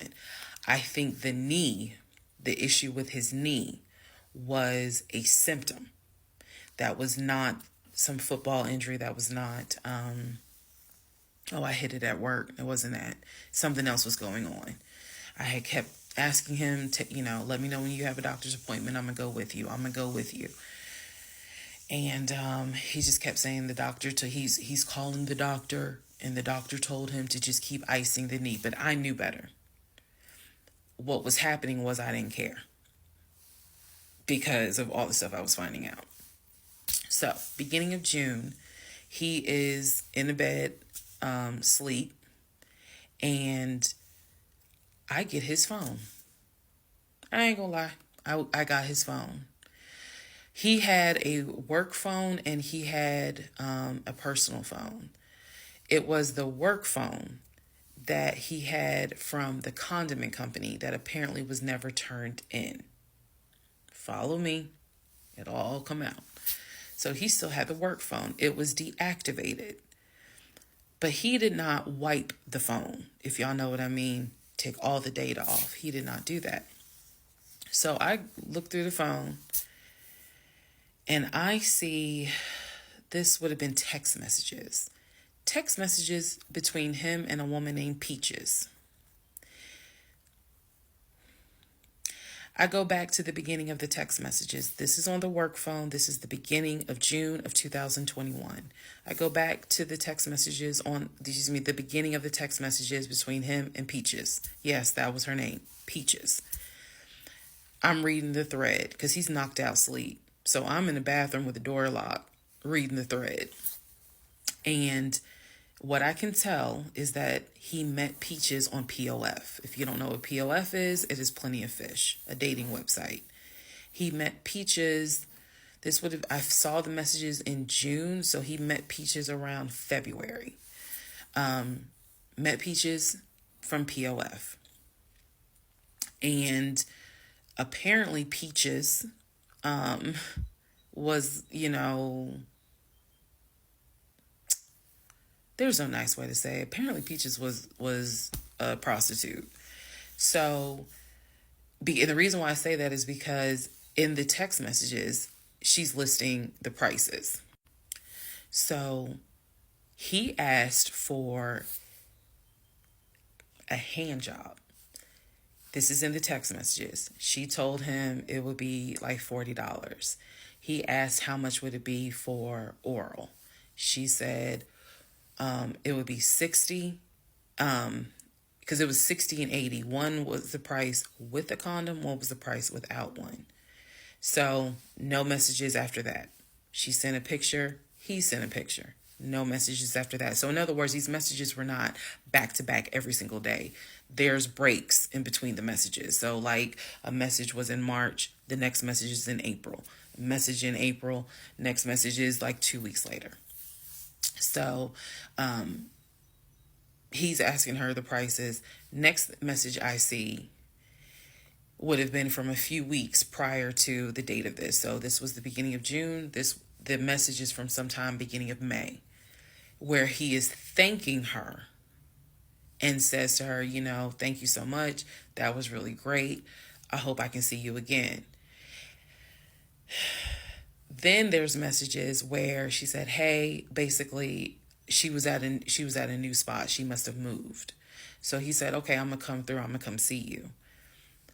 He's asking her to confirm the address. He was like, is it the house with the brown trash can with a white car in the front? She says, yes. So I'm thinking he was actually in front of the house when he's texting these messages. Then again, he does whatever he does, and he sends her a message a few hours later saying, thank you. That was great. I'm reading all this. And I will tell you guys something that you may or may not understand. Some women may or may not understand it. The cheating didn't even faze me. Didn't even faze me. I didn't cry. I did not feel like, what did I do wrong? I was relieved. The reason why I was relieved is because up until this point, I kind of struggled a little bit on whether or not, God, I know, Lord, you hate divorce, but I can't stay with a guy that lies. So when I saw the cheating stuff, I was like, oh shoot, thank you, Jesus. Okay. Cause I know my Father in heaven's going to forgive the fact that I'm going to divorce him for infidelity. Go ahead. It's fine. Jesus will forgive me. So I was relieved, to be honest with you. Like, oh, okay. I got grounds now, bitch. That's how I felt. So saw the messages, forwarded the messages to my phone. Or excuse me, I had to take my phone because the phone was deactivated. So I kind of had to do a little ghetto. Hold the phone up, take my phone, and take pictures of what I see on the phone, so that I would have proof on my phone. Then I put the phone back and continued on. Now in the next part is the day that he gets kicked out. And I will tell y'all what happened. Part 33, who the fuck did I marry? June 17th, 2021. So, you guys have been on this ride. You now know exactly what information I did have. The morning of June 17th, which was his birthday, he was in the bed as usual. Powerade bottles all over the place because I wasn't in the mood to clean. And so I went in his room. He was awake. He was watching YouTube on his cell phone. He watched a lot of YouTube, watching these two guys that always were fixing Jeeps on YouTube. And if I saw them, I would know exactly who they are, but I can't remember their name. It's a popular show on YouTube. Anyway, so I go in there and I just calmly sit on the edge of the bed. And I was like, can we talk? And he was like, yeah, what's up? I said to him, I said, Legion. Obviously, I called him his name. Legion. I said, I'm going to ask you something. I just want you to be honest with me. So he starts, I can already see in his eyes, he's about to get defensive. And I was like, calm. Because this is the tone I had. Calm. I said, you never went to San Diego State, did you? He rolls his eyes and he's like, I said, calm down. Watch your tone. I said, you never went to San Diego State. I said, you never lived in California, did you? And he said, of course I lived in California. He's like, I fucking showed you the house I had in California. He said, and I told you about San Diego State. I was a private citizen. My dad paid for me to be a private citizen. And I said, okay. I said, I called San Diego State. And he looked at me. His eyes were like empty. Like he wasn't shocked. He wasn't like, oh my God. He was just more like, okay. I said, they have no record of you. I said, they have no record because you never went. You never been to California. So at this point, I'm very calm. And I'm just stating, I said, you never been to California. I said, I bet you've only lived in Georgia, Pennsylvania, and Rhode Island. At this point, now there's a little emotion behind the eyes. And I said, I don't think that this is going to work. And he said, what, the marriage? He was like, so what you saying? You don't want to be married to me anymore? And I said, I don't want to be married to you anymore. I said, we need to go our separate ways. We tried, but we need to go our separate ways. The way that I am talking to you all is exactly how I was talking to him. And so he was like, that's not what marriage is. Marriage is, you have to fight for what you want. I said, I don't want this. And I don't want to fight for it. I said, I don't want you, and I don't want this. And so he was like, I'm not giving up on the two of us. I said, you don't have a choice. I said, I think that you should call your brother or your sister now. And I think that you need to pack a bag. And I think you need to get the fuck out my house. And he was like, I don't really have time for this. I don't feel well. I said, I don't care. You need to get out of my house. Again, the way I know y'all are going to be like, she's so dramatic. And I am actually a very dramatic person. But the way that I'm talking to you guys on this video is exactly how I was talking to him in the beginning of how this started. So I said, you need to call your brother, or call your sister because she's in Douglasville, and you need to go stay there. You need to get out this house today. Basically what happened was, at first, he refused. He wasn't moving fast enough for me. And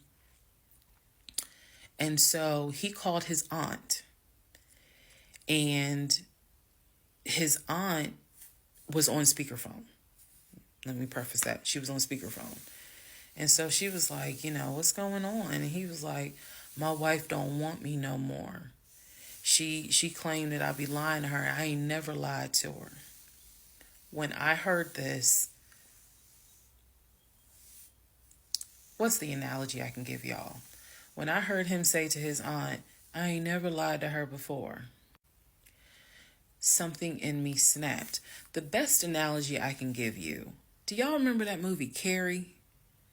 when she was at the prom and everyone was laughing at her. The blood had fallen down on her, and there was a moment where her eyes just went wild, and you knew something was about to happen. You just didn't know what, but y'all had pushed her too far. When he said to his aunt, "I ain't never lied to her," I snapped. The calmness left. The amount of rage that was in me. I could have fought every member of the Kansas City Chiefs and beat every last one of their asses. I could have fought every member on the Atlanta Falcons and beat every last one of their asses. I'm not a violent person, but I was there. That statement, "I ain't never lied to her," took me there. I went off. I went off. I went off so bad that first of all, every part of me was shaking. I called my mom. My mom was on speakerphone, and she's in Arkansas. My mom's a praying woman. I was cussing like a sailor. My mom finally said, put him on the phone. So I gave him the phone, and I'm standing there, and I'm looking around the room. Is the scene that I remember is the Angela Bassett scene in Waiting to Exhale, when her eyes are darting around the room right before she grabs everything to put it in the car to set it on fire. I was more so looking at what weapons were in the room: the lamp, the TV, the dresser. I was looking more. While she was talking to him, my eyes were darting around the room, because if he did not get his ass up and get his shit and get up out of my house, it was going to be bad.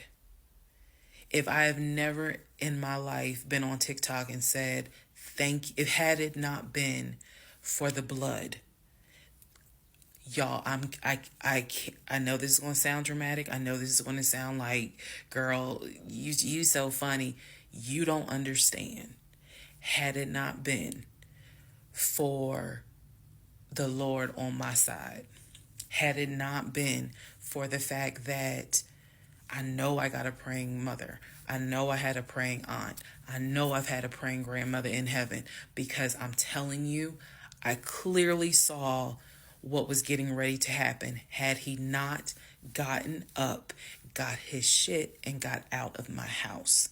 So I'm trying to calmly say this because I'm trying to calmly tell this story because the rage had taken over me. The pure, unadulterated rage that I felt when he said to his aunt, "I ain't never lied to her," after I had discovered only 2% of the lies at that point. Just 2%. So it was enough for me to be like, you need to get your stuff and go. So my mother gets on the phone and she says to him, Legion, she called him by name. She said, "I am not there to control my daughter." She said, "In the name of Jesus, get your stuff and get out that house, because I think she might kill you. Get out of the house." She's on my phone. His aunt is on his phone. His aunt said, "Nephew, come home." Home for her was Philly. She said, "I'll send you money. Come home. Leave that house right now," she said, "because I think that woman is about to kill you." Let's just go to part 34. Let's all just take a deep breath. Part 34. Who the fuck did I marry? So the aunt told him, "I'll send you money. Come home." I'm yelling in the background, by the way. I'm not standing there calmly.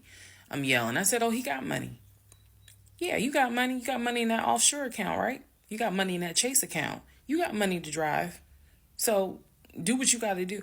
I told him, and I'm not going to repeat some of the stuff I said because my mom might see this TikTok. But I did tell him, I was like, if you don't get out of this house, actually what I said was, you have two options. You either going to leave this house voluntarily, or you're gonna leave this house involuntarily. And he tried to get a little nuck if you buck. He tried.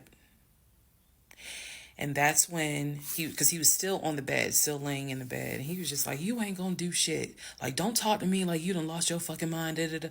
And I calmly got close to him. I got like this close. And I literally said, I will beat you like the bitch you are. I dare you to try me. I said, I will literally beat you like the male bitch you are.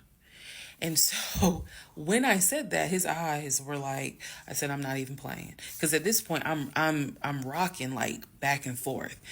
Y'all, again, I'm not some hardened type chick. I'm not. I want the soft lifestyle. But I have been pushed to the point. So I'm rocking, I'm walking back, I'm pacing. So finally, his aunt was able to get through to him. I had called my aunt, my mother, my aunt. I had called the pastor. I had called all these people because I did know that I was in a very dangerous place. Not because I'm scared of him. At this point, I was scared of me.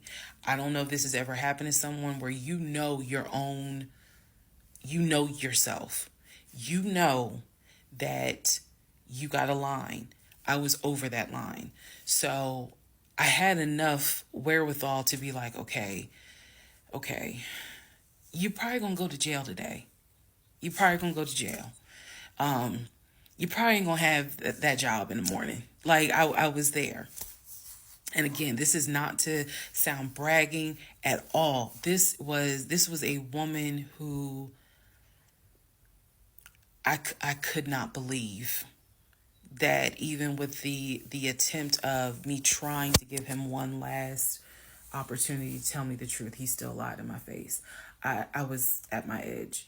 So I yanked the covers back, and I told him, I was like, get up, get the fuck out of my house. Again, I'm saying it calmly on here. It was nothing calm in the house when this happened. So I'm throwing stuff up against the wall. I remember I looked at the lamp. He looked at me looking at the lamp. And I think something in him realized, okay, yeah, I'm in pain, but if I don't get up, she's going to do something with that lamp. So he does get up. He is still on the phone with the aunt because the aunt was pretty much like, keep me on the phone. She did not want him to hang up. He throws some stuff together. Again, keep in mind, he has all his stuff in the house. So he basically packed like 2 bags worth of clothes. And he's limping around, and I'm standing in the hallway watching him like a probation officer. So he's limping around, and I'm looking at the condition of the bedroom. This is when I noticed Legion had been semi-bedridden. Remember, I told y'all that because the knee and other stuff. I look at these bottles of Powerade because he had been drinking Powerade so much at this point. He was not getting up to go to the bathroom. He was drinking the Powerade and then using the empty bottles to pee in. So there was about 6 bottles around the bed. And I was like, what is this? Because again, I hadn't really been going in that room. I was busy being CIA, FBI, and Homeland Security for the past 2 weeks. So I was like, what is this? He was like, I'm going to throw it out. He grabbed a trash bag, put the bottles in there. And I said, what are in those bottles? I said, tell me. And I think I started like twitching. Like, tell me. That is not piss in those bottles. He was like, I couldn't make it to the bathroom. I was in too much pain. So at this point, I'm even more like, yeah, get the fuck out. Get out. Get out of my house. So I helped him. While he was packing his bags, I went downstairs. I took the house key off of his keys. I went back upstairs. He had his 2 bags. I grabbed the 2 bags. Yes, I did. I grabbed the 2 bags. I had opened up the garage. I had already popped the trunk for his car and threw the bags in the car. I did that because I was like, you getting out this house. You getting out of this house today. You can't come back. You can't come back ever. So it took him about 2 hours from the time of I will beat you like the bitch you are for him to actually leave the house. Again, I'm calm telling y'all this story. It was not calm in the house. So he eventually puts on some sweatpants. Now I can really see how much weight he has lost. But he puts on some sweatpants. He puts on a shirt. He's limping down. He's like, you really gonna kick me out on my birthday? I just looked at him.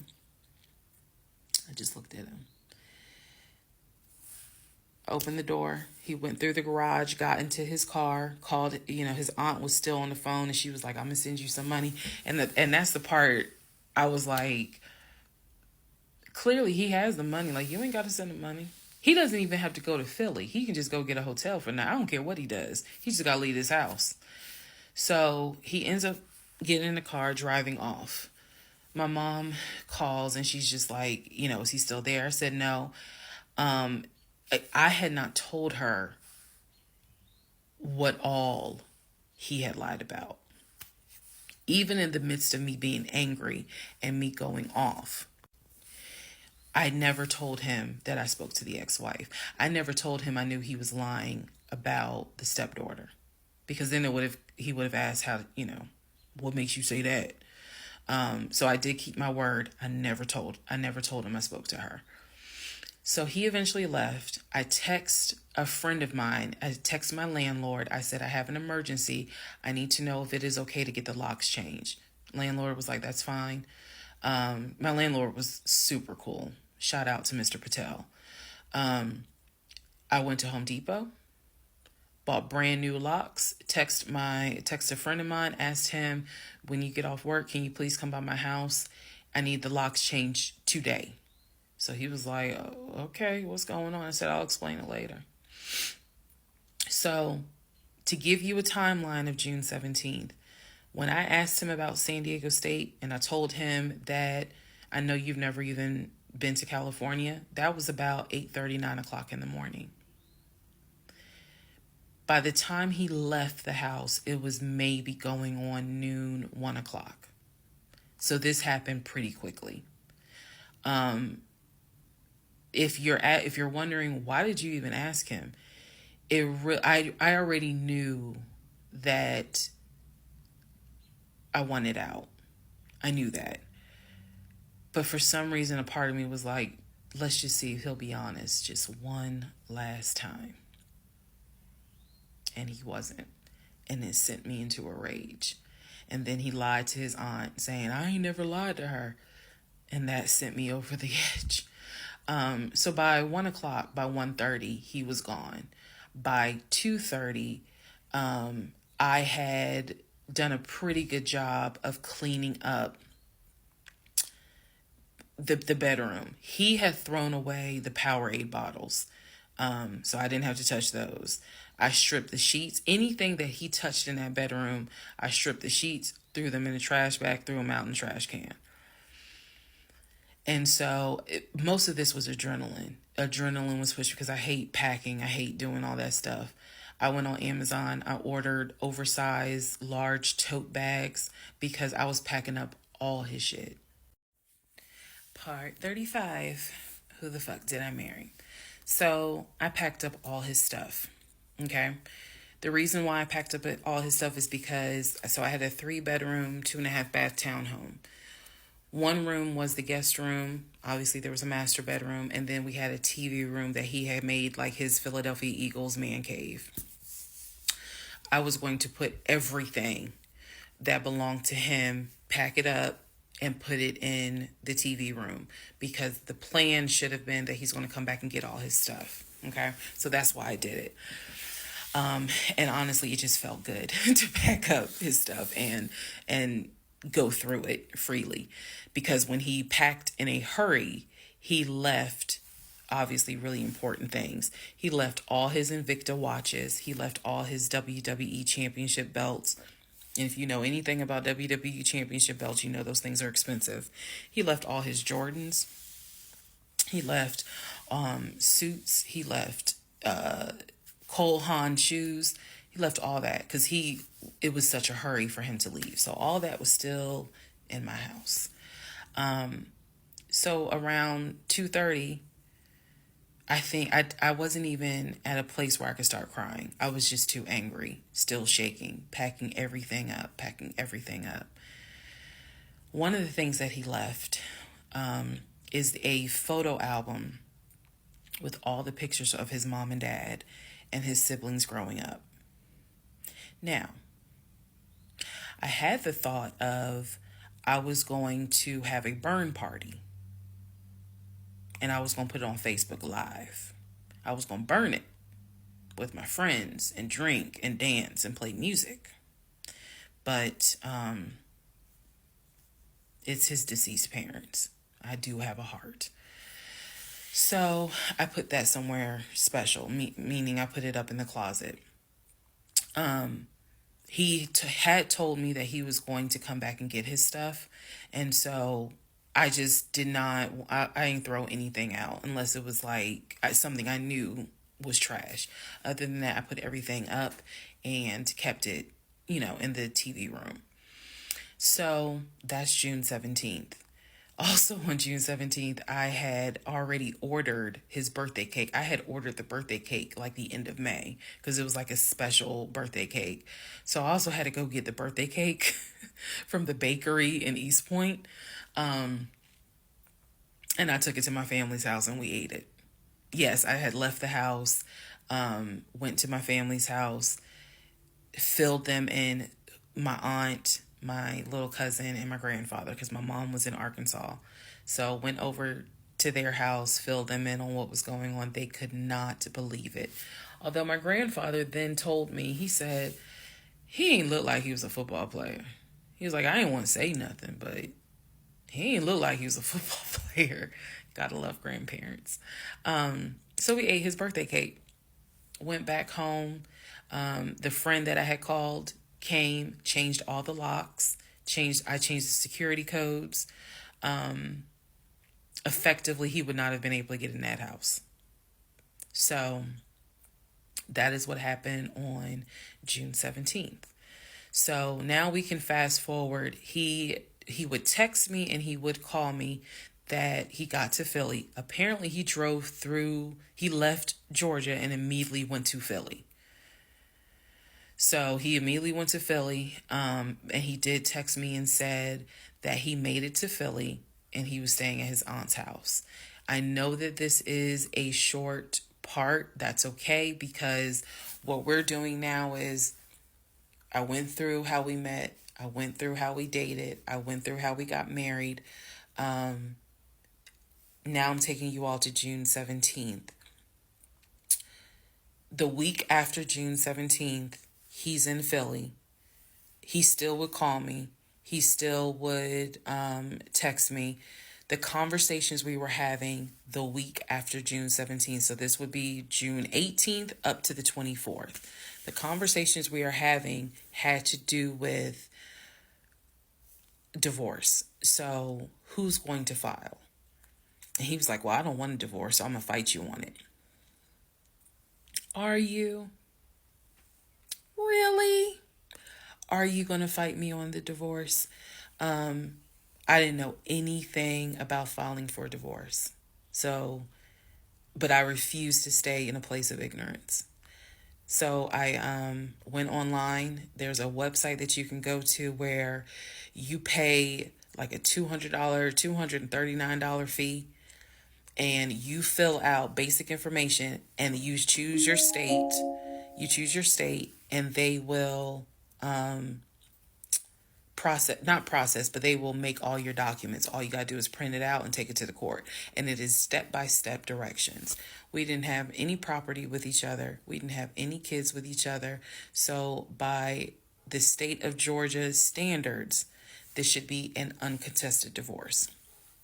So the conversation that last week, the week of June 18th to the 24th, was about divorce. What stuff do you want to keep? Well, I'm going to come and get all my stuff.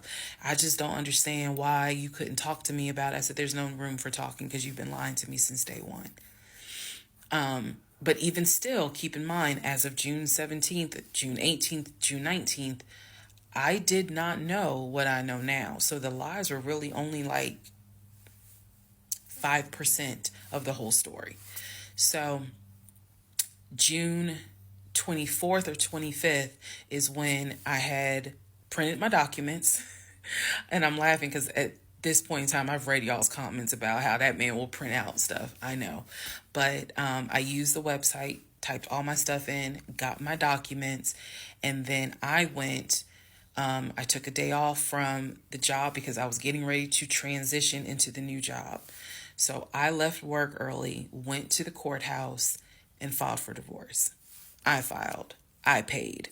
And then I already had the documents where he would have needed to sign so that it could then be entered into for a divorce settlement agreement.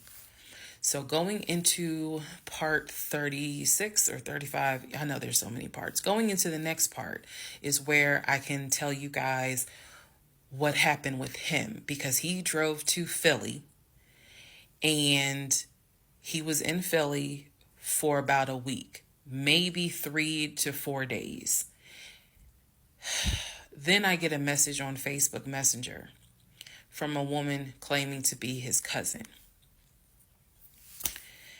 Lord Jesus. So the cousin tells me, actually I can tell y'all. So the cousin tells me that he's there. He's telling the family that I kicked him out. He's telling the family that I kicked him out after he walked in on me having an affair. That I stole his money and I then kicked him out. And the man I was having an affair with, he said, was a law enforcement officer who used his duty weapon to threaten him to get out the house. This is what he told his family. And the cousin was reaching out to me. She found me through a search on Facebook and was reaching out to me because she's like, we know he lies. So I'm just trying to figure out is this true? Because he's up here asking us for money, asking to stay on our couches. Like, what's going on? Then she explained to me, we didn't even know he got married. So this is the first time we're hearing about you. What do you mean you didn't know he got married? He talks to his brother every day. She said, who told you that? I said, I've heard him talk to his brother every day. All his brothers. She said, all his brothers? How many brothers do you think he has? I said, he has 4 brothers. I named them. She said, he has 2 brothers. She said, he has the twin and he has the older brother. I said, twin? Who is the twin? Welcome to the next part where we discover the real family tree. Part 36, who the fuck did I marry? The family tree. Please fasten your seatbelts and put the tray tables in the upright position. Let's go. All right. The cousin, I'm not going to name her. The cousin had reached out to me on Facebook, asked me to please give her a call. So this conversation was on the phone. Yes, I was actually speaking to her. She informs me again about the whole he's up there. He's telling everyone that he walked in on me cheating on him. It was with a law enforcement officer, and that the law enforcement officer used his duty weapon to threaten him to get him out of the house. The reason why I'm particularly mentioning the fact that he said it was law enforcement is because he was trying to get a family member, like one of his cousins, to call the agency of the law enforcement officer and file a complaint, which in hopes would then start an internal affairs investigation. Yeah. So, female cousin's on the phone with me. She's telling me everything that he is telling them. She's like, look, we know he a liar. We don't fuck with him. He's been a liar since a kid, but he's also family. She said, we didn't know at all who you are. So I thought that was interesting because I was like, you didn't know who I was, but his brother knew who I was. And so, again, that's when I said to her that I was like, I've talked, he's talked to his brother every day. So why wouldn't the brother tell y'all that he had gotten married? And so she said, what brother? And so I told her the brother's name. And she said, he told you that? I said, he was having the phone calls in front of me. So at this point, what the cousin said was, she was like, okay, I'm going to confirm that with him. She was like, he lives up the street, so I'm going to just confirm that with him. She was like, because I'm pretty sure that they have been beefing for a while. I was like, I can only tell you what I saw, what I heard. That's all I can say. So then when she asked me about, well, how many brothers do you think he has? And I said, he has 4 brothers. Again, I listed all of them. This woman was like, he has 2 brothers. She said he has the twin and he has the older brother, the one that he was on the phone with every morning, blah, blah, blah, blah, blah. I said, twin? Who's the twin? So this is where she explained to me. She said the parents, mom and dad, had the older brother. The older brother is about 5 or 6 years older than Legion. Legion and the younger brother, who lives in Nashville, they are twins. So when he kept saying the younger brother, my younger brother by 2 years, it's his older brother by 20 minutes. They are twins. I have seen a picture of this brother. Yes, they do very much look alike, but I didn't know they were twins. It doesn't even matter. I didn't know they were twins. But definitely they had the same mom and dad. So she was like, no, that he's older than Legion by 20 minutes. They're twins. She said, so the parents had 3 boys. Brother in Philly, the older brother, and the twins. She was like, who the hell are these sisters that you're talking about? So I tell her, I was like, Shantae and Kim. She said, I don't know who Shantae is. She said, Kim is my daughter. Kim is not his sister. Kim is my daughter. And she said, that's his cousin. She was like, and they haven't spoken in about 20 years. So, no, that's not his sister. He does not have any sisters. And I said, well, then what about the other 2 brothers? She was like, what other 2 brothers? I said, the brothers from his dad. She was like, you mean to tell me this man is going around telling people, I know somebody's going to quote Nicki Minaj, lying on your dead mama, but try not to. She says, you mean to tell me this man is walking around lying on his dad, saying that his dad had kids outside of his mom? And I kind of stuttered like, yeah. She was like, he does not. She said, I have no idea who those 2 men are. She said, those are not his brothers. But if y'all remember, I've met those 2. And he introduced them as, man, this is my brother John. This is my brother Matt, type thing. And so they both were like, oh, my sister, it's good to meet you. It's good to meet you. Remember that, because obviously I do eventually talk to those 2 men again.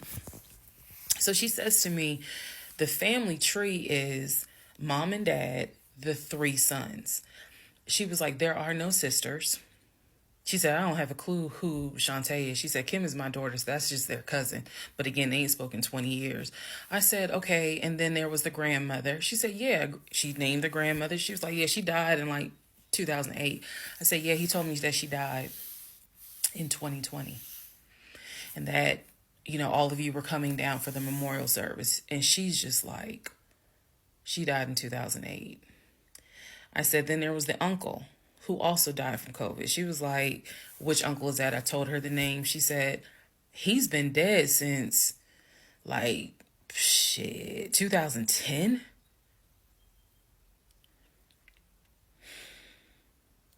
I said, okay, what about the cousin nicknamed Junebug?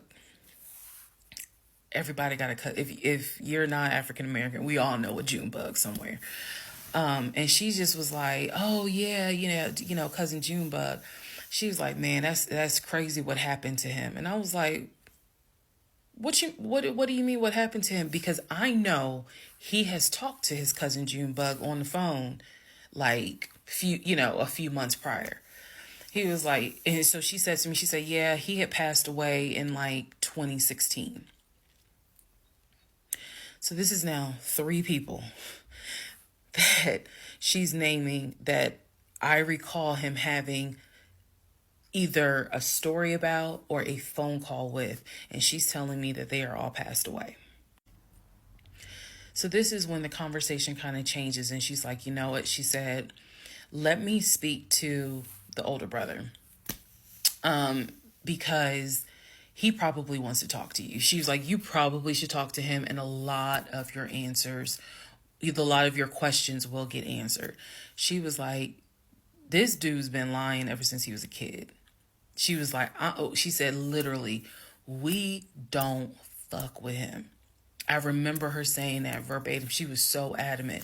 She was like, and when he showed up here out the blue, talking about how his wife cheated on him with a law enforcement officer, and how the guy took his gun out and threatened him to leave the house. She was like, we knew something was up. She was like, that's why I had to find out who you were and reach out to you and find out the truth. I said, there was no other guy. There was no law enforcement officer.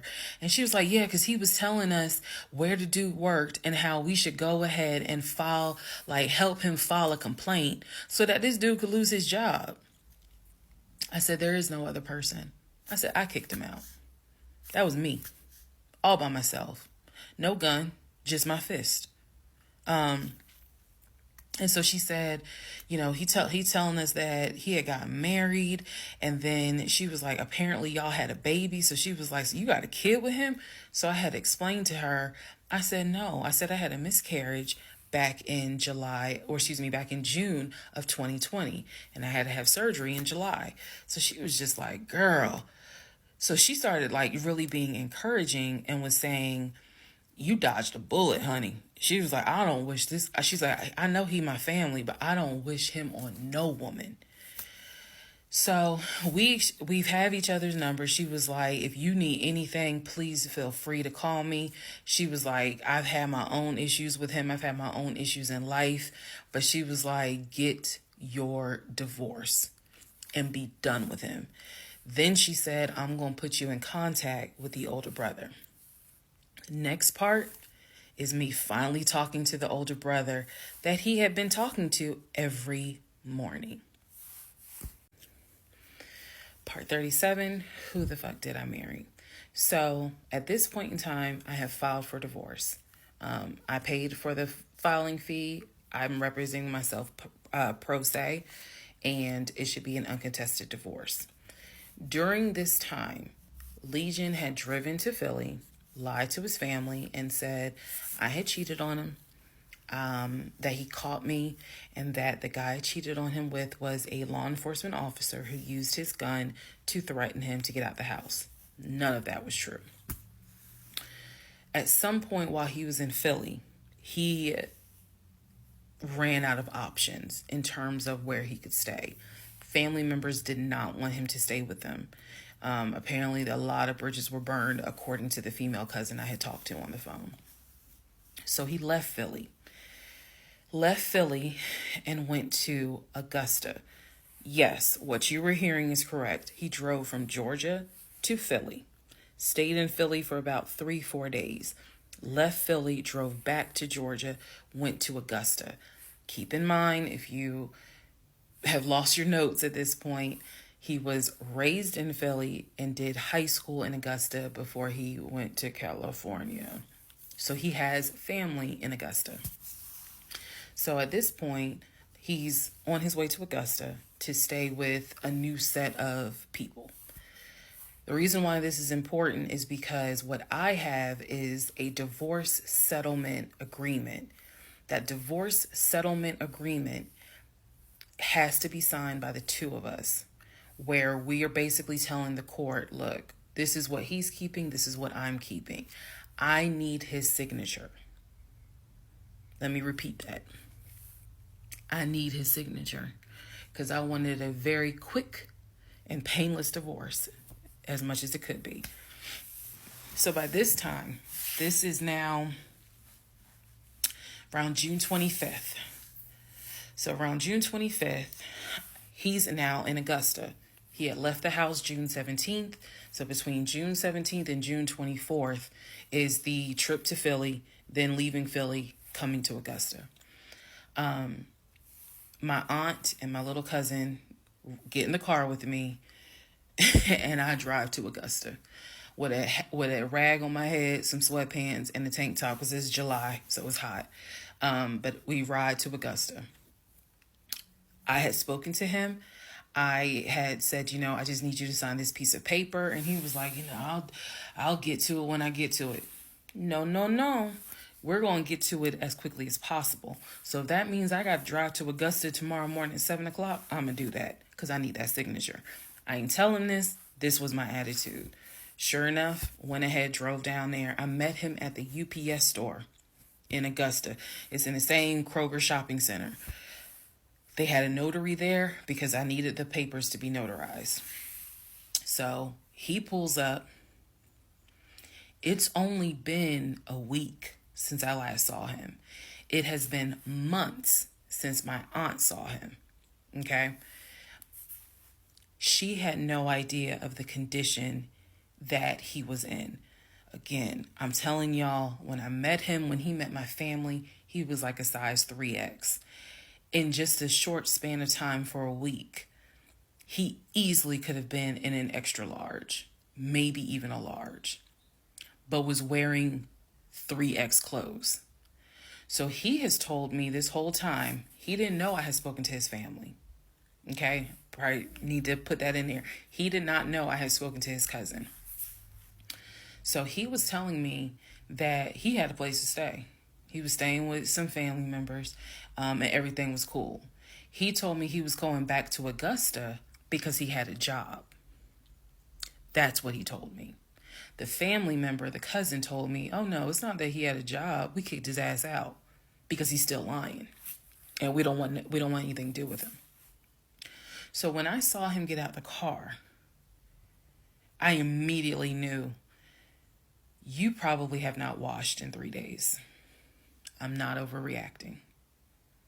His nails had not been cut, so his nails were a bit long. He smelled like the Chattahoochee dump on a hot summer Georgia day. He stunk so bad. And for a moment, I did not recognize the man that I was legally married to. I did not recognize him.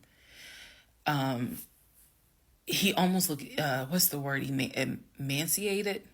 If I may be mispronouncing it, but the way someone looks when they've lost so much weight and it's almost like your skin and bones. He looked homeless. He smelled homeless. And my heart just kind of broke. It kind of did. I'll be honest, it kind of broke. It did not break enough for me to not get that signature though.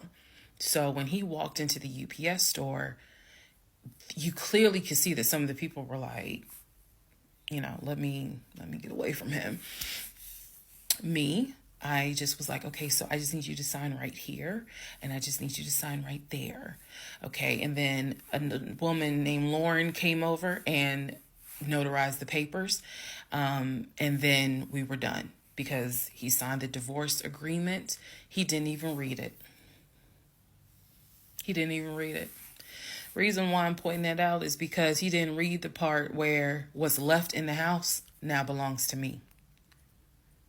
Where he took technically what he was going to take. Everything else in that home belongs to me. Remember, I told y'all he had left all his Invicta watches. He had left all his WWE championship belts, his Jordans, a lot of his clothes, his Cole Haans. He had left all that stuff. He never even read the divorce agreement. So he signed it. I signed it. Lauren notarized it. We leave the store, and I said, "Have you eaten?" And he was like, "Yeah, I ate. It's just, my knee." So again, he's talking about the knee, but if you saw him, you would know there's way more to it than the knee. So I said to him, "Look, since you met me here, let me give you some money so you can get you some chicken nuggets." Yeah, that's what I said. You can get you some chicken nuggets. So I believe I gave him like $5 or $6. Go get you some chicken. I think I Zelled it to him, actually. Just go get you some food. Then because where he parked was not far. It was like, okay, I'm parked here. He's parked in front of me in the other row. So there's that aisle that you can drive down. So I walked him to the car. And I saw the condition of the inside of the car. And that's when I knew he's been living in his car. He's been living in his car. So clearly, I no longer had a question of, so where's this offshore account? Where's the U.S. bank savings account? Where's the checking account? Didn't have that question anymore. Because if you had money, you wouldn't be living in your car. You would not be in the same clothes that you were in when you left my house on June 17th. And this is now June 25th. So he was like, "I'm going to be all right. I'm about to start a new job. I'm going to be cool. I got a family member I can stay with. Everything's going to be okay." All right. I said, "I will let you know when the divorce is granted." I said, "I will send you a copy of the divorce decree." And he was like, "Okay." He said, "Well, how long you think that's going to take?" I said, "I'm not sure." I thought I had to wait 30 days before I could file the divorce agreement settlement form. And then the judge would grant it in 30 days. So basically, this is like June 25th. I'm looking at the end of August that it would take for the divorce to be granted, assuming there were no hiccups, assuming he didn't decide he was going to pull a fast one. So I told him, I was like, I'm going to file this, and then once we get the divorce decree, I'll send you a copy. He said, okay. He got in his car. I got in my car. I drove all the way back home, and he went to wherever he went. Next part is the next series of lies that I was faced with. All right, part 38 of Who the Fuck Did I Marry? I'm going to call this housekeeping and missing pieces. So, housekeeping. First and foremost, as much as I know you all have enjoyed this series, and some of you have told me how entertaining you have found it, the story will be done this weekend. So, in other words, I don't care how many parts I gotta film, it will be done this weekend. We're not going to drag it into the new week. So I just want to let everyone know that. So please be sure to tell your sisters, your mamas, your aunties, your cousins, your best friends, hey y'all, go ahead and watch all the parts, because she's saying she's wrapping it up this weekend. But I'll leave the playlist up, so don't worry. Also, let's see. I'm sorry for the people who were like, I keep talking really slow. I didn't know that I was, and they're like, you're just long-winded. I'm very detailed. So that's probably what you're feeling, is that I'm detailed and I'm trying to get everything out, again, in a responsible manner.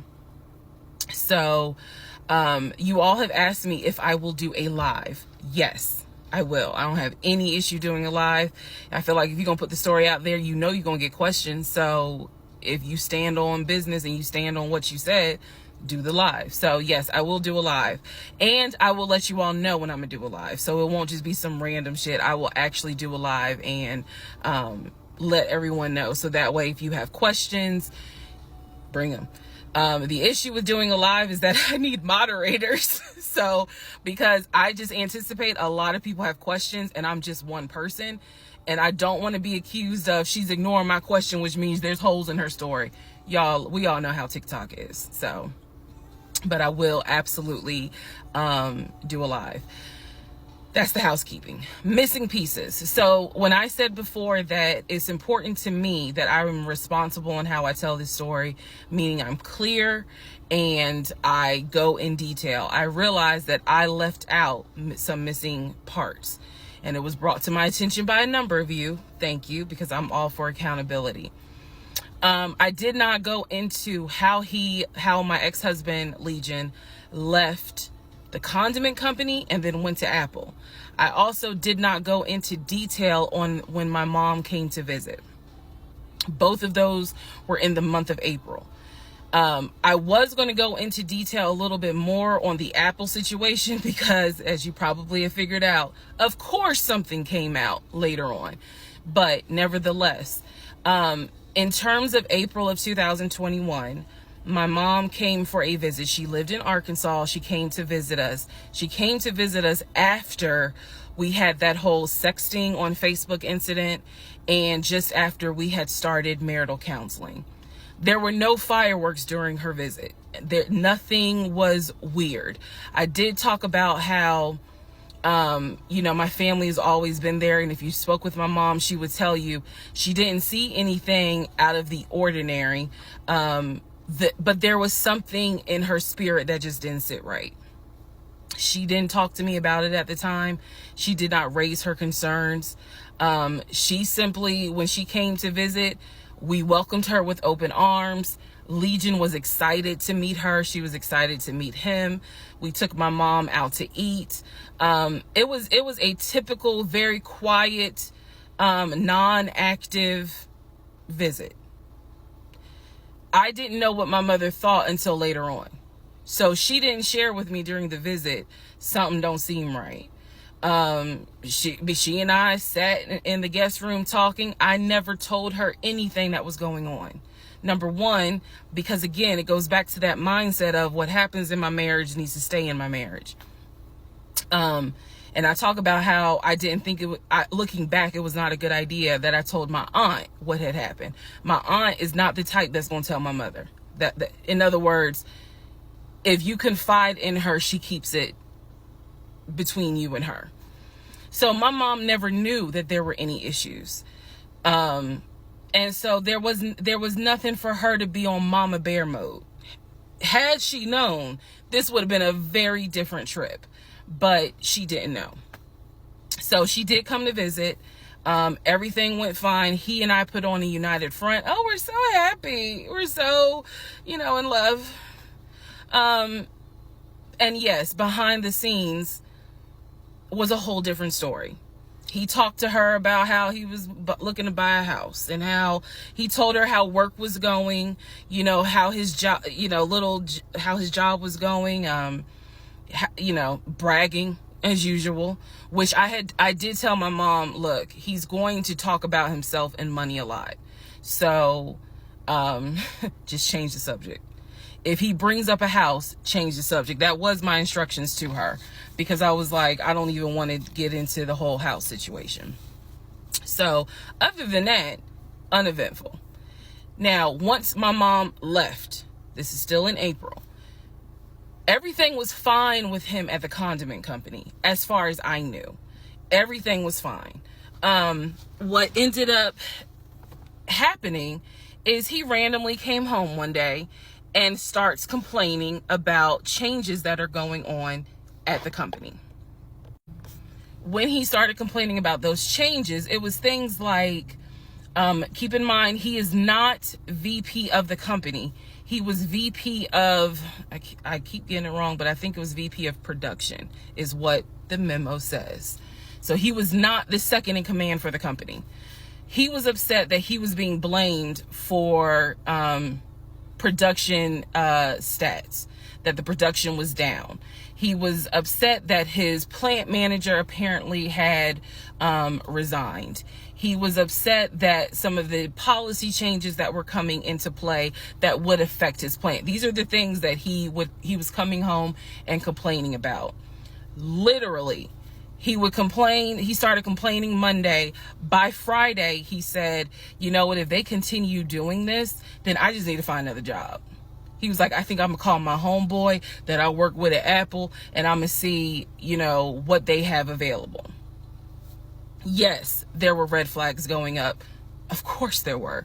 At this point, we're not even dealing with United Nations of red flags. We are dealing with the Olympics. We are dealing with the parade of all nations. Everybody got a red flag. So when he said that, I was kind of like, okay, because I had become numb to all the antics that he did. I was numb to it. So he literally said, I think I'm going to call my homeboy and I'm going to see what's at Apple. My response to him was, well, what about your salary? Would you take a pay cut? And he was like, no, I'm not going to take a pay cut. Like, I wouldn't leave unless it's going to be the same amount or more money. Y'all, the next week, last week of April, I'm at work, minding my own business. He calls me and tells me, I've decided to resign. You what?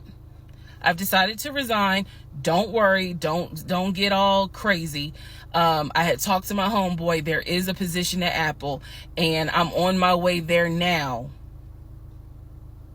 to go and meet him so that I can get some information on the position. We're married, y'all. We're married. So what I said to him was, well, will you get all this in writing? His words to me were, of course I'm going to get it in writing. I'm not stupid. You know what? I don't even want to talk to you no more. Click. That's the end of April. So that is how I was introduced to this Apple job. Again, if you stick with this series, you will find out exactly what happened. But that's how I was introduced to the Apple job. It literally was in a span of within 2 weeks. And he resigned from the condiment company and immediately said, I'm going to move over to Apple. Just wanted to clarify that. So, we will continue on. Part 39, who the fuck did I marry? Everything you're going to hear probably in this part and the next part, all of this happens in the month of July 2021. Divorce has been filed. It was filed the end of June. I got his signature on the divorce settlement agreement. I thought that I had to wait 30 days before I could actually file that with the court. And so this is kind of in the limbo period because I'm still within those 30 days. So he left a book bag at the house, book bag that had all kind of paperwork in there. Inside the book bag, this is the paperwork that I found. Number one, I found a packet from the condiment company where it showed his 401k contributions. It also stated in there that he had been terminated. So he was terminated from the condiment company according to the paperwork in the packet that I saw in the book bag that he left at my house. Also in the book bag were paycheck stubs from a previous job where he worked at a cemetery. The same cemetery that he took me to show me where his grandmother and grandfather were buried. So let's go ahead. I'll do this video and say this is what he told me. This is what I confirmed. He told me his grandmother and grandfather were buried there. He showed me a headstone with a family name on it. If you go back in previous parts, I talk about it. The truth is they are not buried there. He is of no relation to the people who are buried at that particular gravesite. Only reason why he knew about it is because he had worked there. Also in the book bag, it was a copy of a driver's license that he had The address on the driver's license, now this I still don't have an answer to, but the address on the driver's license was the same address as the cemetery, because I looked it up on Google. Also in the book bag was paperwork from another construction company job, meaning it was paycheck stubs from another construction company here in Atlanta that he had worked for. It did not have dates on it, so I don't know when he worked for the construction company. Also in the book bag paperwork was unemployment paperwork. So it looked like he had been receiving unemployment just before I met him. I met him in March. It looked like he had been receiving unemployment January and February. So once again, let's confirm. He did not work for the condiment company for 6 to 7 years. Also in there were scraps of paper from a temp agency where it was information on the job that he had been placed at. Where was that job? The condiment company. He would be a forklift /loader is what it said. So I interpret that to mean he can drive a forklift, but he would have been loading up the 18-wheelers for them to go out to their deliveries.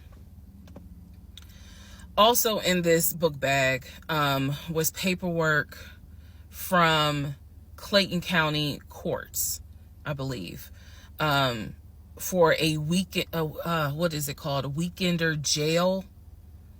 It was like a weekender jail receipt.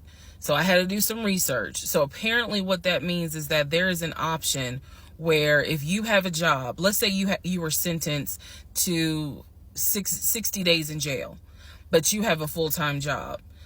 Apparently the court can say, okay, you'll go to jail on the weekends. So in other words, you have to report to the jail on Friday at 5 o'clock and you'll be there Friday, Saturday, Sunday. You will get out Sunday at 6 o'clock. Apparently that's actually a real thing.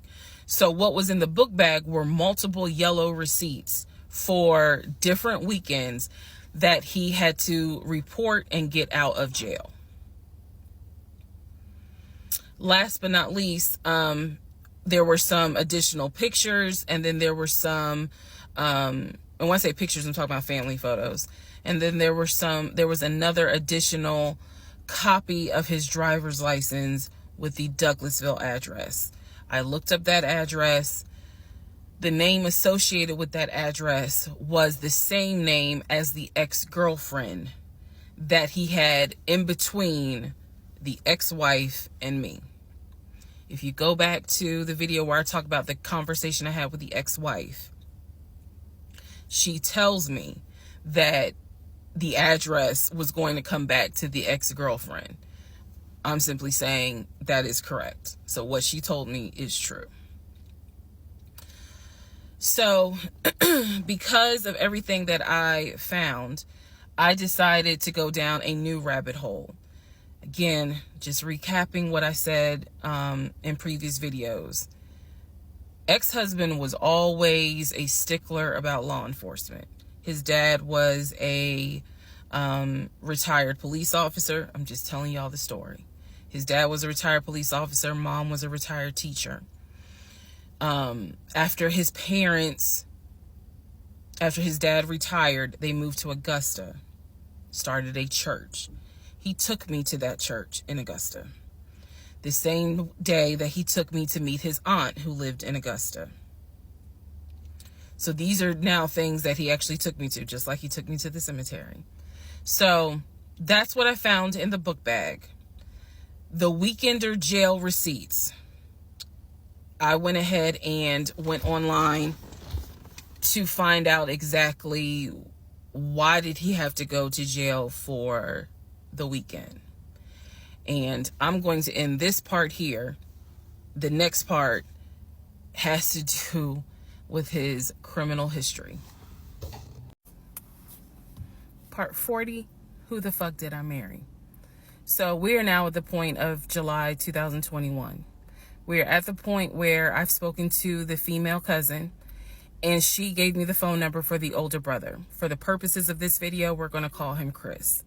Chris was very nice. I called him. He was gracious.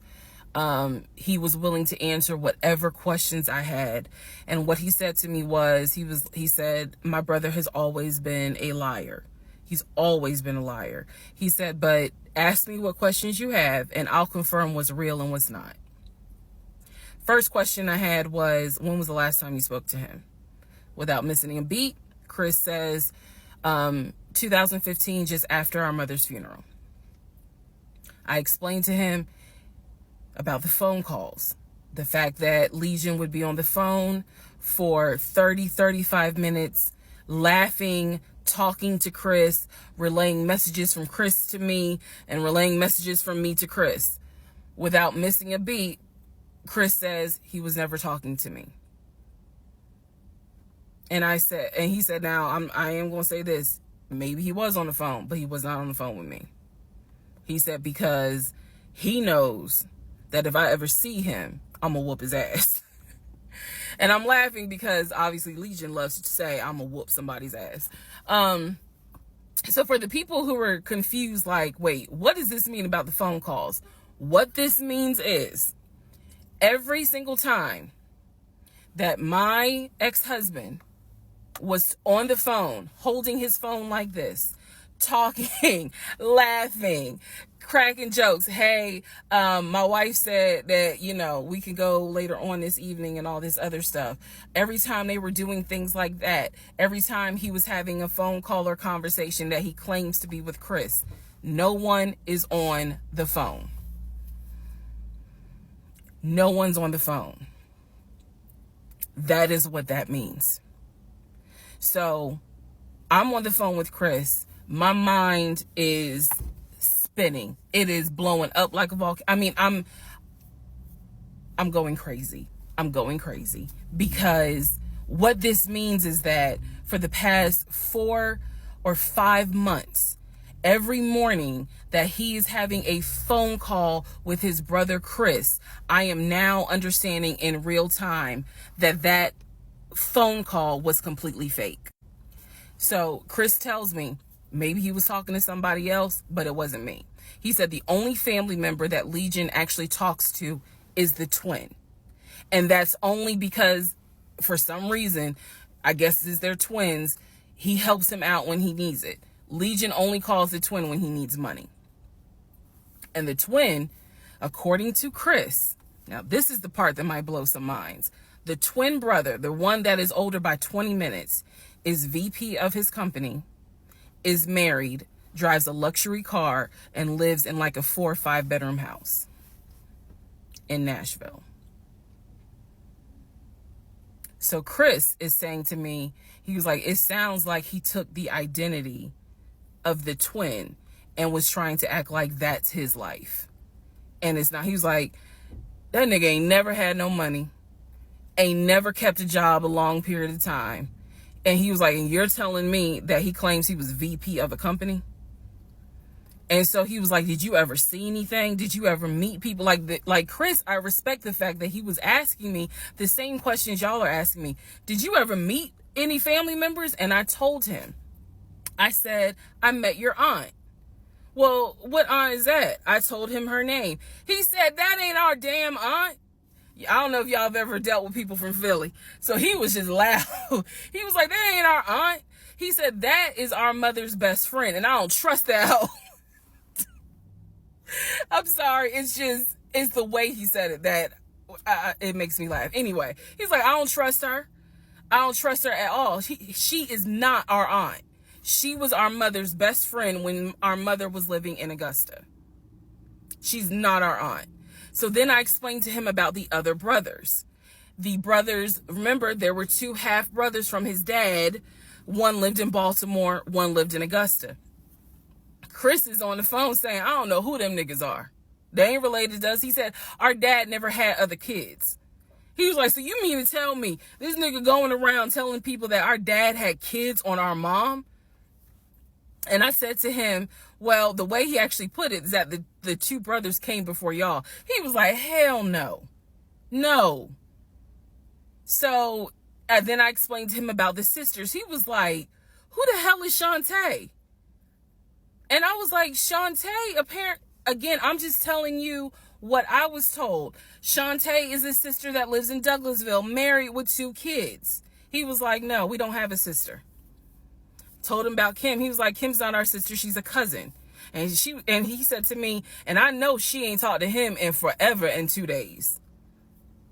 He said, so everyone, the only people who are his family members is Chris and the twin.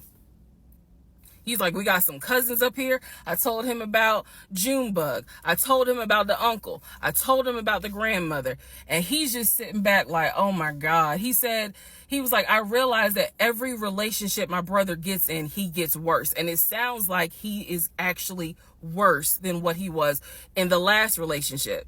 And I thought he was talking about the ex-wife that I had spoken to. No, he had no idea there was another wife. Because again, he hasn't spoken to him since 2015. So he was like, the best thing I can say to you is this. He said, thank God you ain't have kids with him. He said, get your divorce and forget you ever met this man. And he was like, and I know how that sounds because he's my brother. He said, but if I didn't have to claim him, I wouldn't. And I said to him something that I should have probably said in this whole TikTok series. This is not someone that you forget. This is not a situation that, man, I don't even remember him. No. What I don't remember is the version of myself before I met him, because nothing so far has turned out to be true. The only thing that Chris was able to tell me is true is that, number one, yes, there is a brother in Philly, him. Yes, there is a brother in Nashville, the twin. Yes, both parents are deceased. That is what I was told from the beginning. Those pieces of information are true. The grandmother did die in 2008. He was like, no, she definitely didn't die in 2020. I told him how I found the obituary. And so he was like, and the uncle, he said, which uncle is he talking about? Because if you guys remember, back in one of the parts, I talk about where he said his uncle was giving him advice on why he should not open up his savings account to let me see it. He would not let me see it. And so I'm telling Chris about the uncle, and he was like, that uncle been dead for years.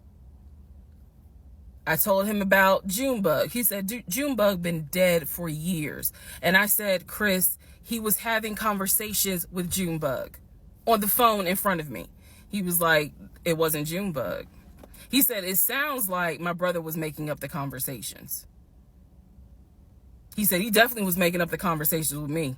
He said, hell no, I ain't gonna be on the phone at no 6 o'clock in the morning. So the conversation with Chris solidified that this is the actual family tree. And no, there were never any conversations with his brother every morning when I was getting ready to go to work. They had never talked. On to the next part. Part 41, who the fuck did I marry? So this is a continuation of my conversation with Chris, which will then lead into some other stuff. So Chris has confirmed that he has not spoken to Legion since 2015. So now we know that the phone calls that Legion was having every morning on the phone with Chris when we were, getting ready to go to work, the phone calls were fake. I demonstrated in the last video how I think how he was doing those phone calls. Because he would relay messages from me to whoever was on the phone. So Chris and I also then talked about their parents. So if you remember in the beginning, I told you from the get-go, this man was, very respectful of law enforcement because his dad was a retired Philadelphia police officer. The mom was a retired teacher. And so he had the utmost respect for law enforcement. That's what he used to always say. Because, again, there's a lot that he lied about. So I'm trying to only highlight the big things because, truthfully, it got to a point where when he would say that as a VP in his company, he had a meeting with the local sheriff. Child, we know that's a lie, so I don't even need to go into detail about that, because again, why? So I told Chris what Legion said about their dad being a retired police officer, and I was explaining how he said the mom was a retired teacher. So Chris listened. Again, very gracious, very nice guy. He listened, and he was like, so are you ready for me to tell you what's true and what's not? And at this point, I was already convinced I was going to be drinking heavily that night after this phone call. So I was like, go ahead. All right. So here's what Legion said. Legion said, my dad was a retired police officer with Philadelphia PD. When he retired, he and my mom moved to Augusta. I was there for high school, and they started a church. He took me to that church in Augusta and showed me where the church that they started. The truth. Dad, according to Chris, their dad was nowhere near the church. That man ain't go to church on Easter. He ain't go to church on Christmas. He was like, my dad he ain't stepped foot in the church since the day he got married. That was the last time he went to church. He ain't have nothing to do with church. He said that their father was the furthest thing from a pastor. And he was like, I love my dad, but that man drank, smoked, and he was not a pastor. The mom was not a retired teacher. She did substitute teach at one point, but she was not a retired teacher. The dad was a truck driver. And not only was the dad a truck driver, at one point, he was a correctional officer. And so I said to Chris, I was like, I said I had no idea, of course. I had no idea. So now we know the truth. The dad was never in law enforcement. And I'm not knocking correction officers. I want to make very clear, because I know that sometimes people that work in law enforcement feel like, look, when I'm out there patrolling, that is not the same as being a correction officer. And correction officers may feel the same. So I just want to give the distinction between the two. So the dad at one point was a correction officer. However, his primary career was a truck driver. And so the dad would do long hauls. So Chris is explaining, no, he was like, now that's funny. He said, if you knew our dad, you would understand how funny that is to even insinuate that he was a pastor. And so I told him about the church that we went to. He was like, oh, okay. So he took you to a church in Augusta and told you that was our parents' church. He was like, now, our mom used to go to church, every now and then. But he said, our dad ain't been to church since the day he married mom. So the church that Legion took me to and said that his parents started that church, that was not true. So he just took me on a field trip for nothing, basically. So I told him about the weekend, because I did tell Chris where I worked. And that is when Chris said to me, because at the time I worked in a law enforcement agency, and he said to me, now how does that work? He said, because Legion, he done been in trouble a few times. And I was like, what do you mean? Because I had not yet gone online into the court system to see what type of trouble he's been in. And so he explained to me, he was like, just run his criminal history and you'll see it for yourself. He said, because I don't know all the charges, but run his criminal history. I said, okay. He gave me some homework. I'll run his criminal history. So again, he cleared up a lot of stuff in regards to the family dynamics. He did explain to me that, yes, he does have a daughter. He and his ex-wife are divorced. And I said, well, Legion would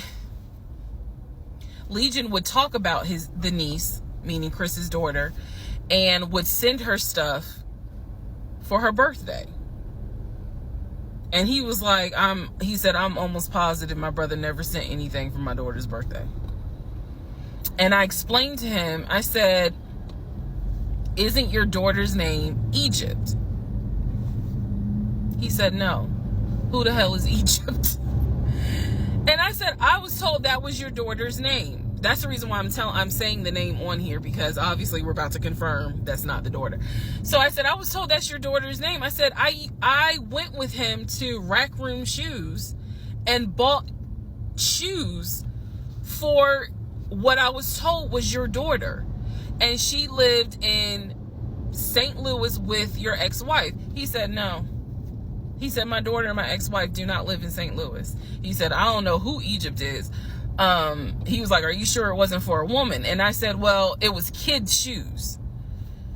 And he was like, no. He said, and I told him, I said, I went to the UPS store, I mailed it, and it, you know, they printed the label with the girl's name on it, and I'm thinking this whole time it's Legion's niece. Chris is like, I don't know who that is. That's not even the name of one of our cousins. So I have no idea, ladies and gentlemen, who my ex-husband was buying girl shoes for and had me sending them telling me it's for his niece. I have no idea. So Chris is like, yeah, he finally said to me the same thing the ex-wife said, which is pretty much whatever he told you is a lie. And I'm being honest with you guys. It is very hard to comprehend that everything is a lie. Like, there has to be something that's true. I'm like, how was he paying? If he wasn't working at the condiment company, or he got fired from the condiment company, how was he still paying the bills? Keep in mind, we never joined our accounts. He wanted to, but we never did, because he wouldn't show me the offshore, the savings account, which of course never existed. So I'm just trying to figure out, like, I know that I saw his checking account, I know that I saw his savings account, and he had money in there. Something had to be true. Something had to be true. And Chris was like, no. He said, it sounds like everything my brother said, everything that he told you was made up. He said, those phone calls were definitely made up. He said, I don't know who Egypt is. That's not any family member of ours. I don't know who Shantae is. We don't have a sister. He said, we don't have half brothers. He was like, I'm telling you who the family members are. He said, I am so sorry that my brother put you through this. So now let's go into the next part.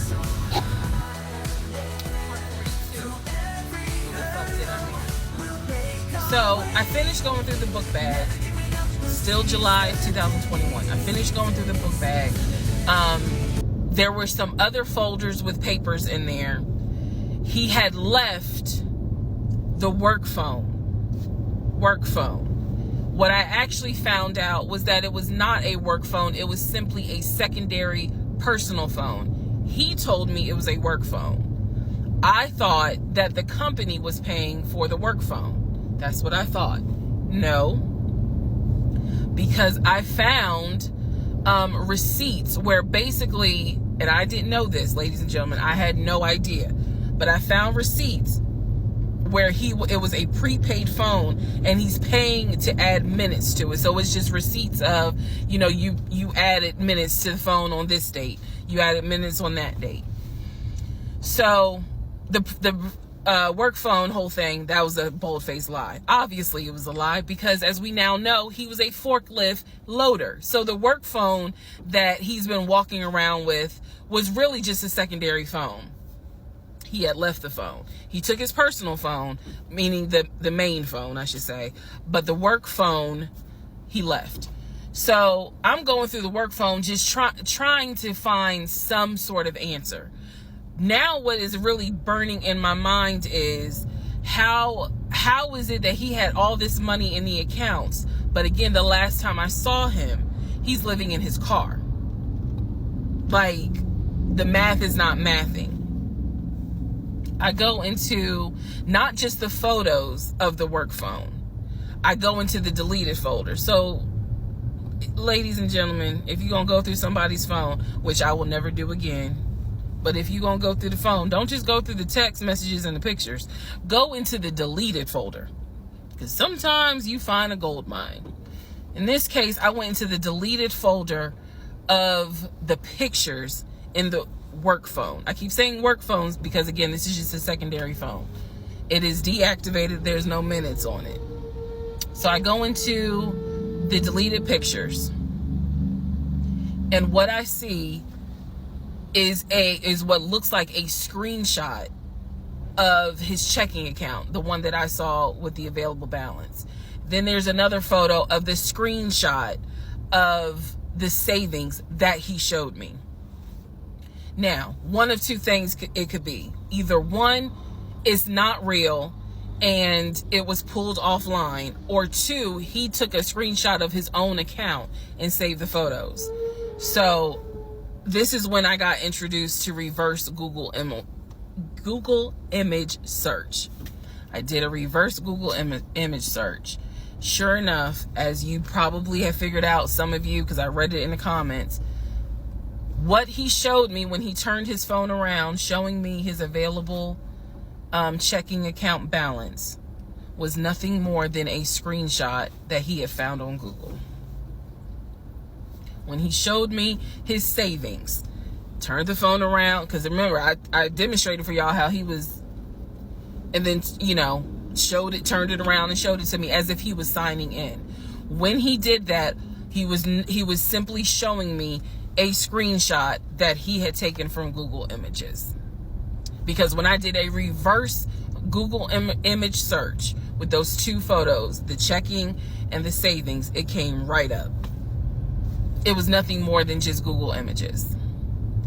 In my phone, I didn't even need this because, again, I already knew that he was not a VP regional manager, but still, for shits and giggles, I did a reverse image search of the charcoal BMW. Remember, I told y'all he had sent me pictures of the company car.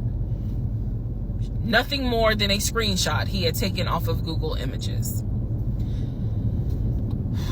The house that he showed me that he had in San Diego, Google Images. So, what we can now confirm is anything he showed me when he's turning his phone around is nothing more than an image from Google Images at this point. The checking account, the savings account, Google Images. The house, Google Images.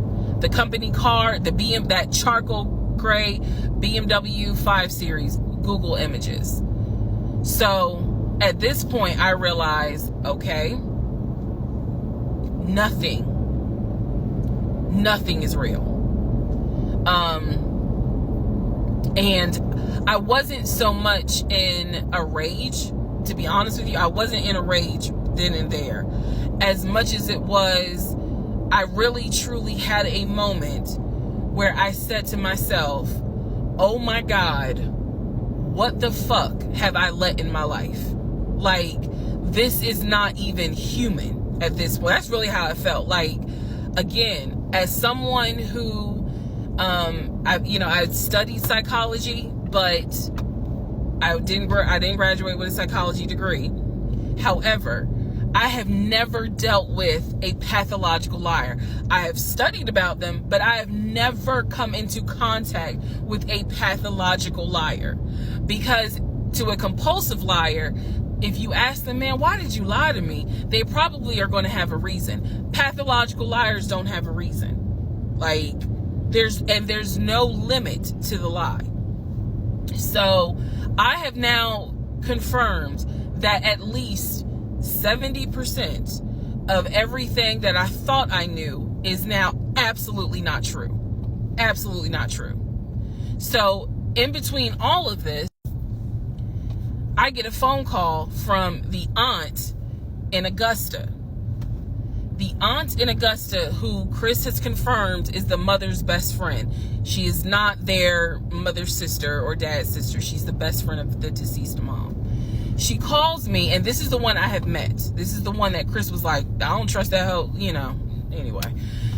So she called because she wanted to know what happened.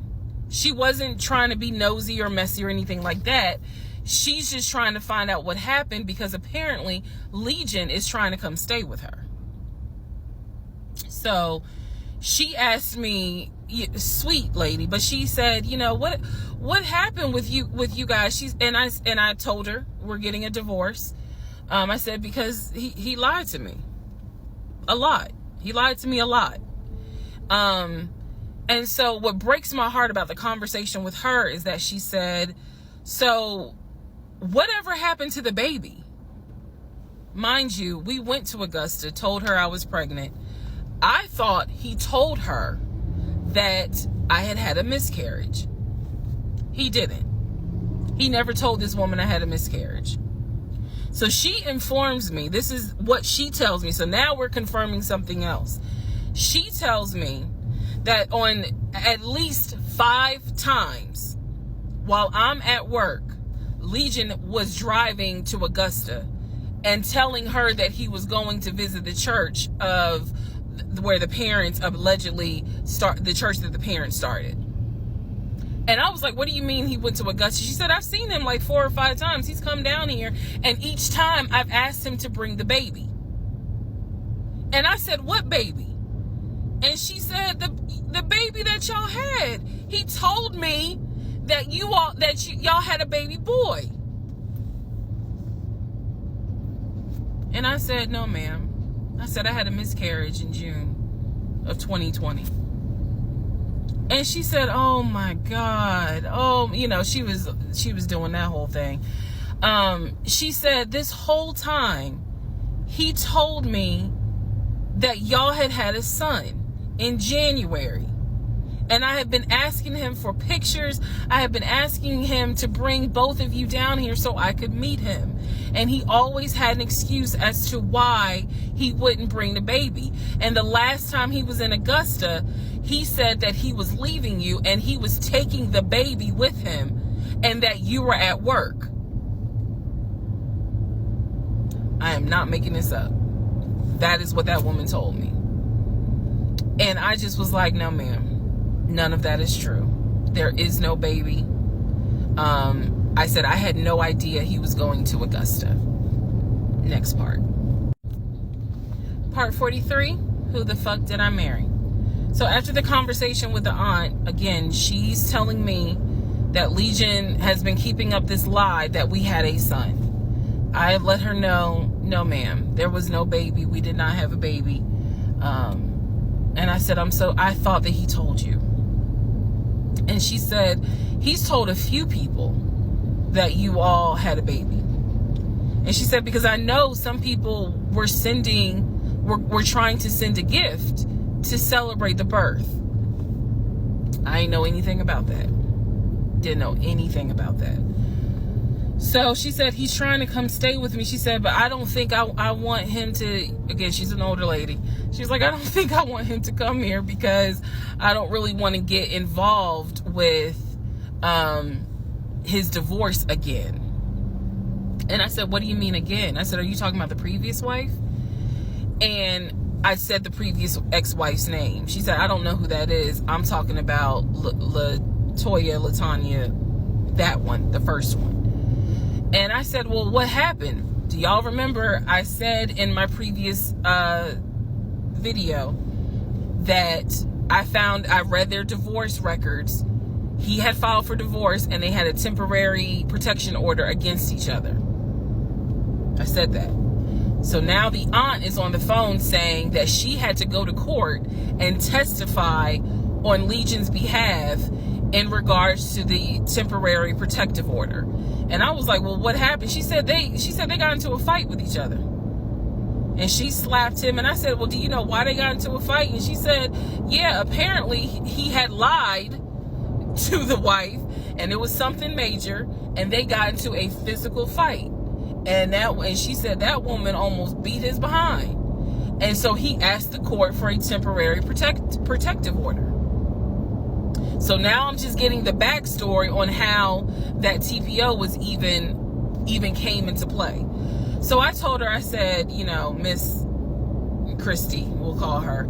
I said, you don't have to worry about that. I said, we're not, he's already signed the paperwork. We're not fighting. I don't have it in me. I don't. So I said, I'm not going to tell you not to have certain people in your home, but I am going to tell you that I'm just barely kind of discovering exactly what the lies are in regards to Legion. So if you feel comfortable having him in your home, then do it. I said, but I am going forward with this divorce, and once the divorce is final, I will have nothing to do with him. And I said, and I'm so sorry, that he lied to you, and kind of pulled at your heartstrings in regards to a baby. I said, there is no baby. So she said, so y'all are really getting a divorce? I said, and I didn't want to cuss to the older ladies, but I said, yes, ma'am, we are. And so we get off the phone. Also during this time, Legion would call me every now and then. Legion had no idea. I've spoken to his ex-wife. I've spoken to his brother. I've spoken to his female cousin. He had no idea. I have now, if we want to go through real quick and talk about what we can confirm. We can confirm that there is no sister. We already knew there was no baby. There was no VP job. Again, he was a temp, and apparently he was making decent money. So what I believe, and this is just what I think off of putting pieces together, I think that he made enough money to pay the household bills, because it wasn't as if the household bills were so expensive. He made enough money to live on his own. But instead of him living on his own, he's living with me. So we can also confirm that when he told me that he was paying his car off, and he called the dealership and paid his car off, we can confirm that that's a lie. That story will come up later on. So pretty much at this point, the only thing I know to be true, his name, his date of birth, the secondary social security number that was on my background check, and that he has 2 brothers, and the parents are deceased. At this point in time of July 2021, that's all that I was able to confirm that to be true. So later on, Legion calls me. He calls me because he wants some money. He just needs a little bit of money to hold him over till payday. And so we're on the phone. The call, again, I was recording all my calls at the time. We're on the phone, and I finally kind of confronted him, number one, about having a twin. That's when he tells me, I don't know why I lied, but I don't really talk about him.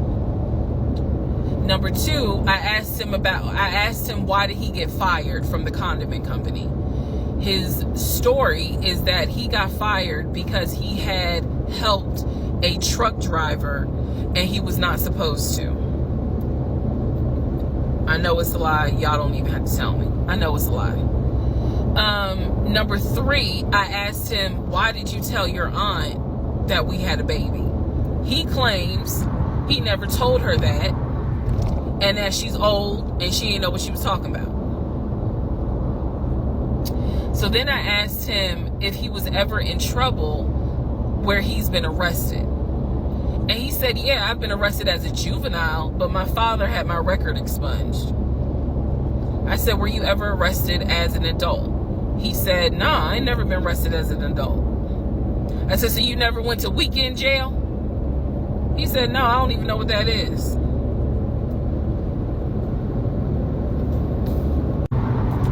So he doesn't know what weekend jail is. That's his story. And so he was still standing by the lies he told me. So finally, I just asked him, and this is where let me just say it. I asked him, why the hell did you even marry me? Like, why?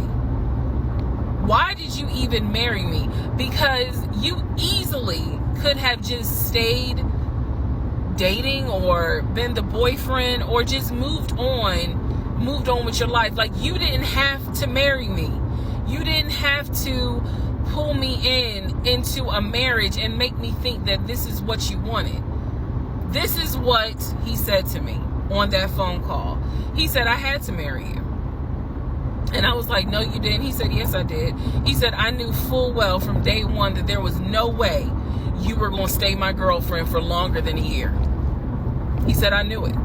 He said, I knew in order to keep you, I was going to have to marry you. Y'all, my jaw hit the ground.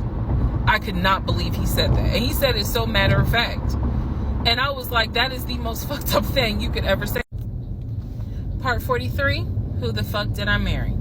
So after the conversation with the aunt, again, she's telling me that Legion has been keeping up this lie that we had a son. I let her know, no ma'am, there was no baby. We did not have a baby. And I said, I thought that he told you. And she said, he's told a few people that you all had a baby. And she said, because I know some people were trying to send a gift to celebrate the birth. I didn't know anything about that. Didn't know anything about that. So she said, he's trying to come stay with me. She said, but I don't think I want him to, again, she's an older lady. She was like, I don't think I want him to come here because I don't really want to get involved with his divorce again. And I said, what do you mean again? I said, are you talking about the previous wife? And I said the previous ex-wife's name. She said, I don't know who that is. I'm talking about LaTanya, that one, the first one. And I said, well, what happened? Do y'all remember I said in my previous video that I read their divorce records. He had filed for divorce and they had a temporary protection order against each other. I said that. So now the aunt is on the phone saying that she had to go to court and testify on Legion's behalf in regards to the temporary protective order. And I was like, well, what happened? She said they got into a fight with each other. And she slapped him. And I said, well, do you know why they got into a fight? And she said, yeah, apparently he had lied to the wife and it was something major and they got into a physical fight. And she said that woman almost beat his behind. And so he asked the court for a temporary protective order. So now I'm just getting the backstory on how that TPO was even came into play. So I told her, I said, Miss Christy, we'll call her. I said, you don't have to worry about that. I said, we're not, he's already signed the paperwork. We're not fighting. I don't have it in me. I don't. So I said, I'm not going to tell you not to have certain people in your home, but I am going to tell you that I'm just barely kind of discovering exactly what the lies are in regards to Legion. So if you feel comfortable having him in your home, then do it. I said, but I am going forward with this divorce, and once the divorce is final, I will have nothing to do with him. And I said, and I'm so sorry, that he lied to you and kind of pulled at your heartstrings in regards to a baby. I said, there is no baby. So she said, so y'all are really getting a divorce? I said, and I didn't want to cuss to the older ladies, but I said, yes, ma'am, we are. And so we get off the phone. Also during this time, Legion would call me every now and then. Legion had no idea. I've spoken to his ex-wife. I've spoken to his brother. I've spoken to his female cousin. He had no idea. I have now, if we want to go through real quick and talk about what we can confirm. We can confirm that there is no sister. We already knew there was no baby. There was no VP job. Again, he was a temp, and apparently he was making decent money. So what I believe, and this is just what I think off of putting pieces together, I think that he made enough money to pay the household bills, because it wasn't as if the household bills were so expensive. He made enough money to live on his own. But instead of him living on his own, he's living with me. So we can also confirm that when he told me that he was paying his car off and he called the dealership and paid his car off, we can confirm that that's a lie. That story will come up later on. So pretty much at this point, the only thing I know to be true, his name, his date of birth, the secondary social security number that was on my background check, and that he has 2 brothers and the parents are deceased. At this point in time of July 2021, that's all that I was able to confirm that to be true. So later on, Legion calls me. He calls me because he wants some money. He just needs a little bit of money to hold him over till payday. And so we're on the phone. The call, again, I was recording all my calls at the time. We're on the phone, and I finally kind of confronted him, number one, about having a twin. That's when he tells me, you know, I don't know why I lied, but I don't really talk about him. Number two, I asked him why did he get fired from the condiment company. His story is that he got fired because he had helped a truck driver and he was not supposed to. I know it's a lie. Y'all don't even have to tell me. I know it's a lie. Number three, I asked him, why did you tell your aunt that we had a baby? He claims he never told her that, and that she's old and she didn't know what she was talking about. So then I asked him if he was ever in trouble where he's been arrested. And he said, yeah, I've been arrested as a juvenile, but my father had my record expunged. I said, were you ever arrested as an adult? He said, nah, I ain't never been arrested as an adult. I said, so you never went to weekend jail? He said, no, I don't even know what that is.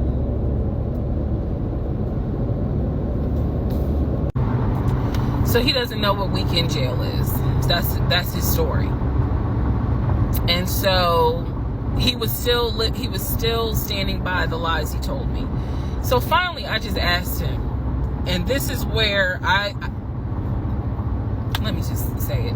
I asked him, why the hell did you even marry me? Like, why?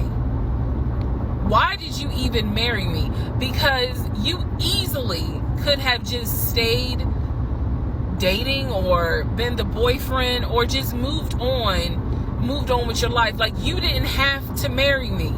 You didn't have to pull me into a marriage and make me think that this is what you wanted. This is what he said to me on that phone call. He said, I had to marry you. And I was like, no, you didn't. He said, yes, I did. He said, I knew full well from day one that there was no way you were going to stay my girlfriend for longer than a year. He said, I knew it. He said, I knew in order to keep you, I was going to have to marry you. Y'all, my jaw hit the ground. I could not believe he said that. And he said it so matter of fact. And I was like, that is the most fucked up thing you could ever say. All right, part 45, who the fuck did I marry? So we are now end of July, August time frame. During this time, Legion basically disappeared. Remember, I'm still waiting on the final divorce decree to come up. I'm actually waiting for the 30 days to be up so I can file the divorce settlement form. So I'm waiting on those 30 days to be up. I'm playing nice with him. I'm being cordial. I have uncovered all kinds of stuff. But just in case he was going to act a fool, I was trying to be cordial. So I had spoken to him on like a Monday, and I was trying to get a hold of him for something, but I'm the one that initiated a phone call in the coming days. Never heard from him. Never heard from him at all. His phone was dead. It was going straight to voicemail. And I genuinely was worried. A few days turned into a week. By the time I hadn't heard from him in a week, because I knew he was not living anywhere but his car. I knew that. So this is what happened, y'all. I first reached out on Facebook. Remember, even though he has told me that he had all these siblings, we know he didn't have all these siblings.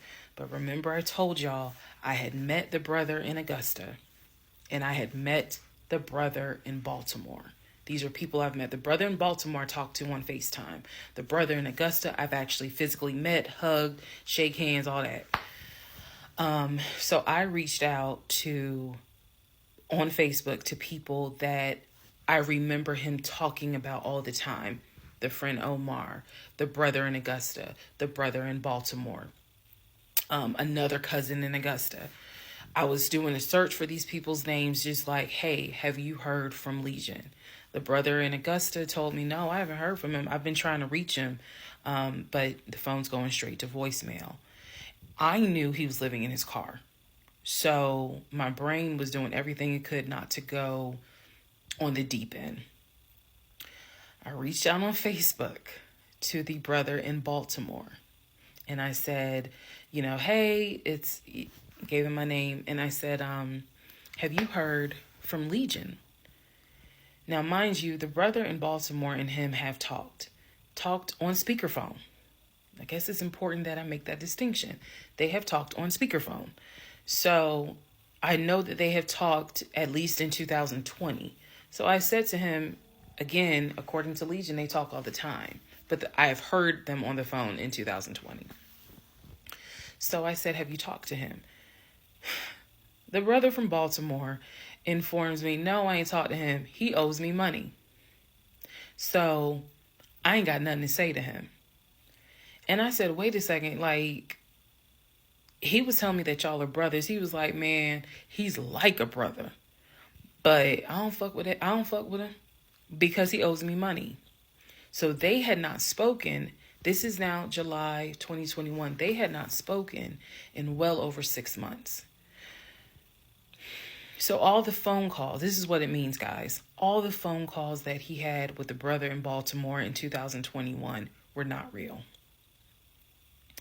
Then I reached out to the Omar guy, and I remember the story was that he and him known each other's years since California, worked together at the condiment company. I reached out to Omar and said, have you heard from Legion by any chance? Explained who I was. He responds with, and I'll never forget it. He responds with, no. I have not heard from him. I have absolutely no contact with him whatsoever. We are not friends, and I would appreciate if you do not reach out to me again about him. The stories I was told was that this dude is supposedly his best friend. Shocking moment. So they had not spoken in years. They're not cool. He does not fool with him.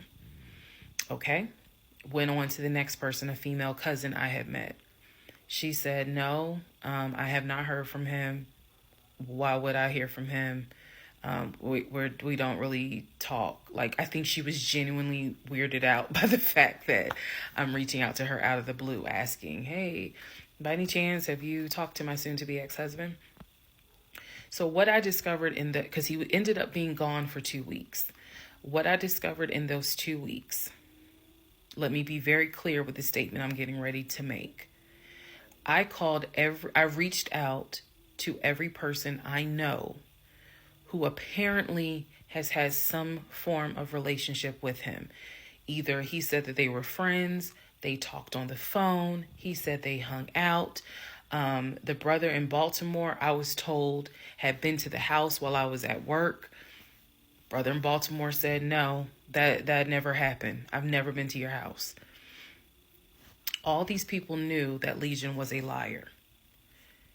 And I think that they all Felt bad, with the exception of the Omar guy. Felt bad that I was kind of just discovering what they've known for years. In those 2 weeks, I found out every single person I reached out to, not a single one of them gave a shit if that man was dead or alive. All of them had the attitude, some even said it, no, I haven't heard from him. I don't care to hear from him. It was as if, it was for me, it was such a sad moment because I discovered this man has no friends. Fuck whatever he has said. I am now able to prove it. He has no friends. There is nobody who is concerned that they have not heard or seen him in over 2 weeks. Some people months. One guy years.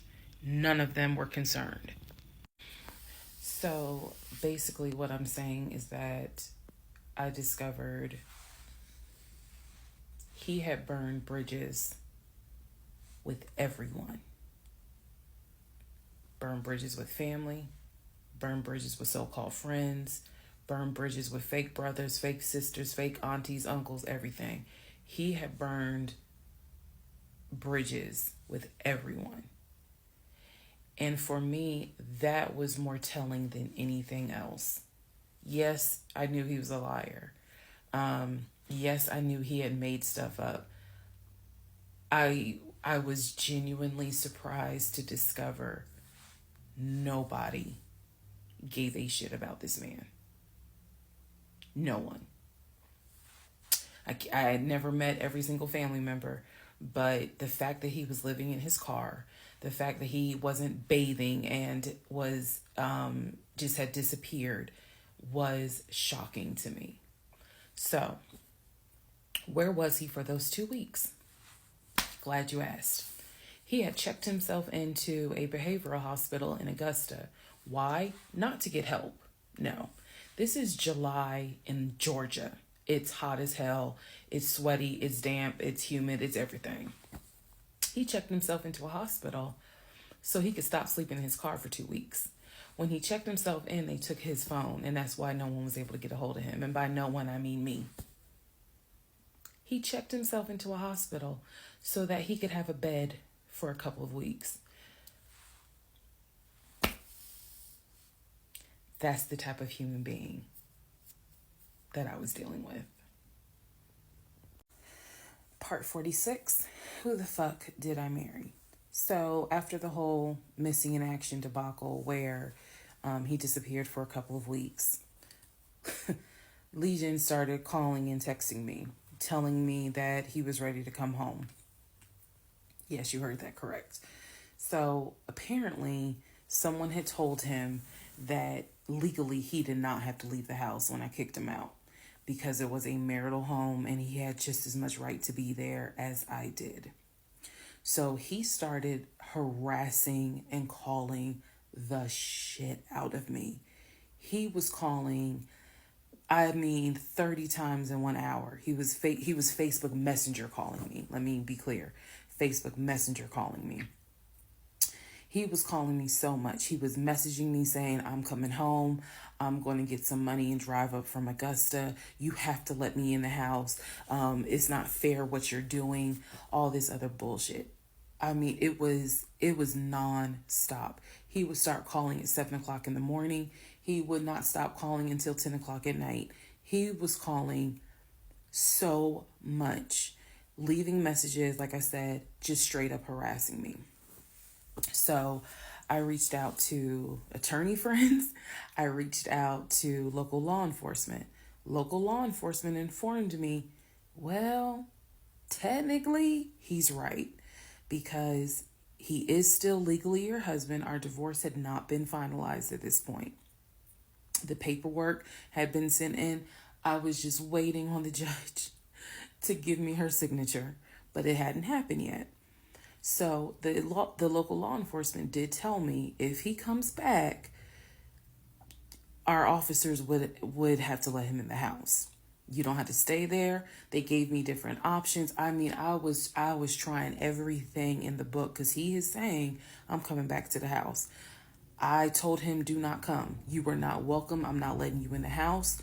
Again, the locks had been changed. The code had been changed. So I told him, if you come to this house, step foot on this property, I'm calling the police and getting you arrested for trespassing. You should know about that. He was adamant. He was adamant that he was allowed back in the home. He didn't know the conversations I had with local law enforcement, but somebody was in his ear telling him, nah, you can go home because she's not allowed to kick you out. Okay.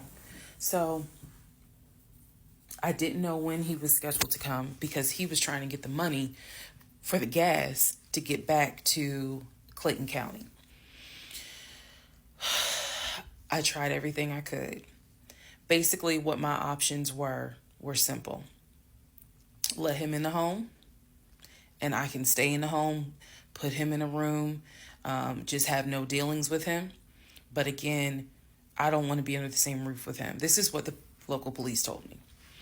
I could have an officer go room to room and let his body cam film the room to see the condition of the house. And if Legion showed up, I would leave the house. I can go to a family member's home and stay there.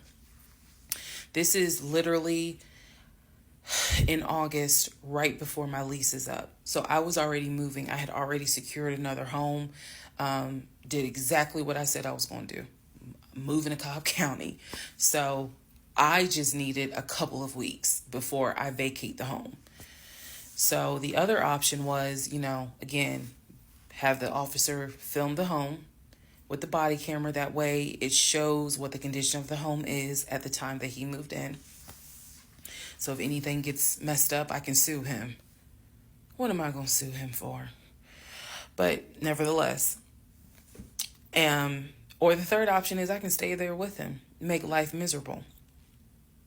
So my plan was the option of have them film the home. I was not staying in the same house with him. I didn't care.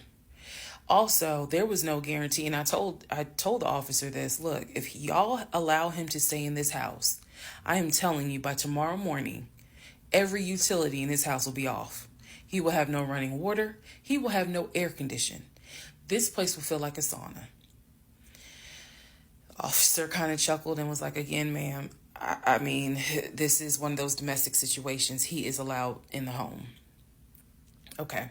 So again, I had no idea when he was coming. I was on pins and needles every day. I'm seeing the phone ring, like I said, about 30 times every hour. I'm seeing the messages. I'm seeing this. I had reached out to a police captain. I had reached out to the chief of police. I was trying to get all kinds of help. Like, it ain't what you know, it's who you know. So he eventually tells me, I'm going to be there on Wednesday. This is just an example. I'm going to be there on Wednesday. I had been calling a police captain who was really gracious, really kind, and was trying to help me because I was like, bro, I just need 2 weeks and I'm out of this house. And we already knew he legally could not go to the new house. I was trying to see if I could move in early to the new place. The landlord was like, I really can't let you. So I felt like I was running out of options. He's saying he's coming. He's saying he's coming. He's adamant he's coming. I guess somebody felt sorry and gave him some gas money so he could drive from Augusta up to Clayton County. So the day before all this goes down, the police captain called me and he informs me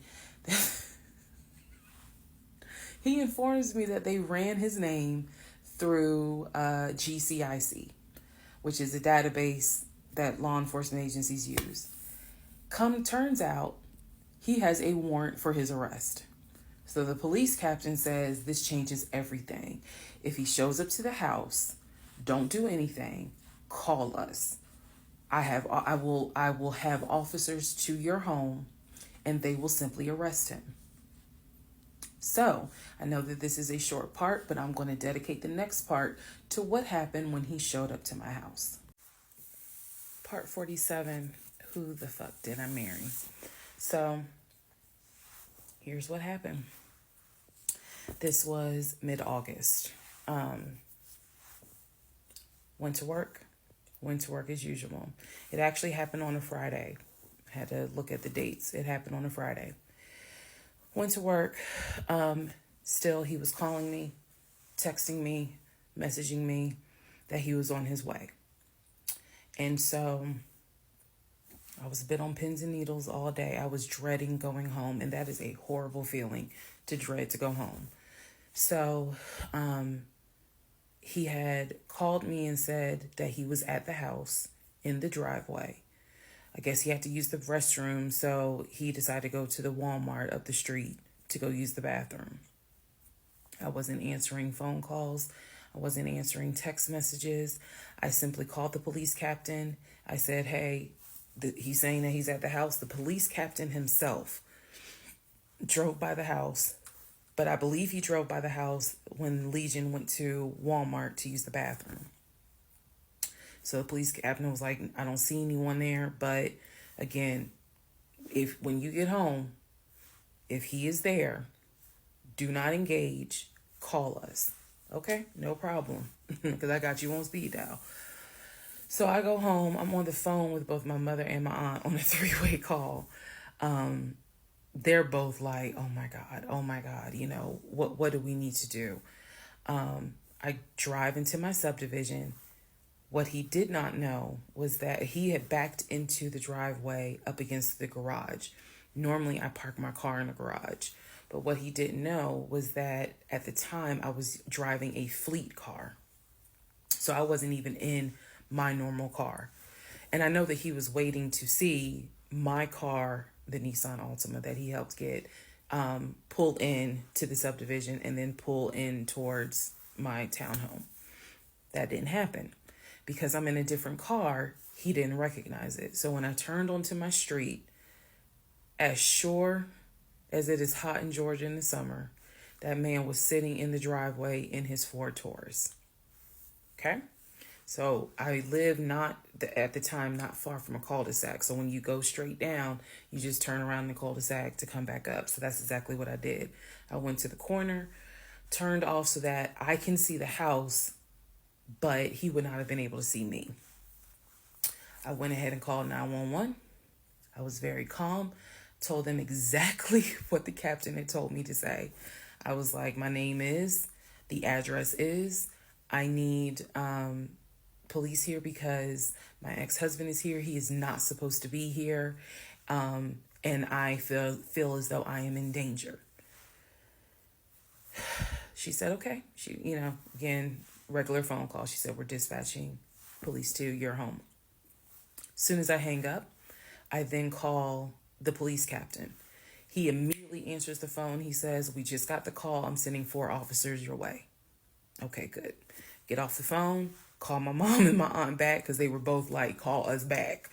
Call them back on 3-way. I continue to sit there until I see 4 officers, 4 cars pull in and stop just in front of my house. So then I ease up. He gets out the car, I guess, trying to see what's going on. I explain to the officer that walks to my window. I say, this is what's going on. So I was trying to sound extra law enforcement smart. I was like, check him through GCIC. You're going to find that he has a warrant out for his arrest for violation of probation. And the officer kind of smirked because she was like, we know. We already checked GCIC. The captain called us. So I was like, okay. So anyway, they tell me to sit in the car. They go up to the window of the car and get him, ask him to step out of the car. He does. When he stepped out the car, I was like, oh my God. I hadn't seen him since the end of June when I met him at the UPS store. And he looked bad then. He was still in the same clothes. When I told you guys when I met him, he was like a size 3X. What got out of the car was easily a medium or large. Easily. That is how, and it makes sense because, he probably wasn't eating. Let's set forth somebody gave him $6 for chicken nuggets, but what got out of the car was something I didn't even recognize. So he gets out of the car, they arrest him. There was no incident or anything like that. He was arrested peacefully. They put him in the back seat. My neighbors are all looking like, what is going on? And so the officer comes up to me and she said, he's asking to speak to you. Do you want to speak to him? I said, yeah. So she walks with me. Keep in mind, she's wearing a body cam. So she walks with me to the window. They put the window down. And I remember looking at him. I was like, I told you not to come. And he said, I just wanted to get my stuff. I just wanted to get the TV. I said, what TV? The TV that you gave me in the divorce? And he was like, yeah, that TV. And I said, it's mine. You gave it to me. I have the fucking text messages proving that you gave me the TV. And I'm trying not to scream because the neighbors are all watching. And he was like, I know. I just needed my stuff. I'm sorry. I'll never bother you again. I'm sorry. And so I look at the officer and I was like, you have me out here with 4 fucking police cars. You have embarrassed me to no end. You have made a fool of me. And you got the audacity to now be like, I'm sorry. I'm like, fuck, you're sorry. So the officer was kind of like, okay. I said, I never want to see you again. He was like, you won't. I'm sorry. I'm so sorry. So I walk off. The officer is like going through the stuff that was in his wallet. They took it out and put it on the roof of the car. So the stuff that was in his pants, like his wallet, his keys, they put it on the roof of the car when they had him get out the car. And so she's just like, I said, did you catch all that on body cam? And she said, yeah. I said, he gave me the TV. And she said, yeah. She's like, we're going to take him in and we'll have somebody look at him, because in her words, she said he's definitely having a mental episode right now in the back seat. And I just shrugged and I was just like, Mike, I just said, I just want to be done with him. I just want to be done. And so she was like, I understand. I totally get it. So his car is in my driveway. The keys and everything are, they took it with them because I guess since it was on him, they took it with them for processing at the jail. I think that's how that works, because I didn't see the wallet or the keys afterwards. So at this point, 4 officers leave. I go into the house. Everything's peaceful and calm. A few minutes later, I go outside to check the mail. What's in the mail but a letter from the court? I open it up. I go into the house because, again, it's hot. I had my wig on. My head is all sweaty and stuff. I'm just angry and just angry. That raised my blood pressure. So I go in the house. I sit on the steps inside the house and I open up the mail from the judge, and it's my final divorce decree. And I'm smiling right now, but y'all, when I got that divorce decree sitting on the stairs, I broke down into ugly Oprah tears. I broke down. It was as if a year worth of weight came off of me. I broke down, and I mean, I wailed. I broke down. I broke down so bad. Next part. All right, part 48. Who the fuck did I marry? So after I finished breaking down, wiped my tears, and his car is still in the driveway. I couldn't park in the driveway. So I called the car company. I had called the car company once before, when he went missing for those 2 weeks, to ask them if they maybe had a tracker on the car and could track it. And the nice gentleman informed me that the tracker had not been giving a signal off for about 5 months. So he wouldn't really give me details on the car, but obviously the car had not, the car payment was not being made on that car. It had not been made on that car for quite some time. So he and I split in June, but apparently the car payment wasn't made long before June. Can't speak to that, but he still had the car. So, called the car company. I told them, I understand that y'all are looking for this Ford Taurus. And the lady said, yes, or you can make a payment. I said, no, y'all can come get it. Here's the address. When do y'all want to get it? And she said, well, I can have a driver come get it tomorrow morning. I said, no problem. That car will be ready for you to get it tomorrow morning. And so the car was repossessed out of my driveway the next morning, Saturday. The driver was there about 7 o'clock in the morning. He had the master key for the car, cranked it up, drove it, put it on the tow truck, and left. Here's what that now means.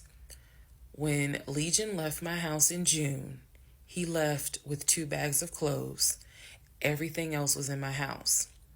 At the end of July, or towards the end of July, everything that he had left in my house had been donated to the domestic violence shelter, which means that the only thing that Legion had were the clothes that he had taken with him in the car.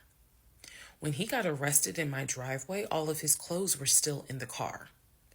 And when the car got repossessed Saturday morning, all of the clothes were in there. Which means that when he went to jail, whenever he got out, he only got out with keys to a car he no longer had, a wallet with probably no money in it, and the clothes that were on his back. Everything else was gone. Now we can fast forward to what happened around August 29th. So I was scheduled to move August 31st. Remember, I'm moving up to Cobb County. We had been checking the court documents. He had a court date scheduled for around August 29th or August 30th. I don't remember the exact date. The court time was supposed to be around 9 o'clock in the morning. My mom was watching the court filings online. And according to her, because I missed it, they showed him on the screen because this was still during Zoom. They showed him on the screen, and then he was ushered out of the court into like a back area, and an attorney spoke on his behalf. Between the time that he had been arrested and the time of the court date, I had never in my life slept so good. Truthfully, never slept so good. I was officially divorced. I had no ties to him.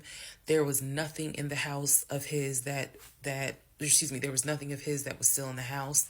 I felt free. So, when the court date happened and my mom told me what she saw on the Zoom, I was confused. Is he getting out? Is he having to serve time? What's going on? I called the courts. I tried to speak to his attorney, and his attorney had a horrible attitude and was like, why are you calling me? And I informed him, I said, look, I'm a bit afraid of this man. So can you please just tell me if he is being released, or is he going to be kept, or if he is going to be sentenced to a longer jail term? He said, no, he's not being kept in a longer jail term because the warrant had expired. So when the police arrested him, yes, it was a valid arrest, but the warrant had expired. So I believe the warrant had expired like 6 months earlier, but of course it wasn't put in the system. Which means that if the court date is August 29th, he's going to be released August 29th or August 30th. I'm moving August 31st. So my mom was just like, please just spend the night at your aunt's house. Like, just spend the night at your aunt's house, then go back to the house during the day. The movers will be there, and then just move. So that's exactly what I did, because there was concern that he would get out of jail angry and catch a Uber with no money and come back to the house, either for retaliation or because he's just in a fucking manic mode. And so that's where he went. I really didn't want to take any chances. It's just that simple. I did not want to take any chances. I knew that at that point, legally, the law's on my side. Y'all are divorced. You have no reason to be at this home. I knew that that's what the police would say. But I wasn't 100% sure because, truthfully speaking, I did not know this man. We can make all the jokes we want. I did not know this man. I thought I knew him, but you never really know a pathological liar. So, needless to say, he got released August 30th. I went to my aunt's house for the night. August 31st, I went back to the house. The movers were there. They packed me up, and we got out of there so quick. I think they packed me up in about 2 hours. I honestly told them there is extra money in this if you guys can get me packed up, meaning loaded up onto the truck, because everything was packed. But I explained to them this is a domestic situation. I need you guys to move quickly. When I moved out of that house on August 31st, anything that Legion touched, I got rid of. I sold the furniture. I sold dining room tables. I donated plates, glasses. When I tell you I moved out and I started over, I completely purged my life.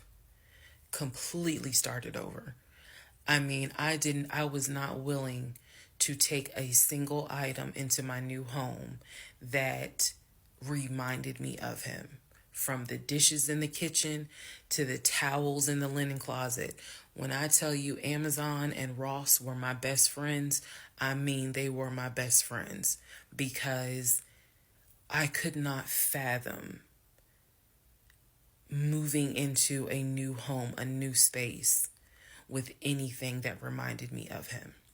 I sold the bed, got a new bed. If he had bought me clothes, I got rid of them. If he bought me shoes and purses, okay, I kind of kept the heels. But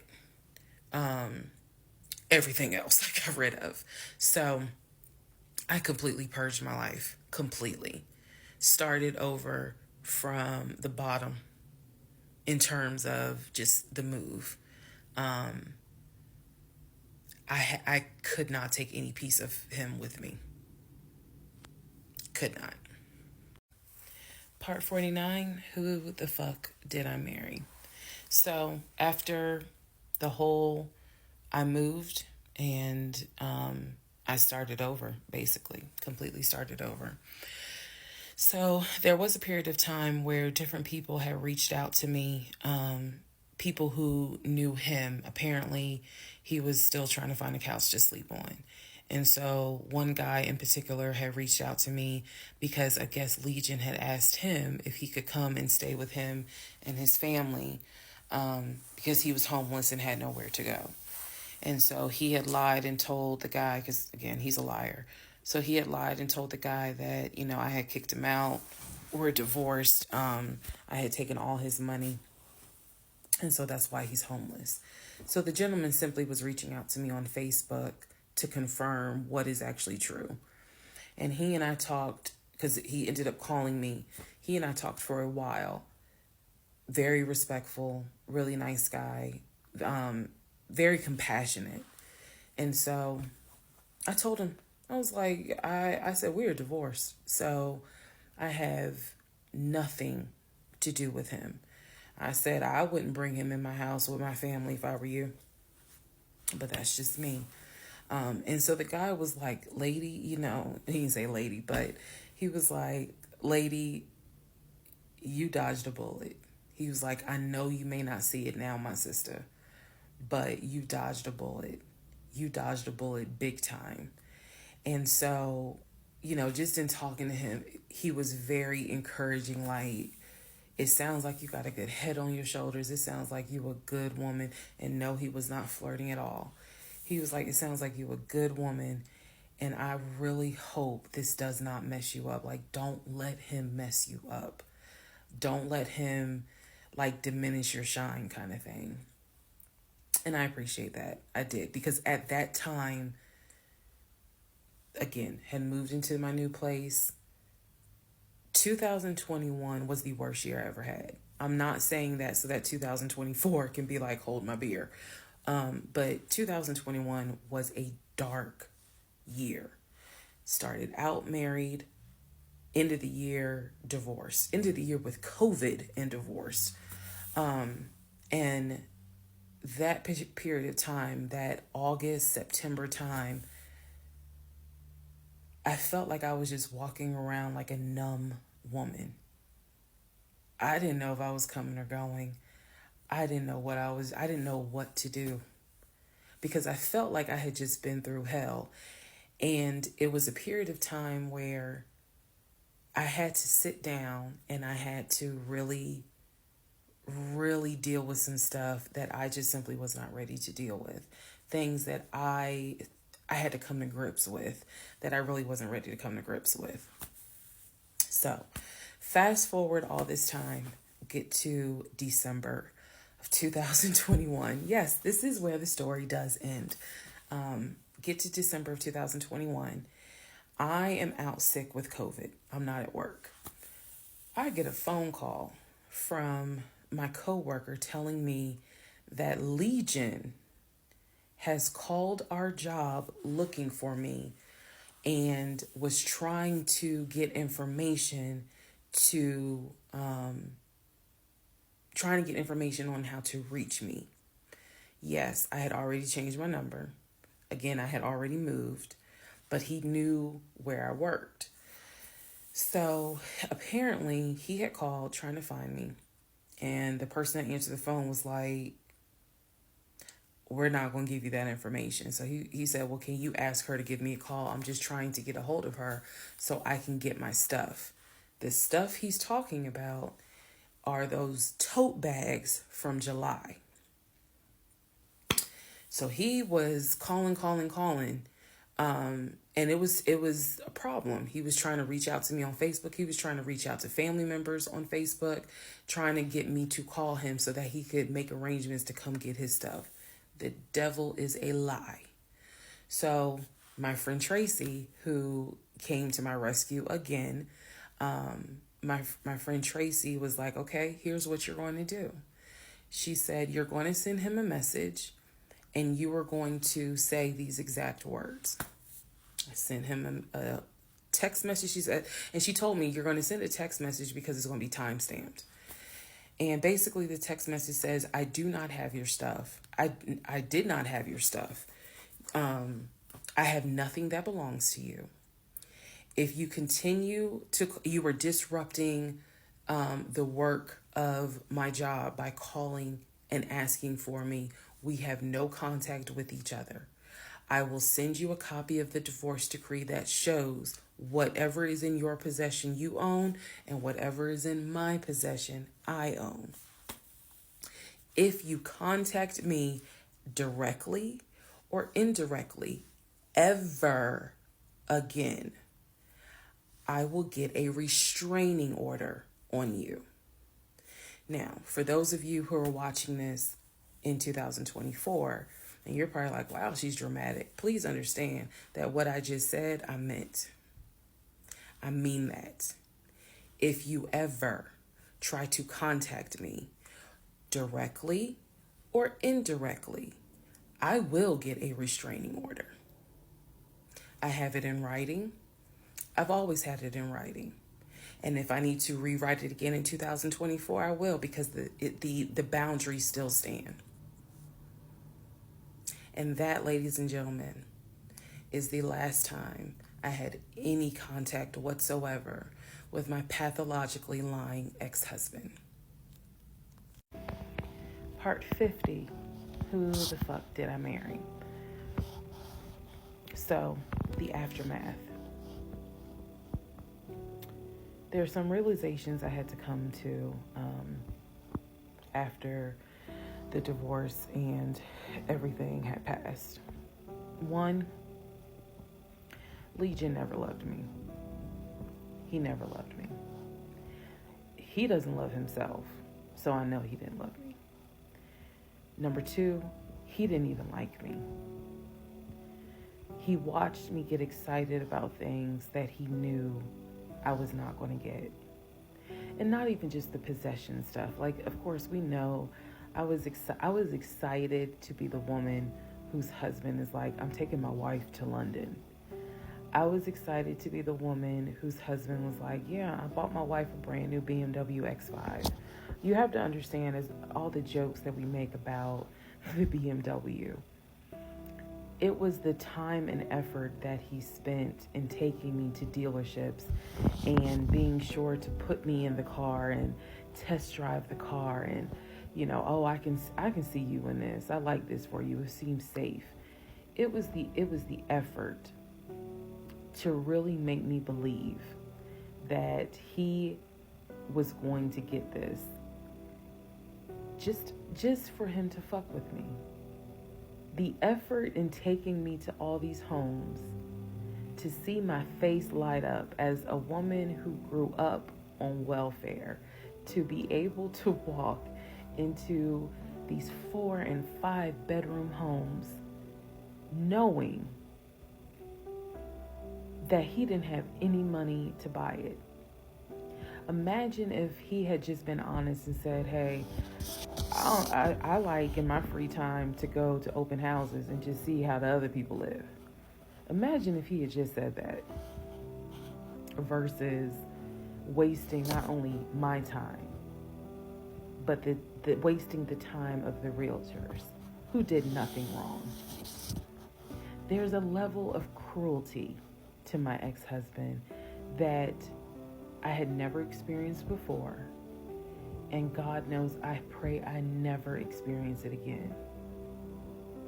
That's the word that comes to mind when I think of him. He is cruel. And it wasn't just me, he did it to the ex-wife. So, do I trust? No. I trust the people who were in my life before him. If we were friends or if we were in a relationship or whatever and I knew you before him, I trust you explicitly. But if you're somebody I just met, I don't trust you. I don't. There's no point in me getting on here and saying and making it seem like, oh, I'm so strong, I'm so brave. I struggle big time. Because on one hand, I want to like someone. On the other hand, I'm immediately thinking, what if it's a repeat? And I'm going to be honest with y'all, I can't go through that again. I can't. Every single thing in our relationship was a lie. It took me a while to realize every single day this man lied to me. Every single day he lied to me. Every conversation he had was a lie. I will never know how much he lied to me. I'll never know. I've made my peace with it. I will never know how deep it really truly goes. I only know what I experienced, and I only know what God allowed me to see. But I'm willing to bet that there's a lot I still don't know. When people say, oh, you dodged a bullet, like you just, and I've read a lot of the comments on this, and people have sent me a lot of the comments. And so I need to make one thing very clear. I am fully aware I dodged a bullet. I am so grateful to my God that I did not have that man's child. I'm sorry if that offends some of you, but it's the truth. I'm grateful that we didn't buy a house and that I'm not financially tied to him in any way, shape, or form. But I am also grateful for the fact that there are things about my ex-husband that I discovered in terms of how he is when it comes to other women. And I'm grateful that God has kept me and protected me. That's all I'm going to say. So when I started out making this series and I made the decision to tell my story, my motive was I just want to help one person. If there is a woman out there who's like, God, I want to be married and I met this guy and something don't seem right, but maybe it's not that bad. My advice is, honey, just go ahead and do your research, because I can honestly tell you, being single sucks, okay? In my opinion, sometimes it sucks, but being married to the wrong person is a type of hell no one should have to go through. You should not have to be married to someone that does not like you. You should not have to be married to someone that doesn't even love you. And I know what that is like. I know what it's like to be told, hey, babe, I love you. And yet, I swear, I think that man sat back in the recliner with his WWE Championship Roman Reigns belt and laughed his ass off at me every day. Like, damn, she really believed that. Ha, ha, ha, ha, ha. I do. I really do think that. My radar was broken because I am an intelligent woman, and I know that I know better. And I still sometimes ask myself, how the fuck did you let this happen? How did you let this be your story?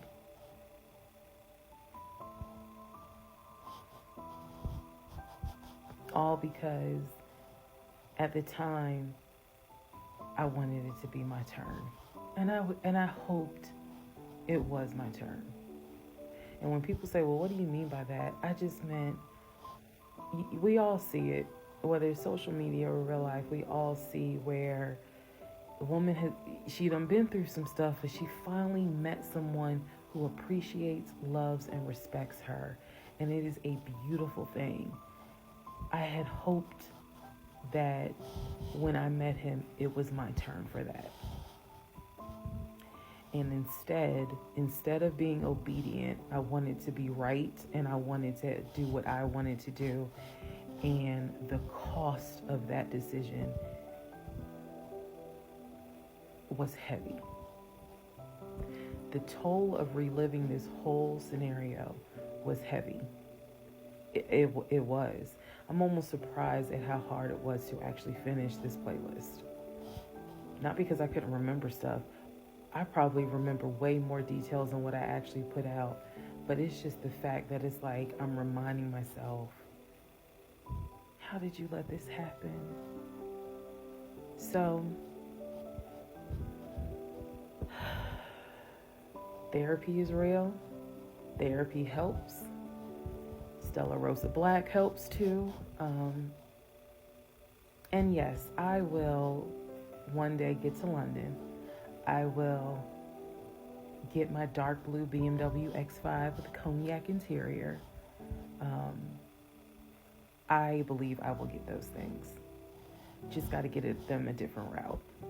So, thank you all for being on the playlist of Who the Fuck Did I Marry? I promise I will go live, and I will let you all know when I go live so that we can have a wine night full of question and answers. Thank you for